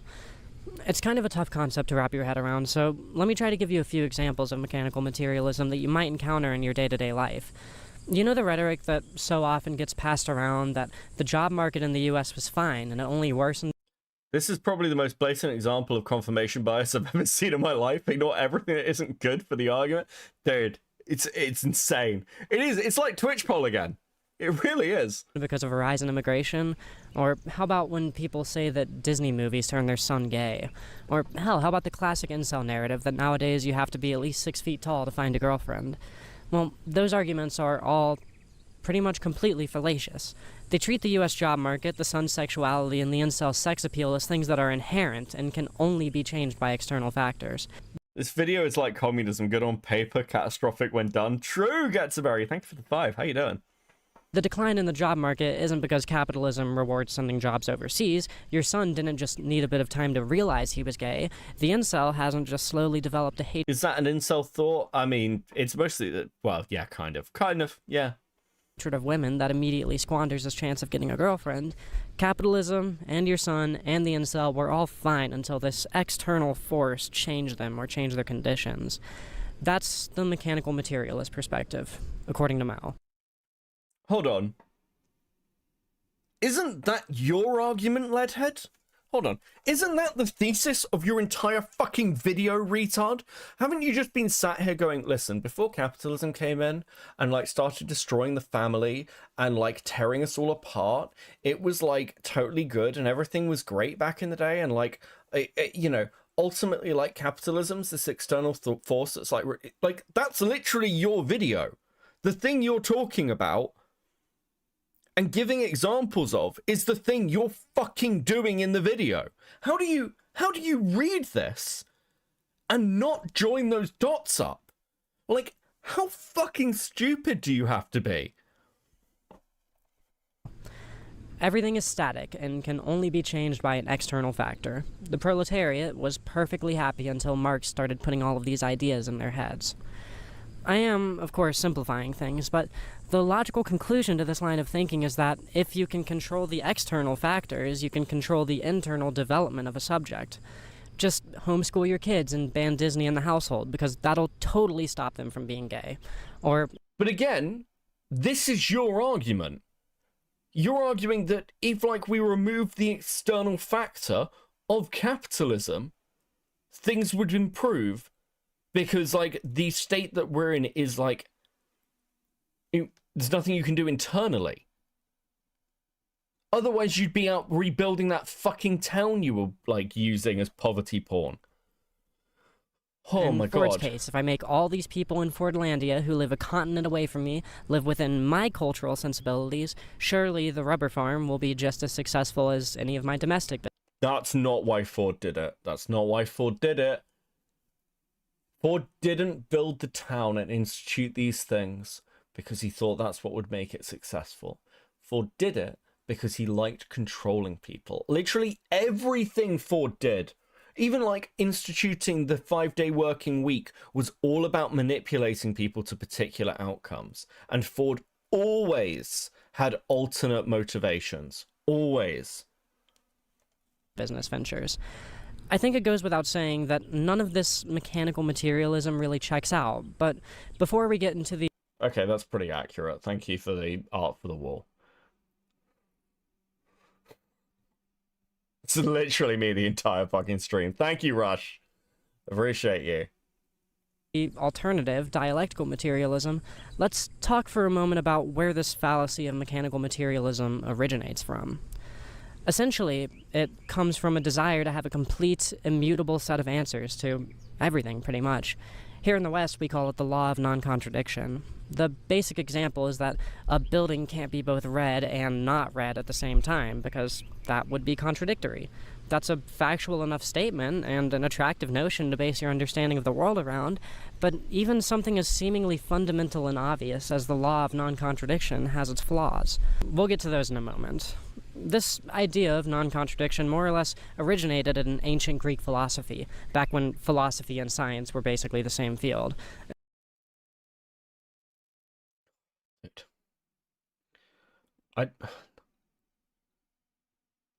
I hate this person. Okay. And has been the basis for a lot of the Western perspective on the world. Ultimately, it serves us well enough, but it's also set us up to be a society obsessed with categories. To be clear, by the way, right? Because that sounds really dismissive, like, oh, that's so stupid. No, it is actually not. Philosophy and science were not the same fields. They were like, you had like discoveries within what we'd refer to as natural philosophy, but things like engineering, mathematics,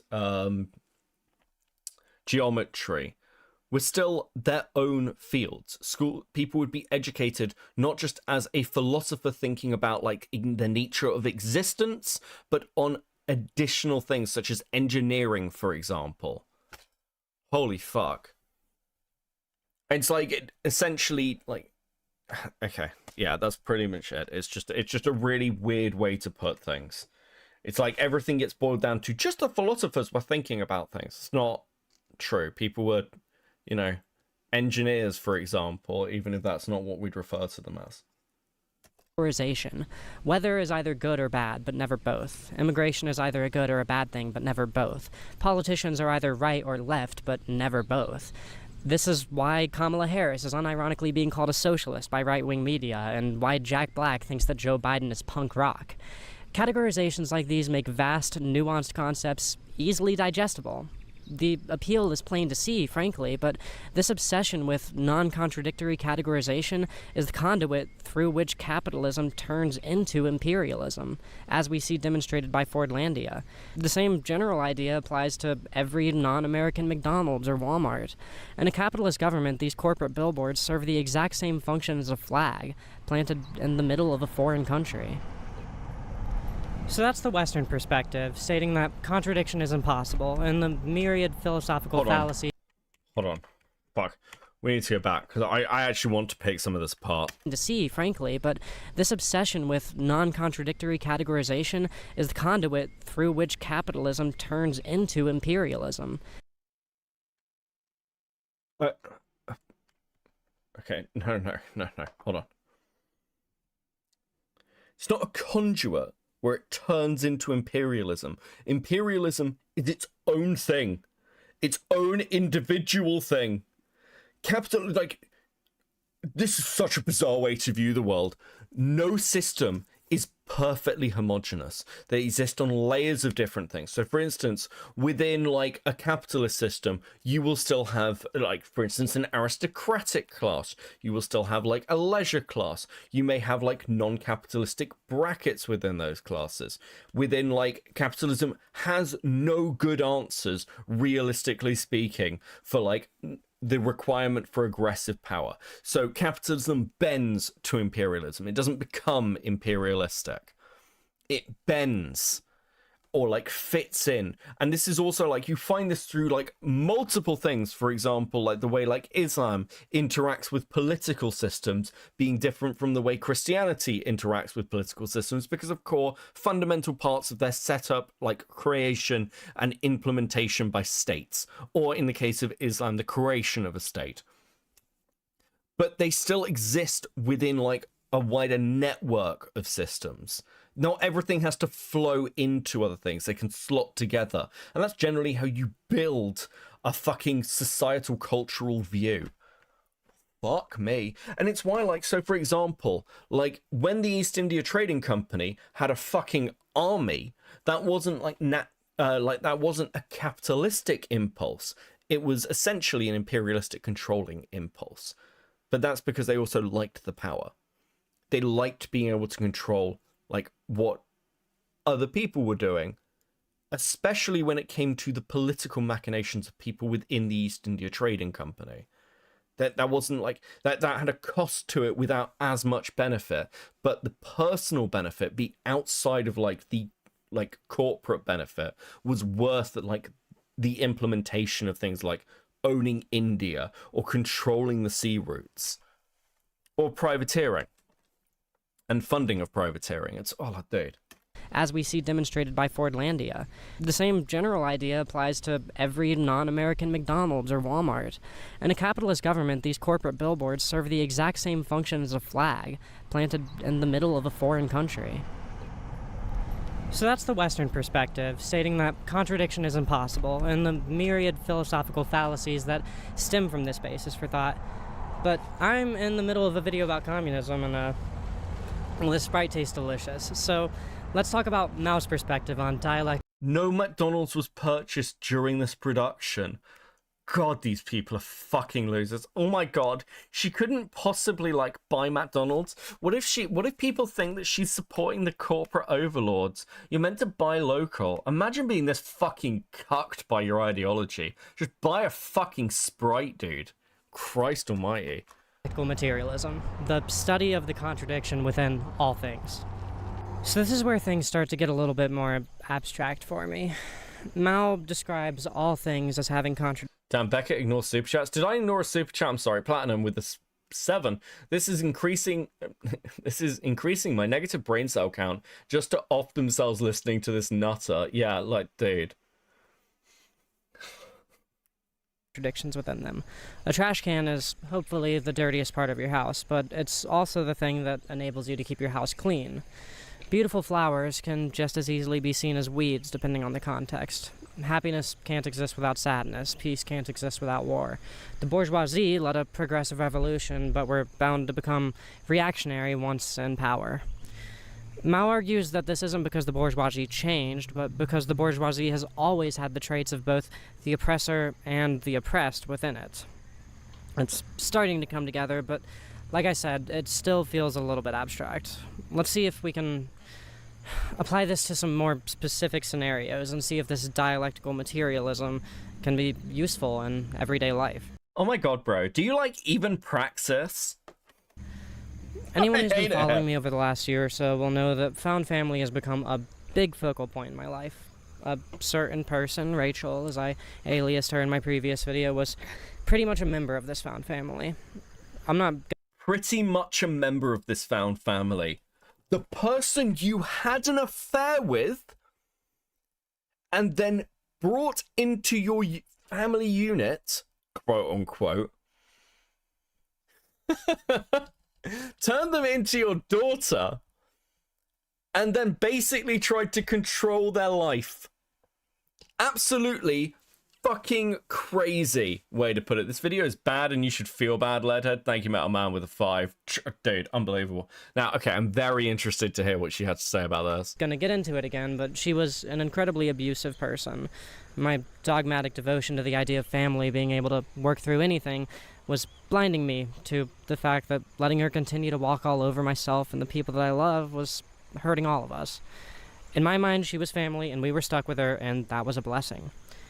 In a notion that I now see was nothing but mechanical materialism, I thought that I could change who she was by changing her circumstances, giving her forgiveness, and trusting her to do the right thing, and making sure that she had all the same social resources that have helped me to grow so much over the last few years. Oh yeah, super growth here from Leadhead. Incredible fucking growth. How does she do it? I thought, well, family's good, and she's family, so it must be some external factor that's making her act so violently and dishonestly. Mechanical materialism, the law of non-contradiction, says that I could have changed who she was by changing her environment. Dialectical materialism, or the study of contradiction, makes it clear to me that though she is family, keeping her in the family could actually be making us less of a family. See, dialectical materialism... I want to just see something. I want to see if sun comes up.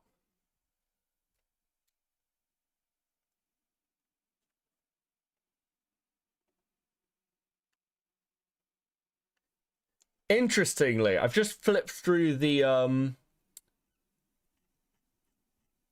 transcript, and I thought so. Sun doesn't seem to come up at all in this, which is very interesting.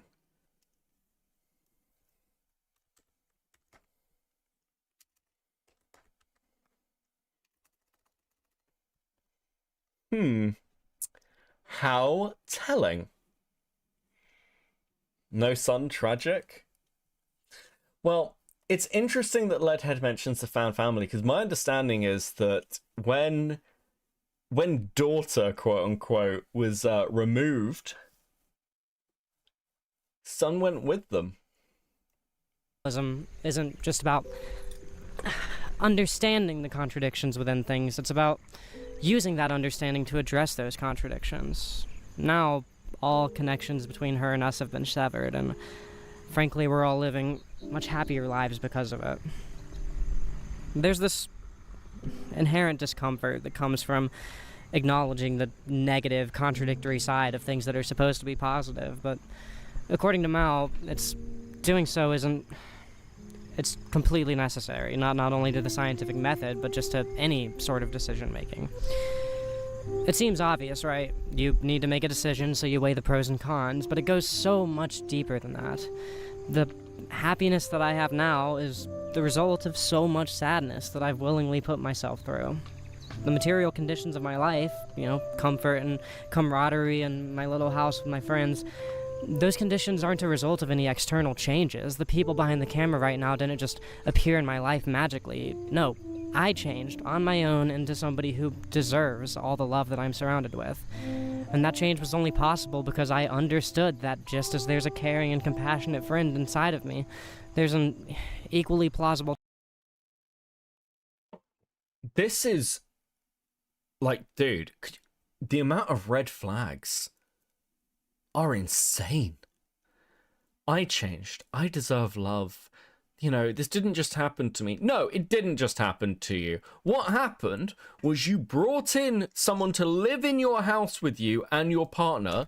You had an affair with them over the course of months, and then to repair the damage from that, you slowly manipulated the friend group so you were in position of power again. So you could continue fucking up people's lives. Bro. Leadhead may actually be one of the most fucked up people I've come across on the internet. Unironically, there is something seriously fucking wrong with this bitch. Timeline where I'm a lying, self-interested scumbag.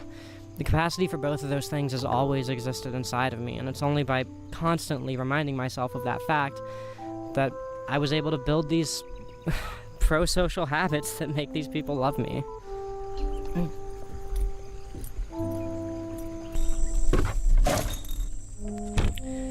What really caught me off guard about all this non-contradiction versus material dialectic stuff is that, as it turns out, the law of non-contradiction, which sounds so scientific and all-encompassing, turned out to be the idealistic one, which lended itself so well to Leadhead versus Phagos, who's more fucked up? Actually, unironically, probably Leadhead.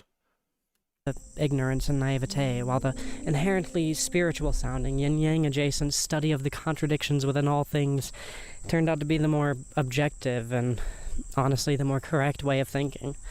As an atheist, I really was not expecting to be so thoroughly grabbed by these ideas, which are in such deep harmony with Eastern spirituality. Please don't try and explain Eastern spirituality. Okay. Fuck. We're gonna go back a bit. Because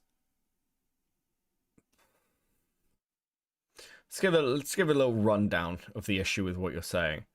Essentially, within communism, by the way, most of this was like stripped out and like killed.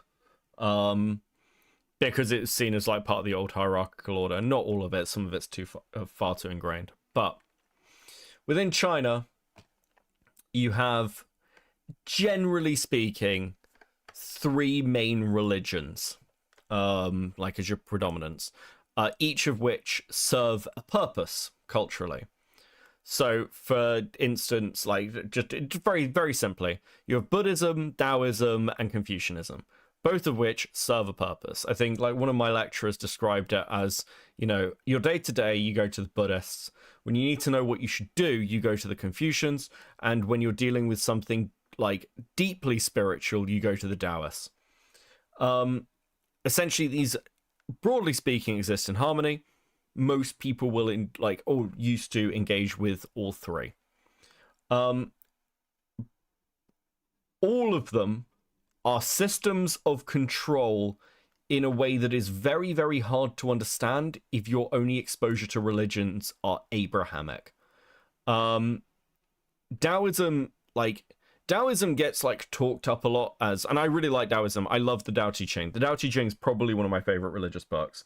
It's like and I really like kind of like some of it, like the principles behind it. But ultimately, the message of Taoism is be happy with what and who you are. Things like the beauty of a pot is in its emptiness is a phrase that I think most people will know from Taoism. But what it essentially boils down to is this. If you had a solid gold pot, it would be very valuable because it's gold, but it would be a terrible pot. So you should not be envious that you are not a solid gold pot, because your value is in being like the empty pot, something that can carry water. But that's a message of essentially oppression. Unironically, it's a message of, hey, you're not rich or anything, but that's good, because if you were rich, you'd have rich people problems, and rich people have very, very complicated problems. You should be happy that you're poor. And this all leads, all kind of ties into Taoism's view of what is referred to as the path. It is incredibly useful as a system of control, as is Confucianism. But Confucianism is a bit different in the fact that it's a system of control on basically every section of society. So one thing that's often missed from Confucianism is, for instance, if you're like a normal member of society, you have a responsibility to like the emperor. But the emperor also has a responsibility to you. And the reason that Confucianism is so it was so powerful is because it was a response to the spring and autumn period, which was basically a giant fucking civil war. And Confucius was writing and teaching at basically, I think, if I've got my timelines right, around the end period of this. And he taught a lot of the people who would become the administrative staff of China, who would then go on to basically spread these ideas and teaching. And this is why I said, like Confucius says. But much like the Bible with things like Paul, Confucius either lived for hundreds of years or multiple people would write under Confucius, essentially. it's really important to understand the interactions between these two, like 3 groups before you start talking about Eastern religion. I'm explaining all this so we can go over what Leadhead just said with a bit of context for you guys, okay? And it's very broad brush, okay? So is this crash out gonna have me in History Channel because I don't know all this shit you just keep teasing it? Dude. Give me the history. Dude, we'll get there, we'll get there. I like the through line to Henry, from Henry Thor to this, yeah. Name an organized religion that is not a system of control, Beckett, please. Okay. Here's the difference. Most religions, and this is why China differs, this is why Confucianism and Taoism is like a significant difference. Most religions are systems of control towards the religion, right? So it's, you need to act this way towards the church or the establishment. Chinese religion differs because it is essentially a system of control towards the state. And it is super like focused in those directions in a way that Christianity, for example, just isn't. Judaism just isn't. Shinto, depending on what level of Shinto, you could probably have arguments that it isn't, but it is all towards like the emperor, at least traditionally speaking, even if that has diminished since World War II. What really caught me off guard about all this non-contradiction versus material diet. Buddhism, maybe? You could probably have that argument for Buddhism, actually, yeah. Okay, we'll give you that. Technically, it's the Abrahamic religions who force it on others, not the teachings. Nice crack to squeak through. Yeah? Yeah? There we go. That's what you get for arguing with a person with a theology degree.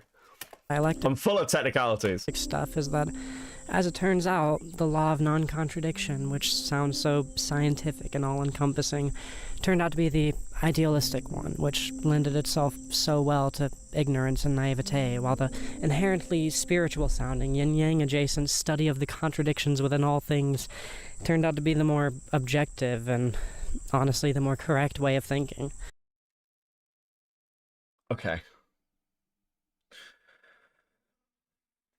Fuck me.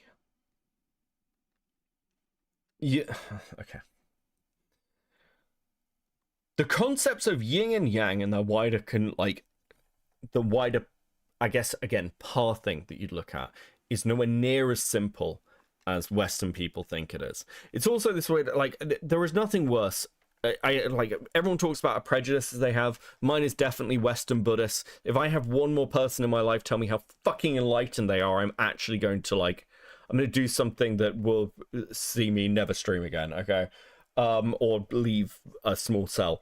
Because, like, again, one of the things that's, like, kind of really important to understand about other religions outside your own cultural heritage is they all sound really fascinating. There is, like, if you go and talk to, like, people in the East about Christianity, you are going to find, to your surprise, that people describe a religion that is unrecognizable to you because they don't have any of the cultural historical baggage of Christianity or the cultural, like, links where kind of like, we'll go, oh, the Church of England is like this.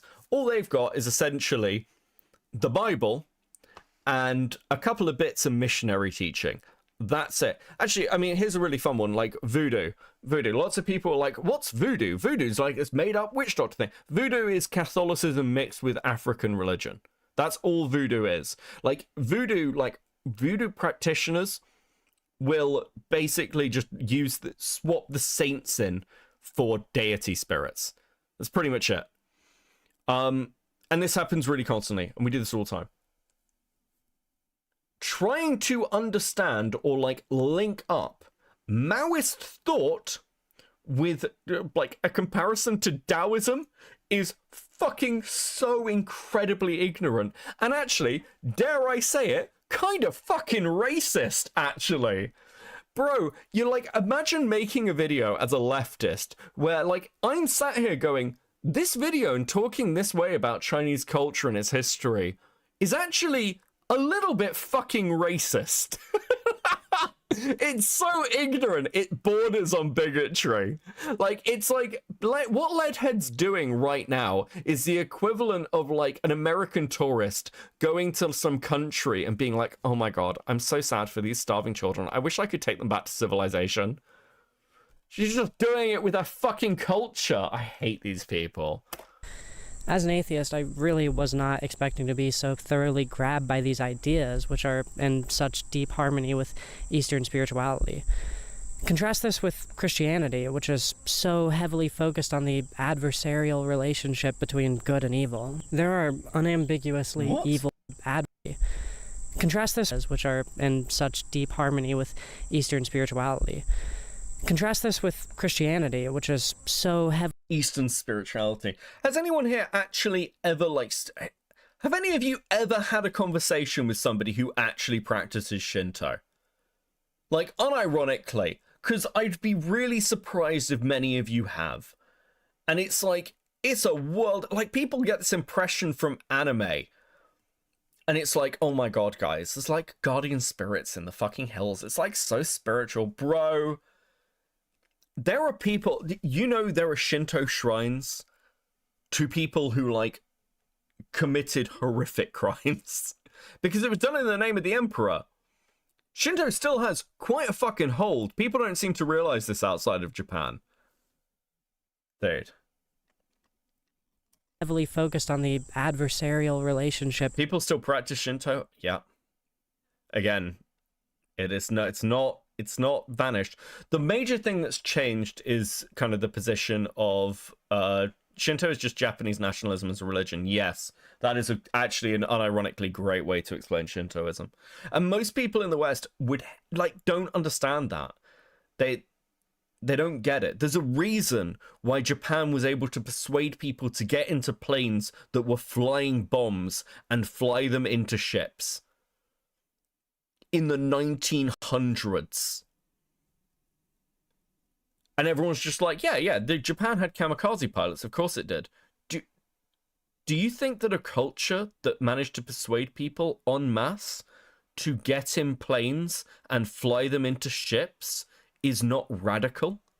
Do you think that was just going to disappear? Bro, fucking Western people are dumb. Between good and evil. There are unambiguously evil things that you can do according to Christian dogma, and cutting out all negativity of your personality is more or less the objective of practicing Christianity, because that's how you get into heaven. I'm sorry, what? According to Christian. Between good and evil. There are unambiguously evil things that you can do according to Christian dogma, and cutting out all negativity of your personality is more or less the objective of practicing Christianity. What the fuck are you talking about? You don't even understand Christianity.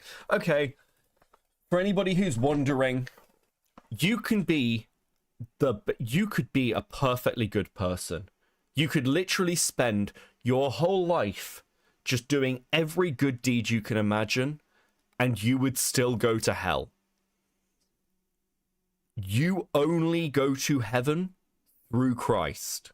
That's it. The purpose of Christianity is the worship of Christ. That's it. It's actually not even about being a good person. There are teachings there which you should follow, but the only thing you need to do is repent honestly if you don't. This is fucking unbelievable. I guess I can't expect too much, but I expected to at least understand Christianity while talking about it. Unreal. Mailman with a 5. This is a culture that has had a ritualistic self-deletion as a way to restore honor. Yes. Guys, thank you so much for hitting the goal. That's so fucking base. Please enjoy these absolutely phenomenal new stickers that we have. I am running low on stickers though. It's fucking crazy. You're bankrupting me. Bankrupting me on stickers. We are going to get some merch soon. We are going to get merch soon. I'm excited. I'm very like nervous. I don't know how I feel about merch, but you guys do seem to want it, and Jenny seems to want to sort it, so we'll see how it goes with a limited run. Dude. Because that's how you get into heaven. Nobody ever told me growing up that God and the devil needed each other or were two sides of the same coin. some things are objectively good and some things are objectively bad, and the objectively bad things need to be eliminated from your personhood. And that's the Christian philosophy. Leadhead may be one of the most stupid people I've ever fucking encountered. Also, just as a separate thing, Eastern religion also has this, by the way. Like, you fucking dude, there are objectively bad things in Eastern religion. The balance, like, one requires is between, like, wants, desires, needs. But there are still things that you're not meant to do, that you're being pushed in certain directions for.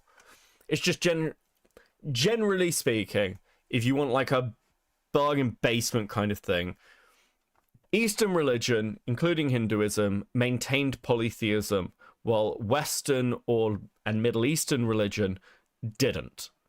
That's basically it. And both of these groupings seem to have their origins in ancestor worship, if you want the atheistic approach. Even in Christianity. Also, fun Christianity fact. Or, well, fun Abrahamic religions fact. Do you know there's really good evidence that Judaism was polytheistic till about 4,000 years ago? Like, really good evidence for it. I'd have to dig some of it up, but there was, like, a mother and father figure within Judaism. And that seems to have, like, disappeared probably around 3,000 to 4,000 years ago. So it's quite interesting with Christianity, especially Catholicism, that seems to re-emerge to some degree with the Virgin Mary. Just a fun thing. And into the Trinity. So there are arguments even with Christianity that's like there was at least a period of time where there was a want to like move back to polytheism. Like there's some natural way that we think about things from a religious side. Anyway.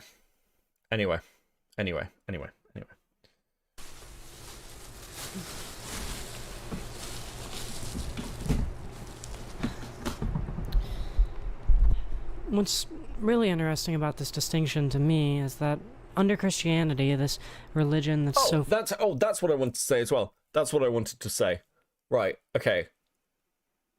Leadhead is saying that, you know, in Eastern religion, unlike Western religion, there's like in Eastern religion, there's the need, like the understanding of the place of the bad as well as the place of the good. That also exists within Christianity and Abrahamic religion. You can see that within Islam with the existence of the jinn. And you can see that within Christianity within the existence of like adversarial works by either God or, depending on how you want to interpret Job, essentially whether you want to interpret Job's Satan as Lucifer or, much more likely in my opinion, serving an actual role as the adversary. It would explain in greater detail. Actually, there's really good evidence for this, guys. It's really frustrating. There's a fantastic book by a Polish academic, which basically goes over the history of Azazel, who is sort of like the original version of Satan, or the original version of like the devil, and the movement of Azazel from sort of this devil figure to a watcher in the Noah's floods to basically being written out in the mythology.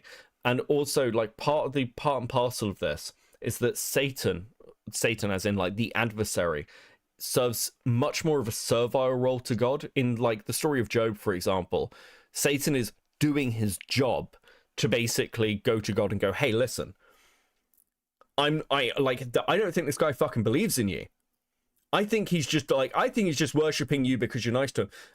Because, like, Satan literally means adversary, not necessarily adversary to God, but adversary to man. And we also see this when Jesus is tempted in the desert. Satan isn't tempting Jesus. Specifically, what Satan does in the desert is tempt the human parts of Jesus. What he offers him are human pleasures. And when Jesus, as the, like, deific side of him, orders Satan to leave him alone, he does so because he is still beholden to God. Like, there are so many parts to this that, like, just seem to get completely lost as we've, like, watered down Christian mythology, which is part of the point, I suppose. Anyway, there we go. Theology lesson over. Rocky B with 2. I want a theology chat for the Discord. Not doing that. Glad to see the theology degree has paid off. Thanks on it, but 2. I can't believe that Leadhead is the thing that's forcing me to do theology lectures. Holy shit. Focused on non-contradiction. Eventually, people started disagreeing with some of the sins, and the Protestant movement started encouraging everybody to read the Bible for themselves. And Western individualism really started getting a foothold culturally then. Nowadays, we have not in my backyard rhetoric, and if you're a good person, you'll be successful in your career, and if you're in America, you better speak English. Everyone is so focused on their subjective experience of life in the West, and honestly, looking at Christian law with all the angelic orders and 72 houses, it may as well be poly. Well, there's pretty good arguments with that within Catholicism. That's why we ended up with the Reformation. Access with the 5, thank you. that's what individualism really is. Individualism is focusing on your subjective view of how your life is supposed to be, and collectivism is focusing on how you objectively factor into the greater nuances of the world. It's worth noting now that Mao was, by and large, an atheist, though reverent of his Buddhist mother. I just think it's kind of interesting to link these different cultural sensibilities, collectivism versus individualism, dialectical materialism versus mechanical materialism, to the dominant spiritual philosophies of these different regions. Of course, this is, in and of itself, kind of a slippery slope to racist rhetoric. Ascribing one person's entire being to the culture they grew up within would be fallacious. It's funny, because I just said what you were doing is kind of fucking racist, actually. Never mind. I mean, Leadhead and I agree. Guy Rise with it too. As an appellation, I disavow this crazy person. Dude. Fuck. Racist, just classic mechanical materialism. But to say that the two aren't related in any way would also be fallacious. In reality... No, what's racist is the fact that you are boiling these quite complicated cultural concepts down to something that fits into your white woman worldview. This is absolutely fucking racist. I'm actually getting... This is getting more racist as we go on. I'm actually like the British guy. The guy from a country where our politicians can pronounce the word black with a hard R is literally telling you this sounds incredibly fucking racist, girl. Like, what the fuck? I swear we aren't this bad, Beckett. If we are honest about it and not whatever this is, bro. A person and the culture that they exist within affect each other. In any event, the main thing that I'm talking about here is just Mao's interpretation of philosophy that was propagated by Marx, Engels, Stalin, and Lenin, all of whom were raised amongst Western religions. So, really, take all of this collectivism, playing into communism stuff, take it all with a grain of salt. It's just something that I've been thinking about. And that's more or less what I got out of On Contradiction by Mao Zedong. To be honest, I really... Wait, hold on. With a grain of salt. Really, take all of this collectivism, playing into communism stuff, take it all with a grain of salt. This collectivism playing into communism. What do you mean? Yeah, listen, guys, I don't know if communism is a collectivist ideology. This is just something I've been thinking of. Holy fuck, that's infuriating. It's just something that I've been thinking about. And that's more or less what I got out of On Contradiction by Mao Zedong. To be honest, I really liked what he had to say. His interpretation of dialectical materialism is interesting and insightful, and something that is just incredibly applicable both to my own understanding of the forces within my day-to-day and the general cultural ethos that would propagate itself throughout a communist society. I also don't think that I'm anywhere near knowledgeable enough about the life of Mao, the history of the People's Republic of China, or the pre-existing philosophies that influence those things, or the horrors of war and revolution which those philosophies were tested against, to be able to call myself a Maoist. But I'm going to be reading a lot more about these ideas and this period in history once I'm finished with this video. That said, I'm starting to think that I might not be able to settle on a single branch of communism by the time I'm finished with this video. After all, I've only read 2 books, and I've still got a lot of reading ahead of me, once I finish this thing, so I suppose we should move on now.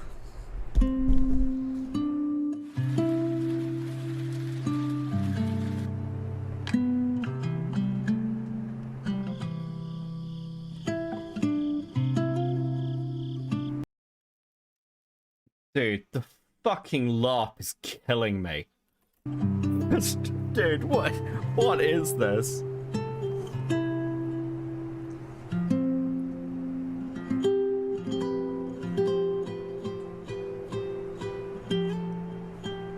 You know, something that I keep telling myself as I work on this video is that certain conclusions are load-bearing.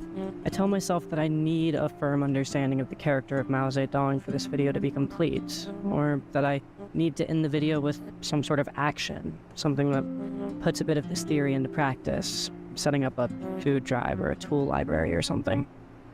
I've been incredibly insecure over the course of this script because I know that the people to the right of me will call me an apologist for the ugly side of revolution.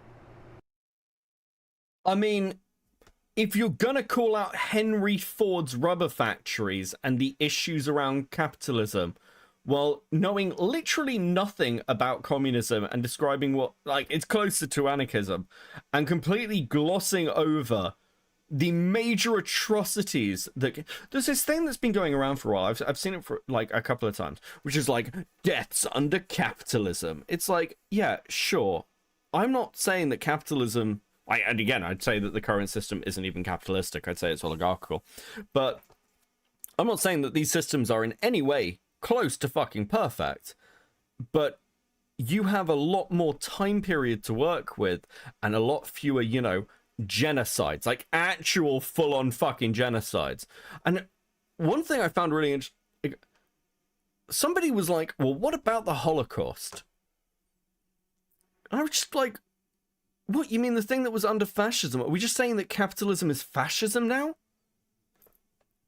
I can't. And those to the left of me will call me a tourist because I haven't yet. Dude, I'm to the right of you, and I'm calling you a fucking tourist. Yet gone deep enough to prove that this stuff means more to me than just a YouTube video.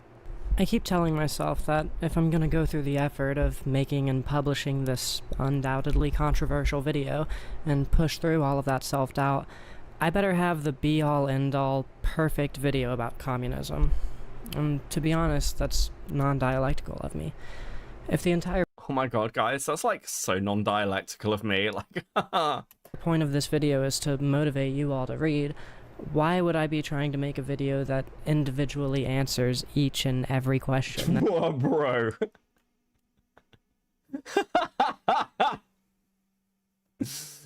Dude. So accurate. That's so accurate. Audience might have. Like I said in the beginning, I want you to leave this video with questions about yourself, not answers about me. Moreover, me seeking to make the perfect, most complete communism video has given me, in some subtle way, a transactional relationship with this literature. In general, I've got a bit of a problem where I'm obsessed with optimizing every avenue of my life. Just look at that cigarette machine that I was using earlier. In other words, I think I need some time for this stuff to stew in me a little bit. My perspective has already changed so drastically just from reading the Communist Manifesto, and even more so by On Contradiction. I keep finding... This is the ideology that saved her life, apparently. Holy fuck, bro. These little thoughts popping up in my head as I navigate my day-to-day and notice new ways to apply dialectical materialism to my life. And while the video might suffer a little bit for it, I think it'd be better for me to not rush. That is the most I'm 14 and so deep, yeah. The process. Beckett, Stalin was competent. He outmaneuvered Trotsky. If Trotsky was better at the game, he wouldn't have been chased out of Russia. Okay, dude. Stalin was lucky. Stalin wasn't competent. Stalin was lucky. His position as secretary allowed him to maneuver friendly parties into positions of power. That's how he took control. He was lucky. If Stalin wasn't secretary, he wouldn't have been able to do any of this fucking shit. It's because he had the power to put other people in positions of power. Something that they gave him, like, because they thought it was a non-offensive role. yes, he was able to outmaneuver Trotsky, but at the same time, that's because Trotsky was far more focused on military stuff and bigger picture stuff. He wasn't focused on what was happening internally. That's not competence. Competence would have been actually running the country competently to the point where the Soviet Union doesn't end up in the insane bureaucratic joke that it became. Like, one of my favorite things Laserpig has ever said is that, like, looking at Soviet history is so fascinating because everything is a rabbit hole of paranoia, and like competency itself became suspect. And that begins with Stalin, because he didn't trust anyone who was better at maneuvering than him, and he was not good enough to maintain a system like that. He didn't know how to delegate properly, which is a core part of competence for leadership. Being a scheming little fuck does not make you competent. Process of learning and evolving. One thing that I said before reading any of this stuff that I wholeheartedly agree with still is that communism... Also, let's be clear, the argument I have heard, and this is, I can't believe this is true, but this is absolutely true. When I did, like, so for example, when I did my master's, I was on a master's course with people who were far smarter than me. One of the girls on my course taught herself medieval French just because she was interested. Okay, I was at university with people who were far smarter than me, and these brilliant women, on multiple occasions when we talked about communism, would revert back to, I shit you not, and I've no idea why, but look at Stalin when he's younger. He was like so hot. I'm not even fucking kidding. Bro, it's infuriating. Communism is brain rot. Stalin is brain rot. Stalin is fucking brain rot. Dude. Dude. Unreal. Is not a destination, but a direction. I've got a lot of literature that I'm planning on reading. Dialectical and Historical Materialism, The Motorcycle Diaries, Autre Vez, On Practice, Das Kapital, What Is to Be Done, On the Origin of Family, Private Property in the State, and plenty of others. For the purposes of this video, though, I think I'm done for today. I don't need to answer the question of, is imperialism inevitable, or is there a version of imperialism that... Also, okay, so Leadhead won't answer the question, but I'll take a crack at it. Yes, imperialism is inevitable. Expansion is inevitable. It is human nature. Unfortunately, and it's one of the reasons that capitalism has been so, like, successful at spreading as an ideology and so malleable, is because, like, the core tenets of what look like capitalism are based very, like around that tendency. Now, does capitalism naturally fall to imperialism? If it's not very carefully managed, yes. Because everything does, including communism. If you look at communism, like the communist plan for global communism that was like thought about by Lenin, right from the off, is imperialistic. It's obviously imperialistic. The Soviet Union is imperialistic. Multiple systems, like, yes, imperialism seems to be an inevitable part of the human condition. that benefits the proletariat? Japan, not capitalist. Japan was not capitalist. It was still imperialistic. China, not capitalist, still imperialistic. India, not capitalist, still imperialistic. The Ottoman Empire, not capitalist, still imperialistic. The Roman Empire, not capitalistic, still imperialistic. Egypt was fucking imperialistic. Holy shit! Yes, it seems to be an inevitable part of the human condition. And the briefest glance at human history will tell you that. This gay shit of blaming everything... Guys, before capitalism, everything was so good, guys. Do you have any idea how great things were before capitalism? No, for this video... Fucking losers, bro. There's only one question left that I really need to answer. What stops all of this stuff from just being a fandom? I'm not a world leader, I'm not a revolutionary. Hell, my disability makes it more or less impossible for me to even... Oh my god, yes, no. My disability is... I'm impossible. Do you remember that tweet? If you're a leftist, you need to train, you need to make sure that you're ready to, like, like, you need to keep yourself fit and healthy. You have a responsibility. And every single post responding to this was, that's really ableist. Some people are depressed and they can't get up. If I owned a gun, I'd shoot myself. All this kind of shit. Bro, listen, if your disability stops you doing something, shut up. Actually, listen, you're not helpful. Like, unironically, if you're the sort of person who's like, actually, I can't do anything for myself, maybe shut the fuck up. You're the sort of person that actually other people probably should be talking for, because you're useless. Like, if you're self-admittedly fucking useless, I hate this shit. I know so many people with disabilities that, like, stop them walking, that, like, they have mental health conditions, and you know what? They get up every day and they're productive members of society. Ultimately, you should not treat these things as excuses. You still have value. You still have value. Like, I hate this shit. Like, every time someone does this, it is, unironically, I think, more ableist to just be like, oh yeah, no, if you're disabled, you can't do anything. Yes, you can. It was a little thing. Yes, you're not fucking useless. If you believe in something, you can find a way. Dude. So self-defeatist. Just stand around with a sign at a protest. I don't get to be in a union. Pretty much all I can do is make these videos, help my family maintain unity, and fix up their cars whenever something goes wrong with one of them.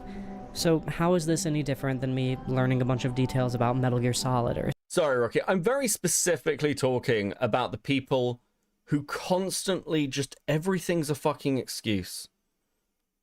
Everything's a fucking excuse as to why, when they have all these political theories, never do anything.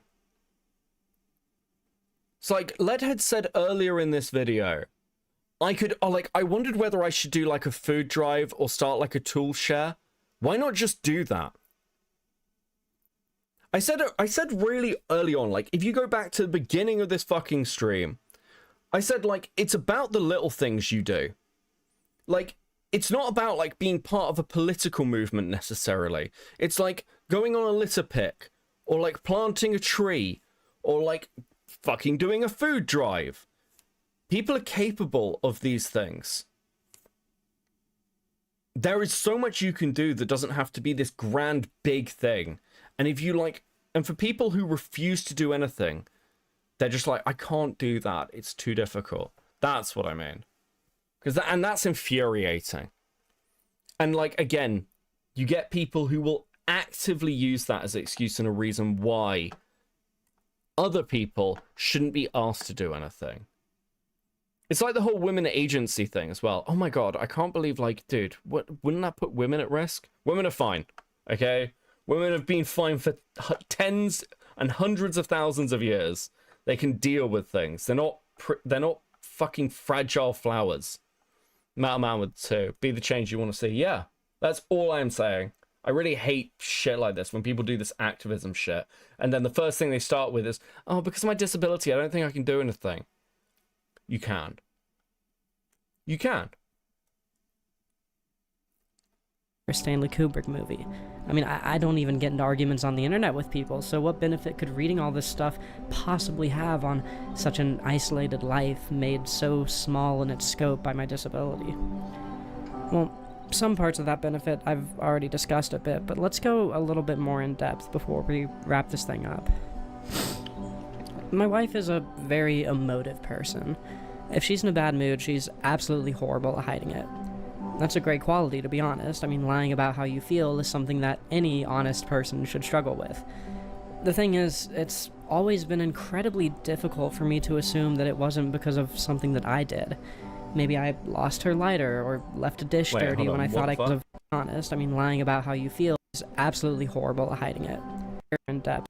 Well, some parts of that benefit I've already discussed a bit, but let's go a little bit more in depth before we wrap this thing up. My wife is a very emotive person. Wait, Beckett, we're not supposed to be a white knight feminist. We're calling women weak. I think this is also like one of my core problems that I've always had with feminism. Is like, like so much of feminism seems to like modern feminism seems to infantilize women. Like, I really hate this shit. It's unironically, it feels very 1800s to me. If she's in a bad mood, she's absolutely horrible at hiding it. That's a great quality, to be honest. I mean, lying about how you feel is something that any honest person should struggle with. The thing is, it's always been incredibly difficult for me to assume that it wasn't because of something that I did. Maybe I lost her lighter, or left a dish dirty when I thought I cleaned it, or forgot to say thank you after she did something nice for me. Not to sound like a broken record, but that's mechanical materialism. It's individualism, and it's even a little bit imperialistic of me in a way. No one should let these people learn buzzwords. Also, again, you fix cars. Isn't that your whole thing at the moment? Like, you're showing your independence? Dude, like,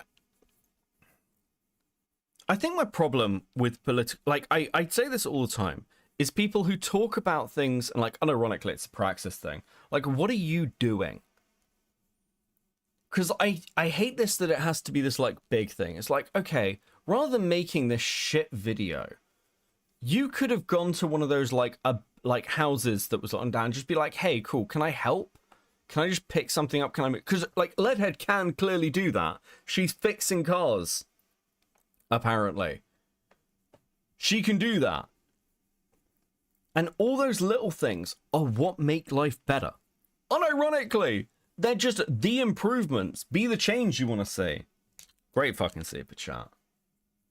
It really infuriates me when it becomes like, oh my god, what good is all this reading all this going to do? Probably nothing, actually. Like, if you're like, honestly, what use is reading half this like material to anybody? From like any side, like what value realistically has been gained from basically the vast majority of people who've read like the Communist Manifesto? Where's the good? Where's the like decent outcome to it?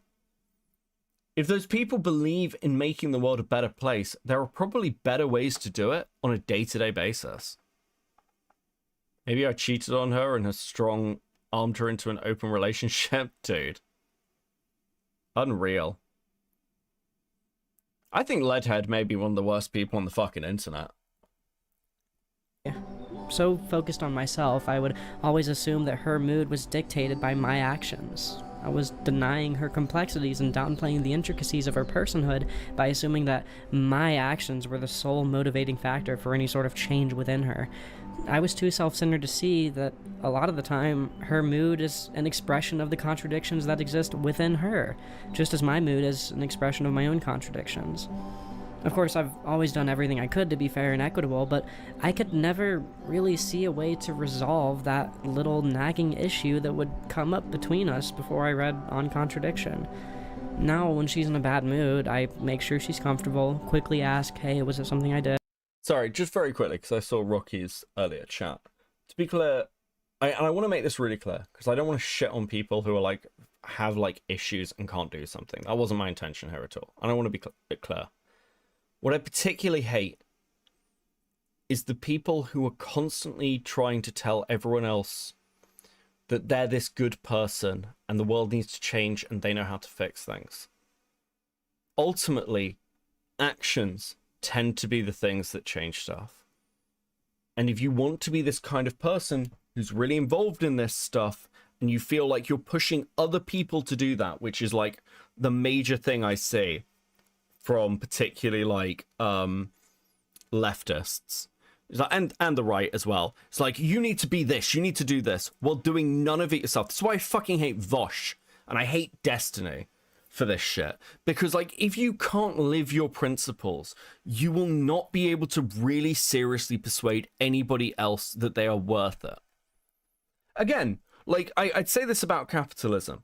I don't like paying taxes, but I pay taxes and will always pay taxes honestly because I understand their societal value from a capitalist perspective.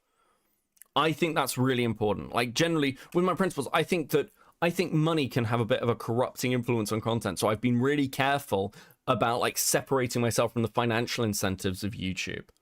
And like, again, Maybe that'll change a bit over time, and then I'll have to see how it goes. But like, I try and live my principles so that other people can go, hey, that thing seems like a good thing. It's not me just talking to you about it.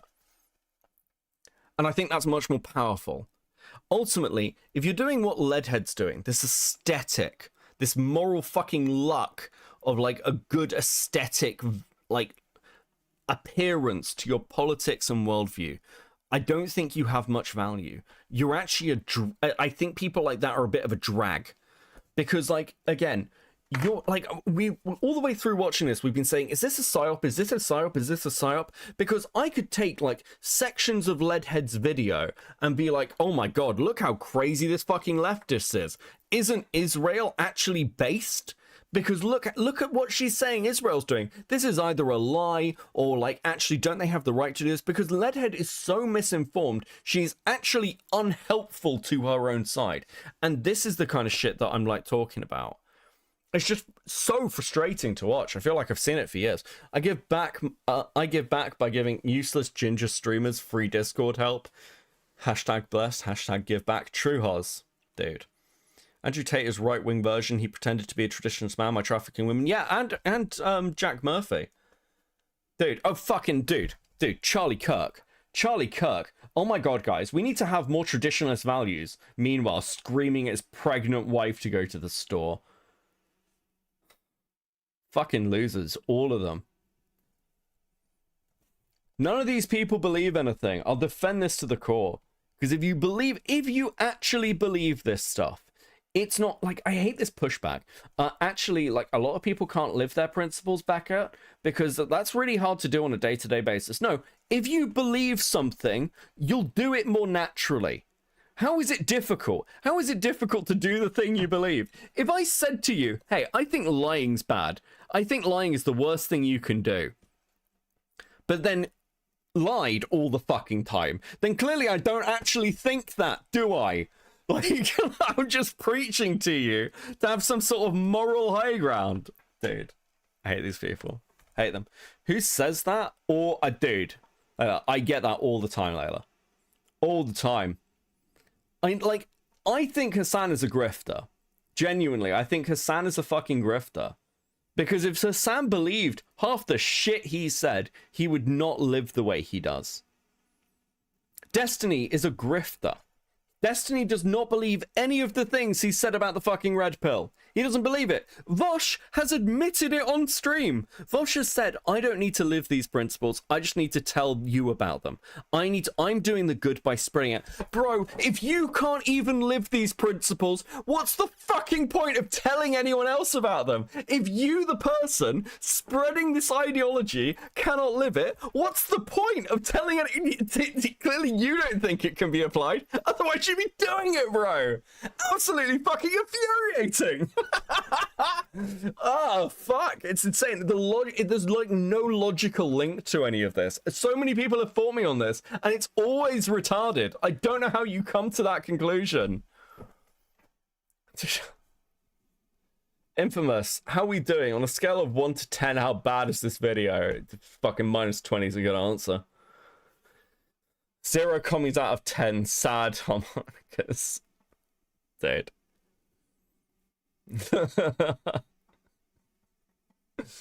Yes, I think personally my position is you should live your principles. That's my position. Okay, just to give her the opportunity to open up in case I did make a mistake. And then rather than try to convince her that her problems aren't as significant as they feel, This has been the most educational Copecast I've ever fucking done, and it's just it's me bouncing between different points of politics, history, and theology to rant because Leadhead is so fucking stupid. I've gone from drama commentary back to being a Twitch poll streamer for the evening. This is agony. I'm sorry for getting worked up. I don't talk about my struggles in pop because I know how it gets. Used as animation against others, and I don't expect anyone to care. Rocky, you're good. I didn't mean to, like... Listen. I know I get criticized for parasocial shit, but I didn't mean to upset you. Like, and again, I wanted to clarify. As much as this shit annoys me, I don't think anyone's, like, useless at all. Everyone has value. And I think the value... Do you know what? I think the Taoist thing is true. Like, the value of a pot is in its emptiness.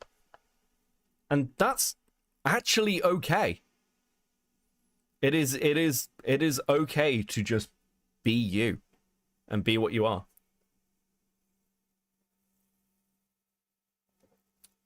Okay, cool. That was emotional. Now, oh, dude. Right. Just simply comfort. I've got homework for you. I've already told the communists in chat to go and read Smith, but everyone in chat, Lurkers included, I love you guys as well, go and read the Tao Te Ching. It is essentially like poetry. There are multiple versions of it because it's translated from ancient Chinese. They're all slightly different. Go and read the Tao Te Ching. You will not regret it. Even, like, not as a spiritual thing, this isn't indoctrination, but it is, like, just an actually beautiful book, and it's not massively long, okay? Like, go and get it on audiobook if you can't read it. It'll probably be on YouTube as an audiobook. What's the best version? I don't have a personal opinion on that. Hold on, let me see. Tao Te Ching.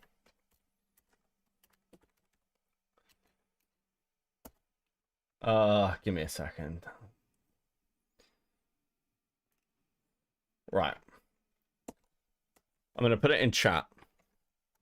Go and find a copy of this.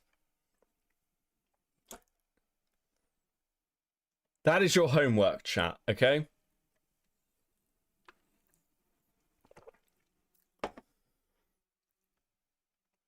Joe, check my DMs. I think this might be the best time to ask you for citations I'm looking for. What are we looking at? Euripides. Diogenes? I can probably do Diogenes. Meditations I'm not great on these days. The fuck are you around? Okay, I'll have a look at this after stream. I'll have a look at it after stream. Okay, let's finish through. Let's get through this video. We're gonna get through it, okay? Her. It's not my job to fix her bad moods. No matter. You really are a teacher? Like, dude. Oh, fuck. How close we get, I will always be an external force on her. It sounds dumb, and this really is just a tiny little thing, but reading that Mao essay genuinely taught me how to treat my wife a little bit better, and how to not put so much pressure on myself to fix everyone else's problems. Because ultimately, I can help, but I'm never going to be the solution to something that someone else is struggling with. Since I read these two pieces of literature, little moments like that are constantly happening for me. I feel like I have grown so much in just the past week. I feel like, though I was already good for these people, through understanding...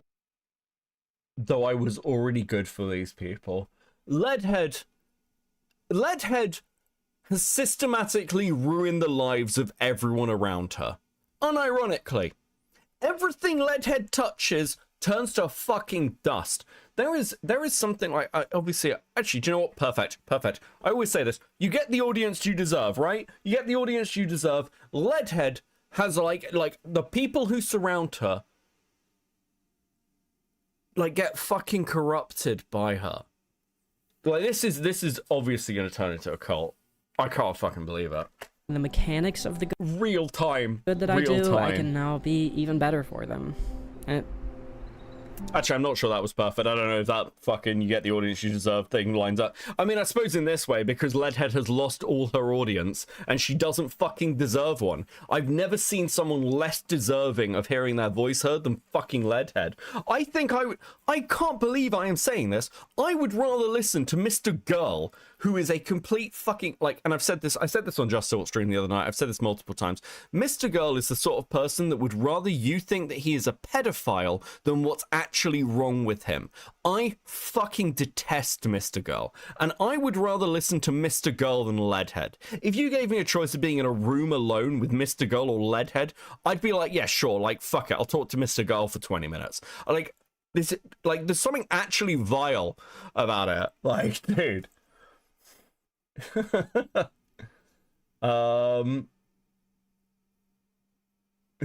Wait, what's this?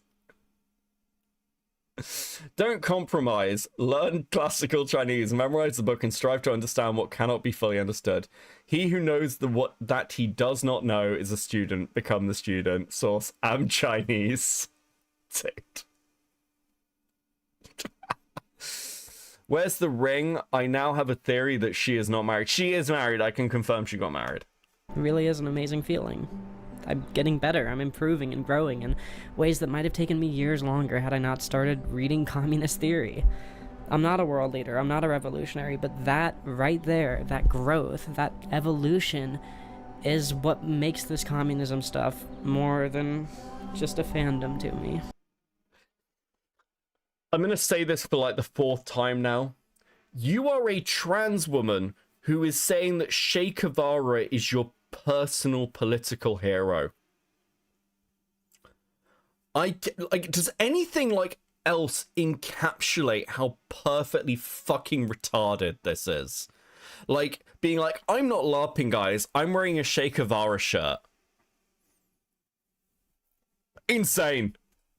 Actually insane. Like, you could have said almost any other communist leader and you'd probably have like a better or not. Yeah, you could probably say any other famous communist and like maybe there's some kind of argument there where you could see it, but Che Guevara of all fucking people is the most basic bitch choice and very ironic for a trans woman. Just unreal. And the thing is, again, I know that if any of Leadhead'S fanbase sees this video, they're going to be like, this guy's fucking transphobic. And I'm having to point out the fucking, like, problematic issue of this. What was Stalin's thoughts on the gay? They'd been very negative. Very negative. But Che Guevara, like, very negative, but, it wasn't a focus point. Che actually had some focal points, shall we say. Gulag? Yeah, but everyone goes to the Gulag. Che was, Che had opinions. Then, a whole other benefit to all of this is that I finally feel like It's one of those things where Che Guevara was so negative that it's actually worth pointing out in comparison to Lenin and Stalin. Do you know what I mean? Like, the irony is actually that palpable. It's fucking crazy, bro. If she was like, oh, my personal hero is Mao, I'd be like, okay, cool, whatever. But it's Che, really? Dude, what? And hold my own in political conversations. I've been proofreading the script to my friends over and over and over again, every single night, discussing it with them, learning stuff from them, and to see them, these people who know so much more about this stuff than I do, be genuinely impressed by my work, and to see them learning things. Oh my god, guys, I'm like so intelligent that I'm teaching my friends who actually know more than me. Like, aren't I so like clever? I'm convinced that Leadhead doesn't talk to other human beings outside of videos. For me, is such an incredible feeling. They've read a lot more than I have, but every human has their own interpretation of everything that they see, and those separate interpretations are so valuable.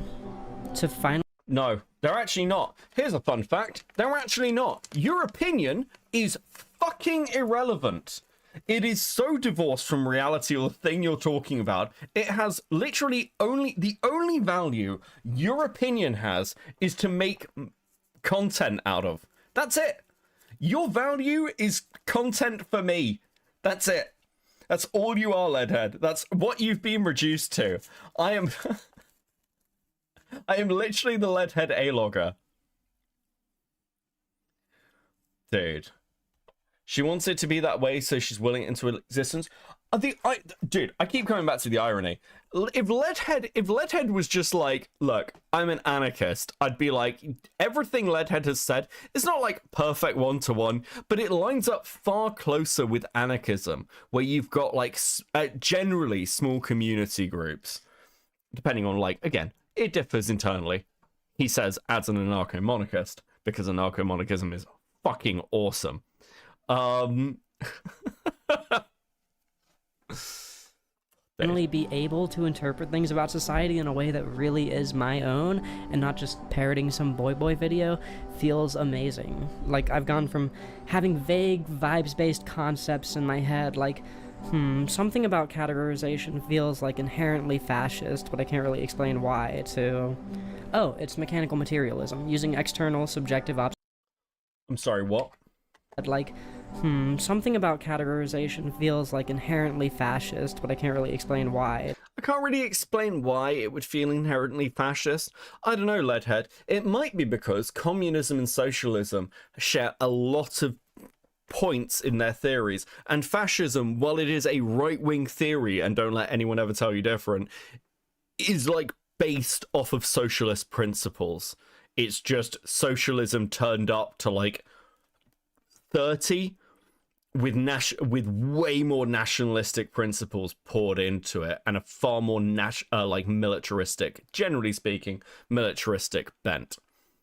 But like fascism comes from Mussolini. Mussolini was a main member of the like socialist party in Italy. When he wrote the Handbook on Fascism, obviously it's got a lot of socialist principles in it. That's why it feels that way. Fucking absolutely retarded.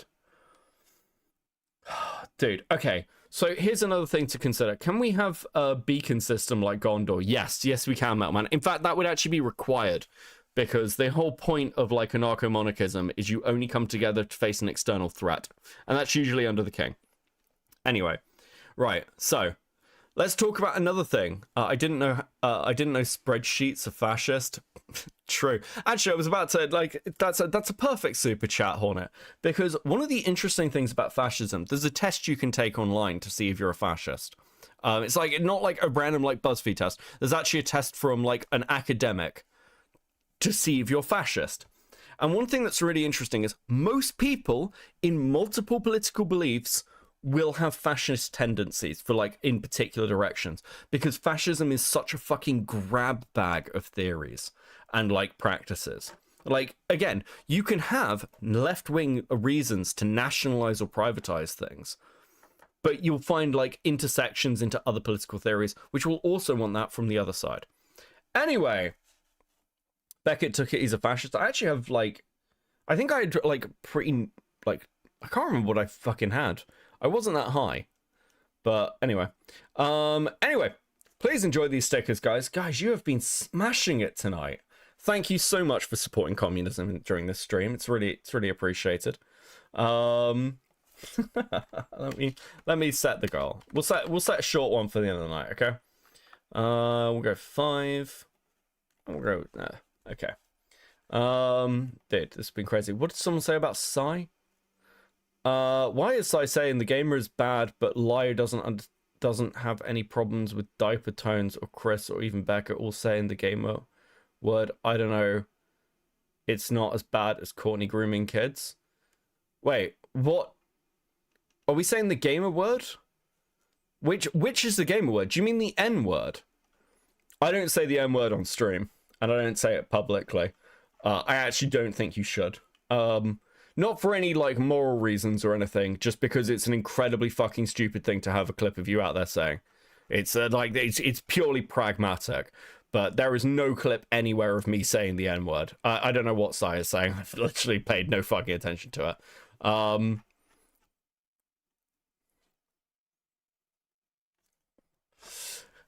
What's actually the F word? I can say the F word.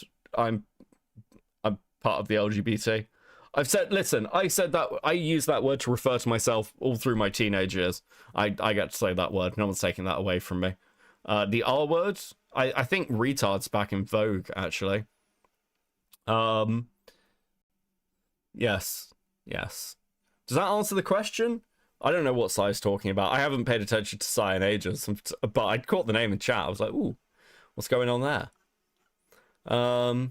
Doesn't have any problems with diaper tones, or Chris or even Beckett saying. Oh yeah, I mean, again, like, oh yeah, it must be the gamer word. Yeah, I don't say that word.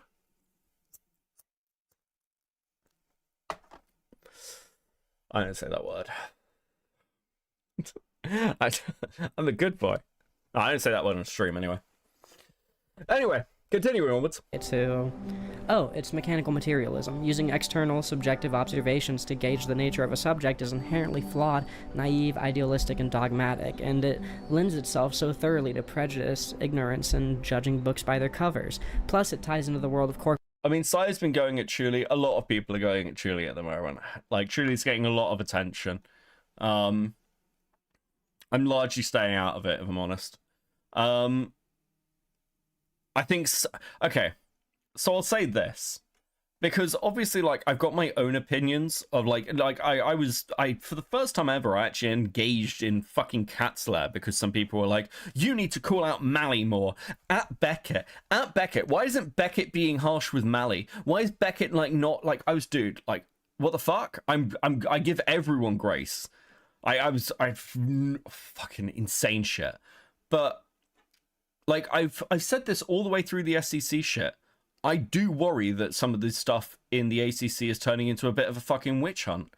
And I haven't said anything about Manga Common's statement, but I said this when I read through his thing. I'm like, okay, that seems good. And what I will say about his video, while it's got some issues and whatever, I think, like, just seeing somebody in the ACC go, hey, this thing happened, I was at fault, I apologize, is such a breath of fresh fucking air. It really is. Now, people can, like, and about why Manga made that video, but, like, it's just nice to have somebody take some fucking accountability and not run to, like, 20 different fucking calls and try and gay up somebody. Like, it's just a nice change. So props to Manga Common for doing that, I guess. One thing that, so this is what I'll say about the Chuli stuff with criticism towards Chuli.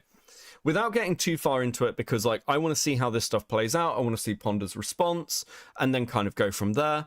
And, like, as my understanding is that other people might get dragged into this, and I'm like, I don't like witch hunts. I don't like hate mobs or any of that shit, okay? I've been really open about that all the way through. But, like, I don't understand how now Chuli's, wasn't the whole thing like the ACC bullies children, and now you've got a situation where somebody's come out and said, hey, when I was a kid in the ACC, I had all this shit happen to me and it was really fucked up. How are you now gonna isn't that massively inconsistent? Shouldn't by their own logic Chuli be allowed to speak out because they've been talking about all these people who've been victimized by Lio and the ACC? Like, isn't this completely contradictory? I don't understand. It just seems like, okay, well, Lio's helping Chuli, so you have to hate Chuli, and she's like the new Peaches. I'm like, dude, like, the fuck? I don't understand why. I don't understand the logic there. And again, I'm not particularly sat here sweeping for, like, either side here. I've basically said my piece on the Ponder stuff. I've not watched Chuli's video. I'm waiting to see, like, largely what the outcomes are from this point.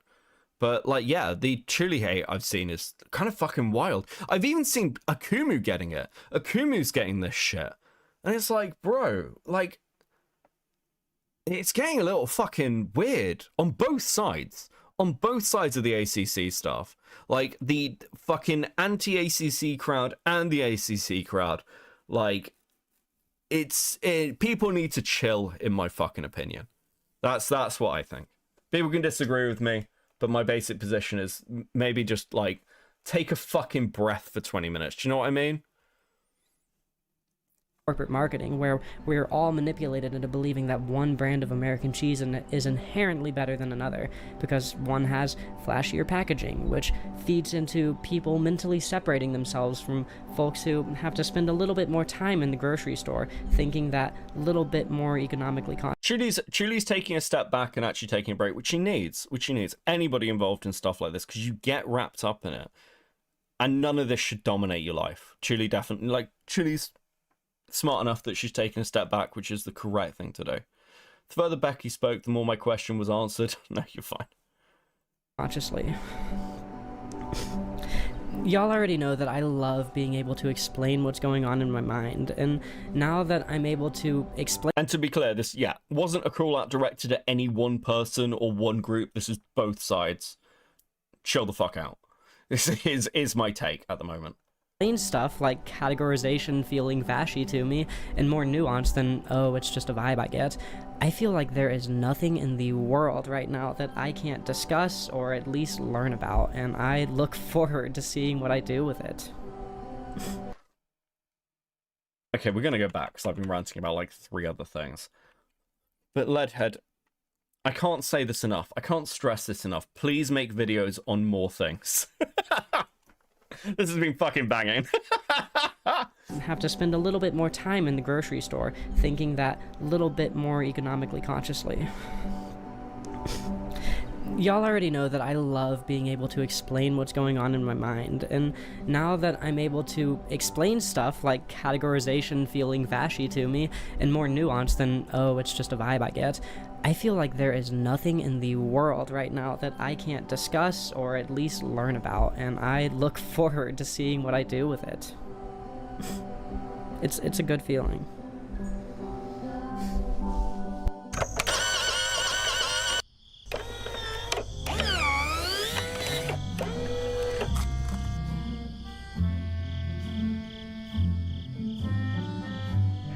Let me make one more traditional appeal, though. Odds are good. Okay. Can't wait. Many of you are here, subscribe to me because you love art. Be it video games, film, music, whatever. This channel started out as me analyzing a whole lot of art that I loved and showing you. Holy shit. Holy shit. Holy shit. Bro. This is clearly on her mind. Wait, is this going to be an appeal to the audience? Please follow me as I do non-gaming things. Please, guys. You all how I was using art to improve myself.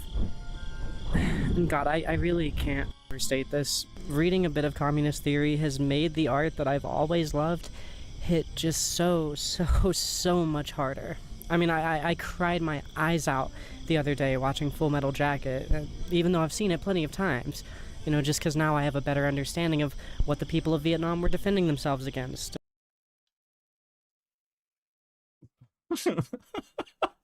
Guys, I read the Communist Manifesto, and now, like, I really understand the plight of the Vietnamese. I understand, guys, on, like, a deep spiritual level, like, why they were, like, fighting the Americans, okay? Like, oh, dude.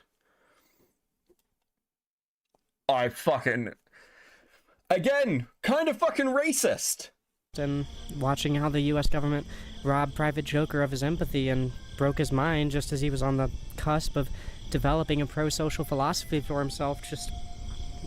It broke me in a great way. I mean, the song Dear Mama by Tupac absolutely bodies me now that I know a little bit more about who the Black Panthers were and what they stood for, and knowing that Tupac's mother was a... Okay.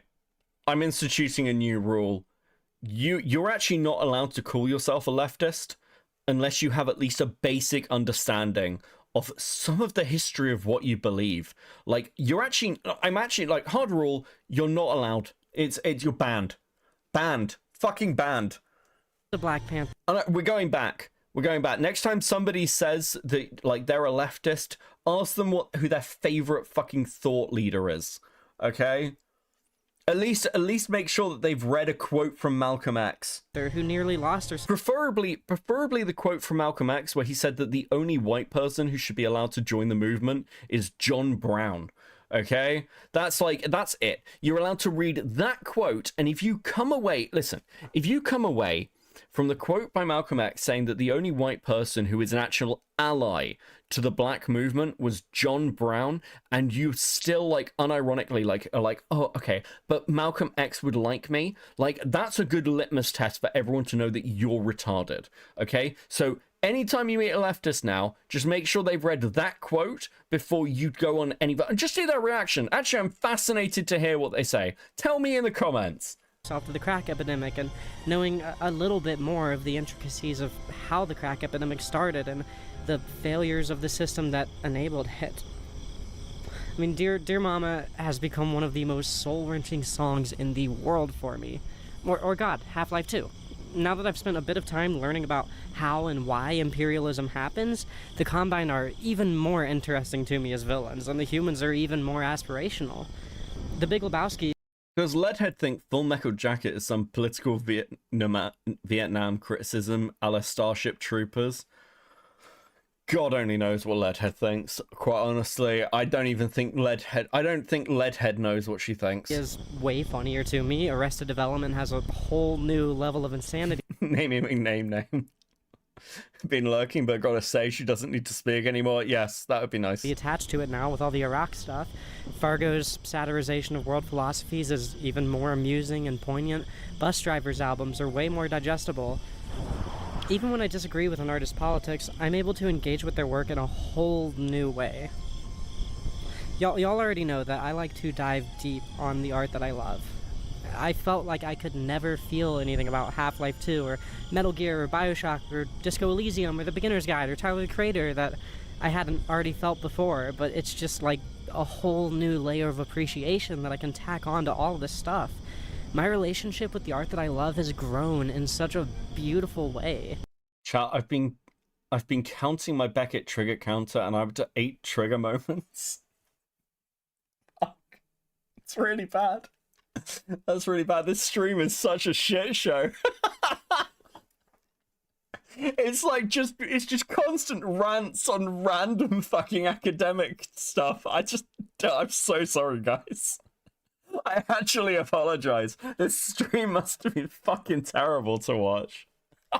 Dude. Like and subscribe? I don't fucking know. I've only read a couple pieces of theory so far, and I already feel like I can make entire new videos on like 90% of the things that I've ever covered on this channel if I really wanted to. Not gonna lie, I'm even considering making just a fun small little side video called like Applying Marxist Theory to Half-Life 2. I've been so thoroughly enriched by this experience, even if I'm gonna have to do a lot more reading to get all the... Who was the Twitch poll person who turned out to be a landowner in Vietnam? I'm drawing a blank. They seem to be the same, have the same grasp on communism. Oh, I vaguely remember this. I can't remember who it was, but yeah. The amount of people who turn out to be fucking landlords and shit, or like, unironically, the upper middle class. Just crazy. Info on all these things that I want to know about. This experiment has been an overwhelming success. So God, just please go read some theory. Listen, I'm also going to listen, I've already told you, go read the Tao Te Ching. If you're a communist, go and read Smith. That is actually your job. I'm not kidding. The next time like, so if you guys are fans, if you enjoy the show, God, saying fans is super gay, I'm sorry. If you guys enjoy being part of the community and watching the shit in the background, whatever, and like you're actually communists, please do this for me. Go and read Smith. I'm pretty sure Malcolm X wouldn't like me. I'm black, but also conflict averse and will run away. Dude, that's actually like... Congratulations, Tusky. You are way fucking smarter than fucking Leadhead is. The ability to self-reflect is such like an underrated skill. Absolutely fucking based. I know my audience, so I'll say that if you won't do it for me, do it for the art that you love. It just gets better. But above all else, just don't ever stop being curious, you know? All this theory is great, but communist theory, like any type of art or really anything in the world, is only as good as the people that you share it with. So I'm gonna try to ditch my imposter syndrome a little bit and go learn some stuff. No, you absolutely should have imposter syndrome. You are literally an imposter, okay? If you are an imposter, you should have imposter syndrome. Again, not a hard concept. My friends, I'll see you all in the next video. I can't wait. So what were you saying about Trotsky? You said you were reading some of his stuff? Yeah, I read his 80s, his dialectics. It was pretty good.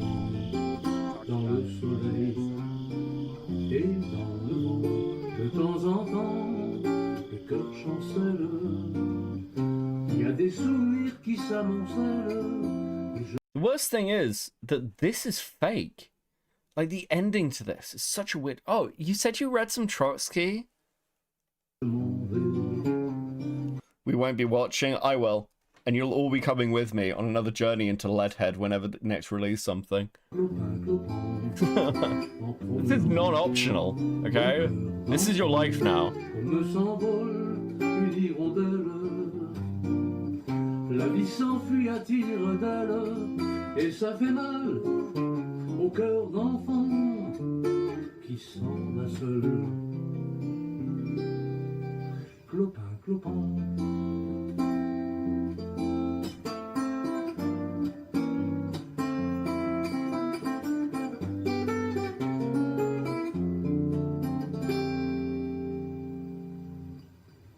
this was certainly a thing.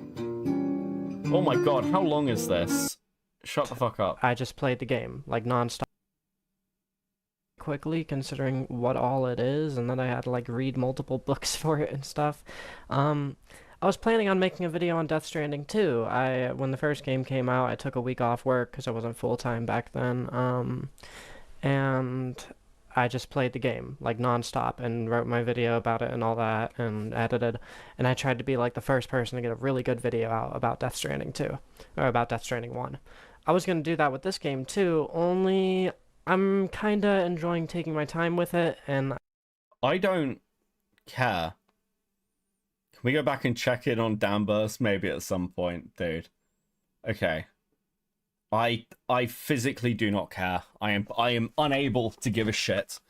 I'm unable to give a shit at all. I don't care about. Listen, okay, we're gonna talk about what I'm playing.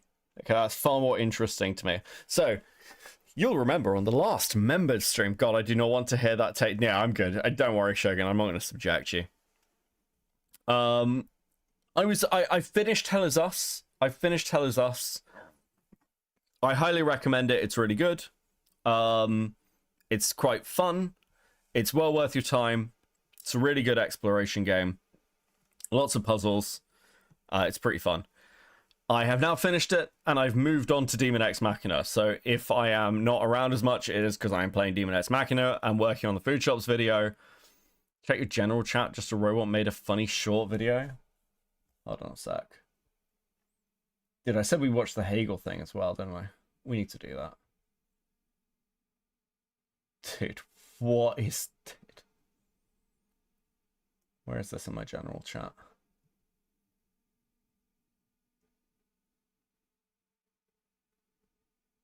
Listen, we're not doing jar. I can't do jar. We will do the Hegel thing, though. Hold on. How long is the Hegel thing? Yes, okay. We're gonna do the Hegel thing. At least nobody knows how to make a well investment in finishing a game. I'm still waiting on Chud to finish Metal Gear 3. Dude.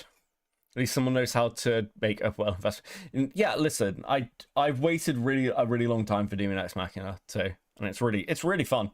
It's really fun. Some of the combat's like a little bit clunky. I need to specialize a build. Anyway, let's do Hegel. That's not how fucking dialectics works, you stupid cuck! I didn't study Hegel, plus continental philosophy in general, at Harvard for 7 fucking years for some lowlife know-it-all who's clearly never fucking read Hegel, as he would know that Hegel has never fucking ever used the terms thesis, antithesis, synthesis to start perpetuating these lies at every single fucking opportunity! This isn't Hegel, my friend. No. Thesis, antithesis, synthesis was thought up by Fichte, and it's clearly inferior to Hegel's dialectical method of immanent critique.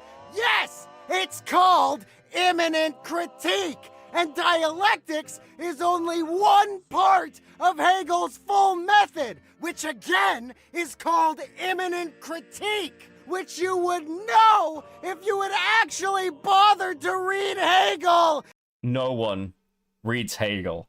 President Sunday is the only person who has read Hegel.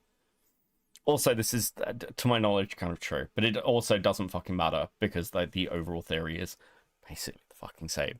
It's just that Hegel is fucking comprehensible. Dude, no, I'm gonna crash out. I'm gonna crash out about Hegel again. We're not doing this again.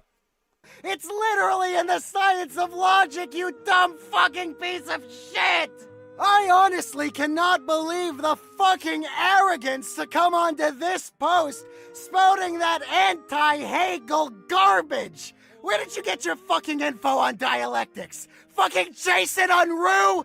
Jesus fucking Christ! I cannot deal with this bullshit right now. I'm sorry. I'm leaving. I'm fucking leaving. Dude. I fucking hate Hegel. I hate these people so much. Oh, dude.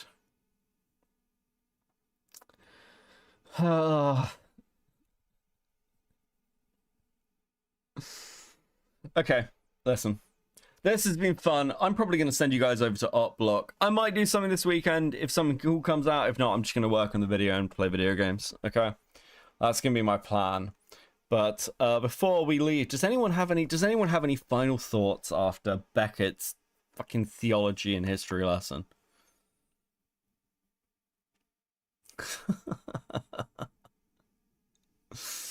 Or are we good? Everyone tapped out? Everyone had fun? Everyone feeling good? I need a name for my kitten. Fucking what? Like a real life kitten? You can't ask me to name a cat. Like, dude, it'll be stuck with that name for its whole life. That's just fucking awful. Let me think. Describe your cat to me. I hate you for making me know who Leadhead is, Lamau. Yeah, she's black and little.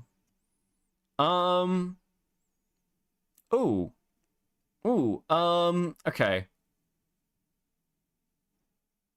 Ooh, that's an interesting one. Black and little.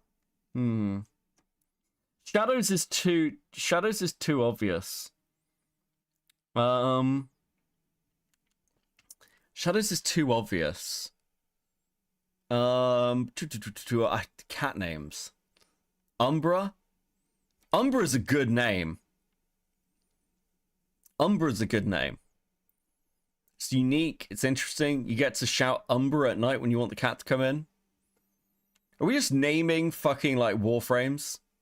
Is that what we're doing? Ninja Man is Lovecraft? Lamau.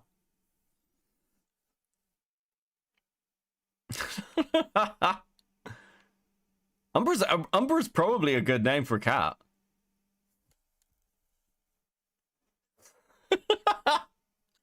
Please name your cat Umbra.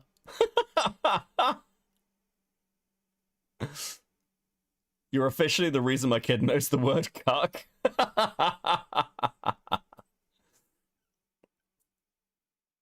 You know? Umbra is pretty. Are we listen, we need to peer pressure Lockwood into naming their cat Umbra. Okay.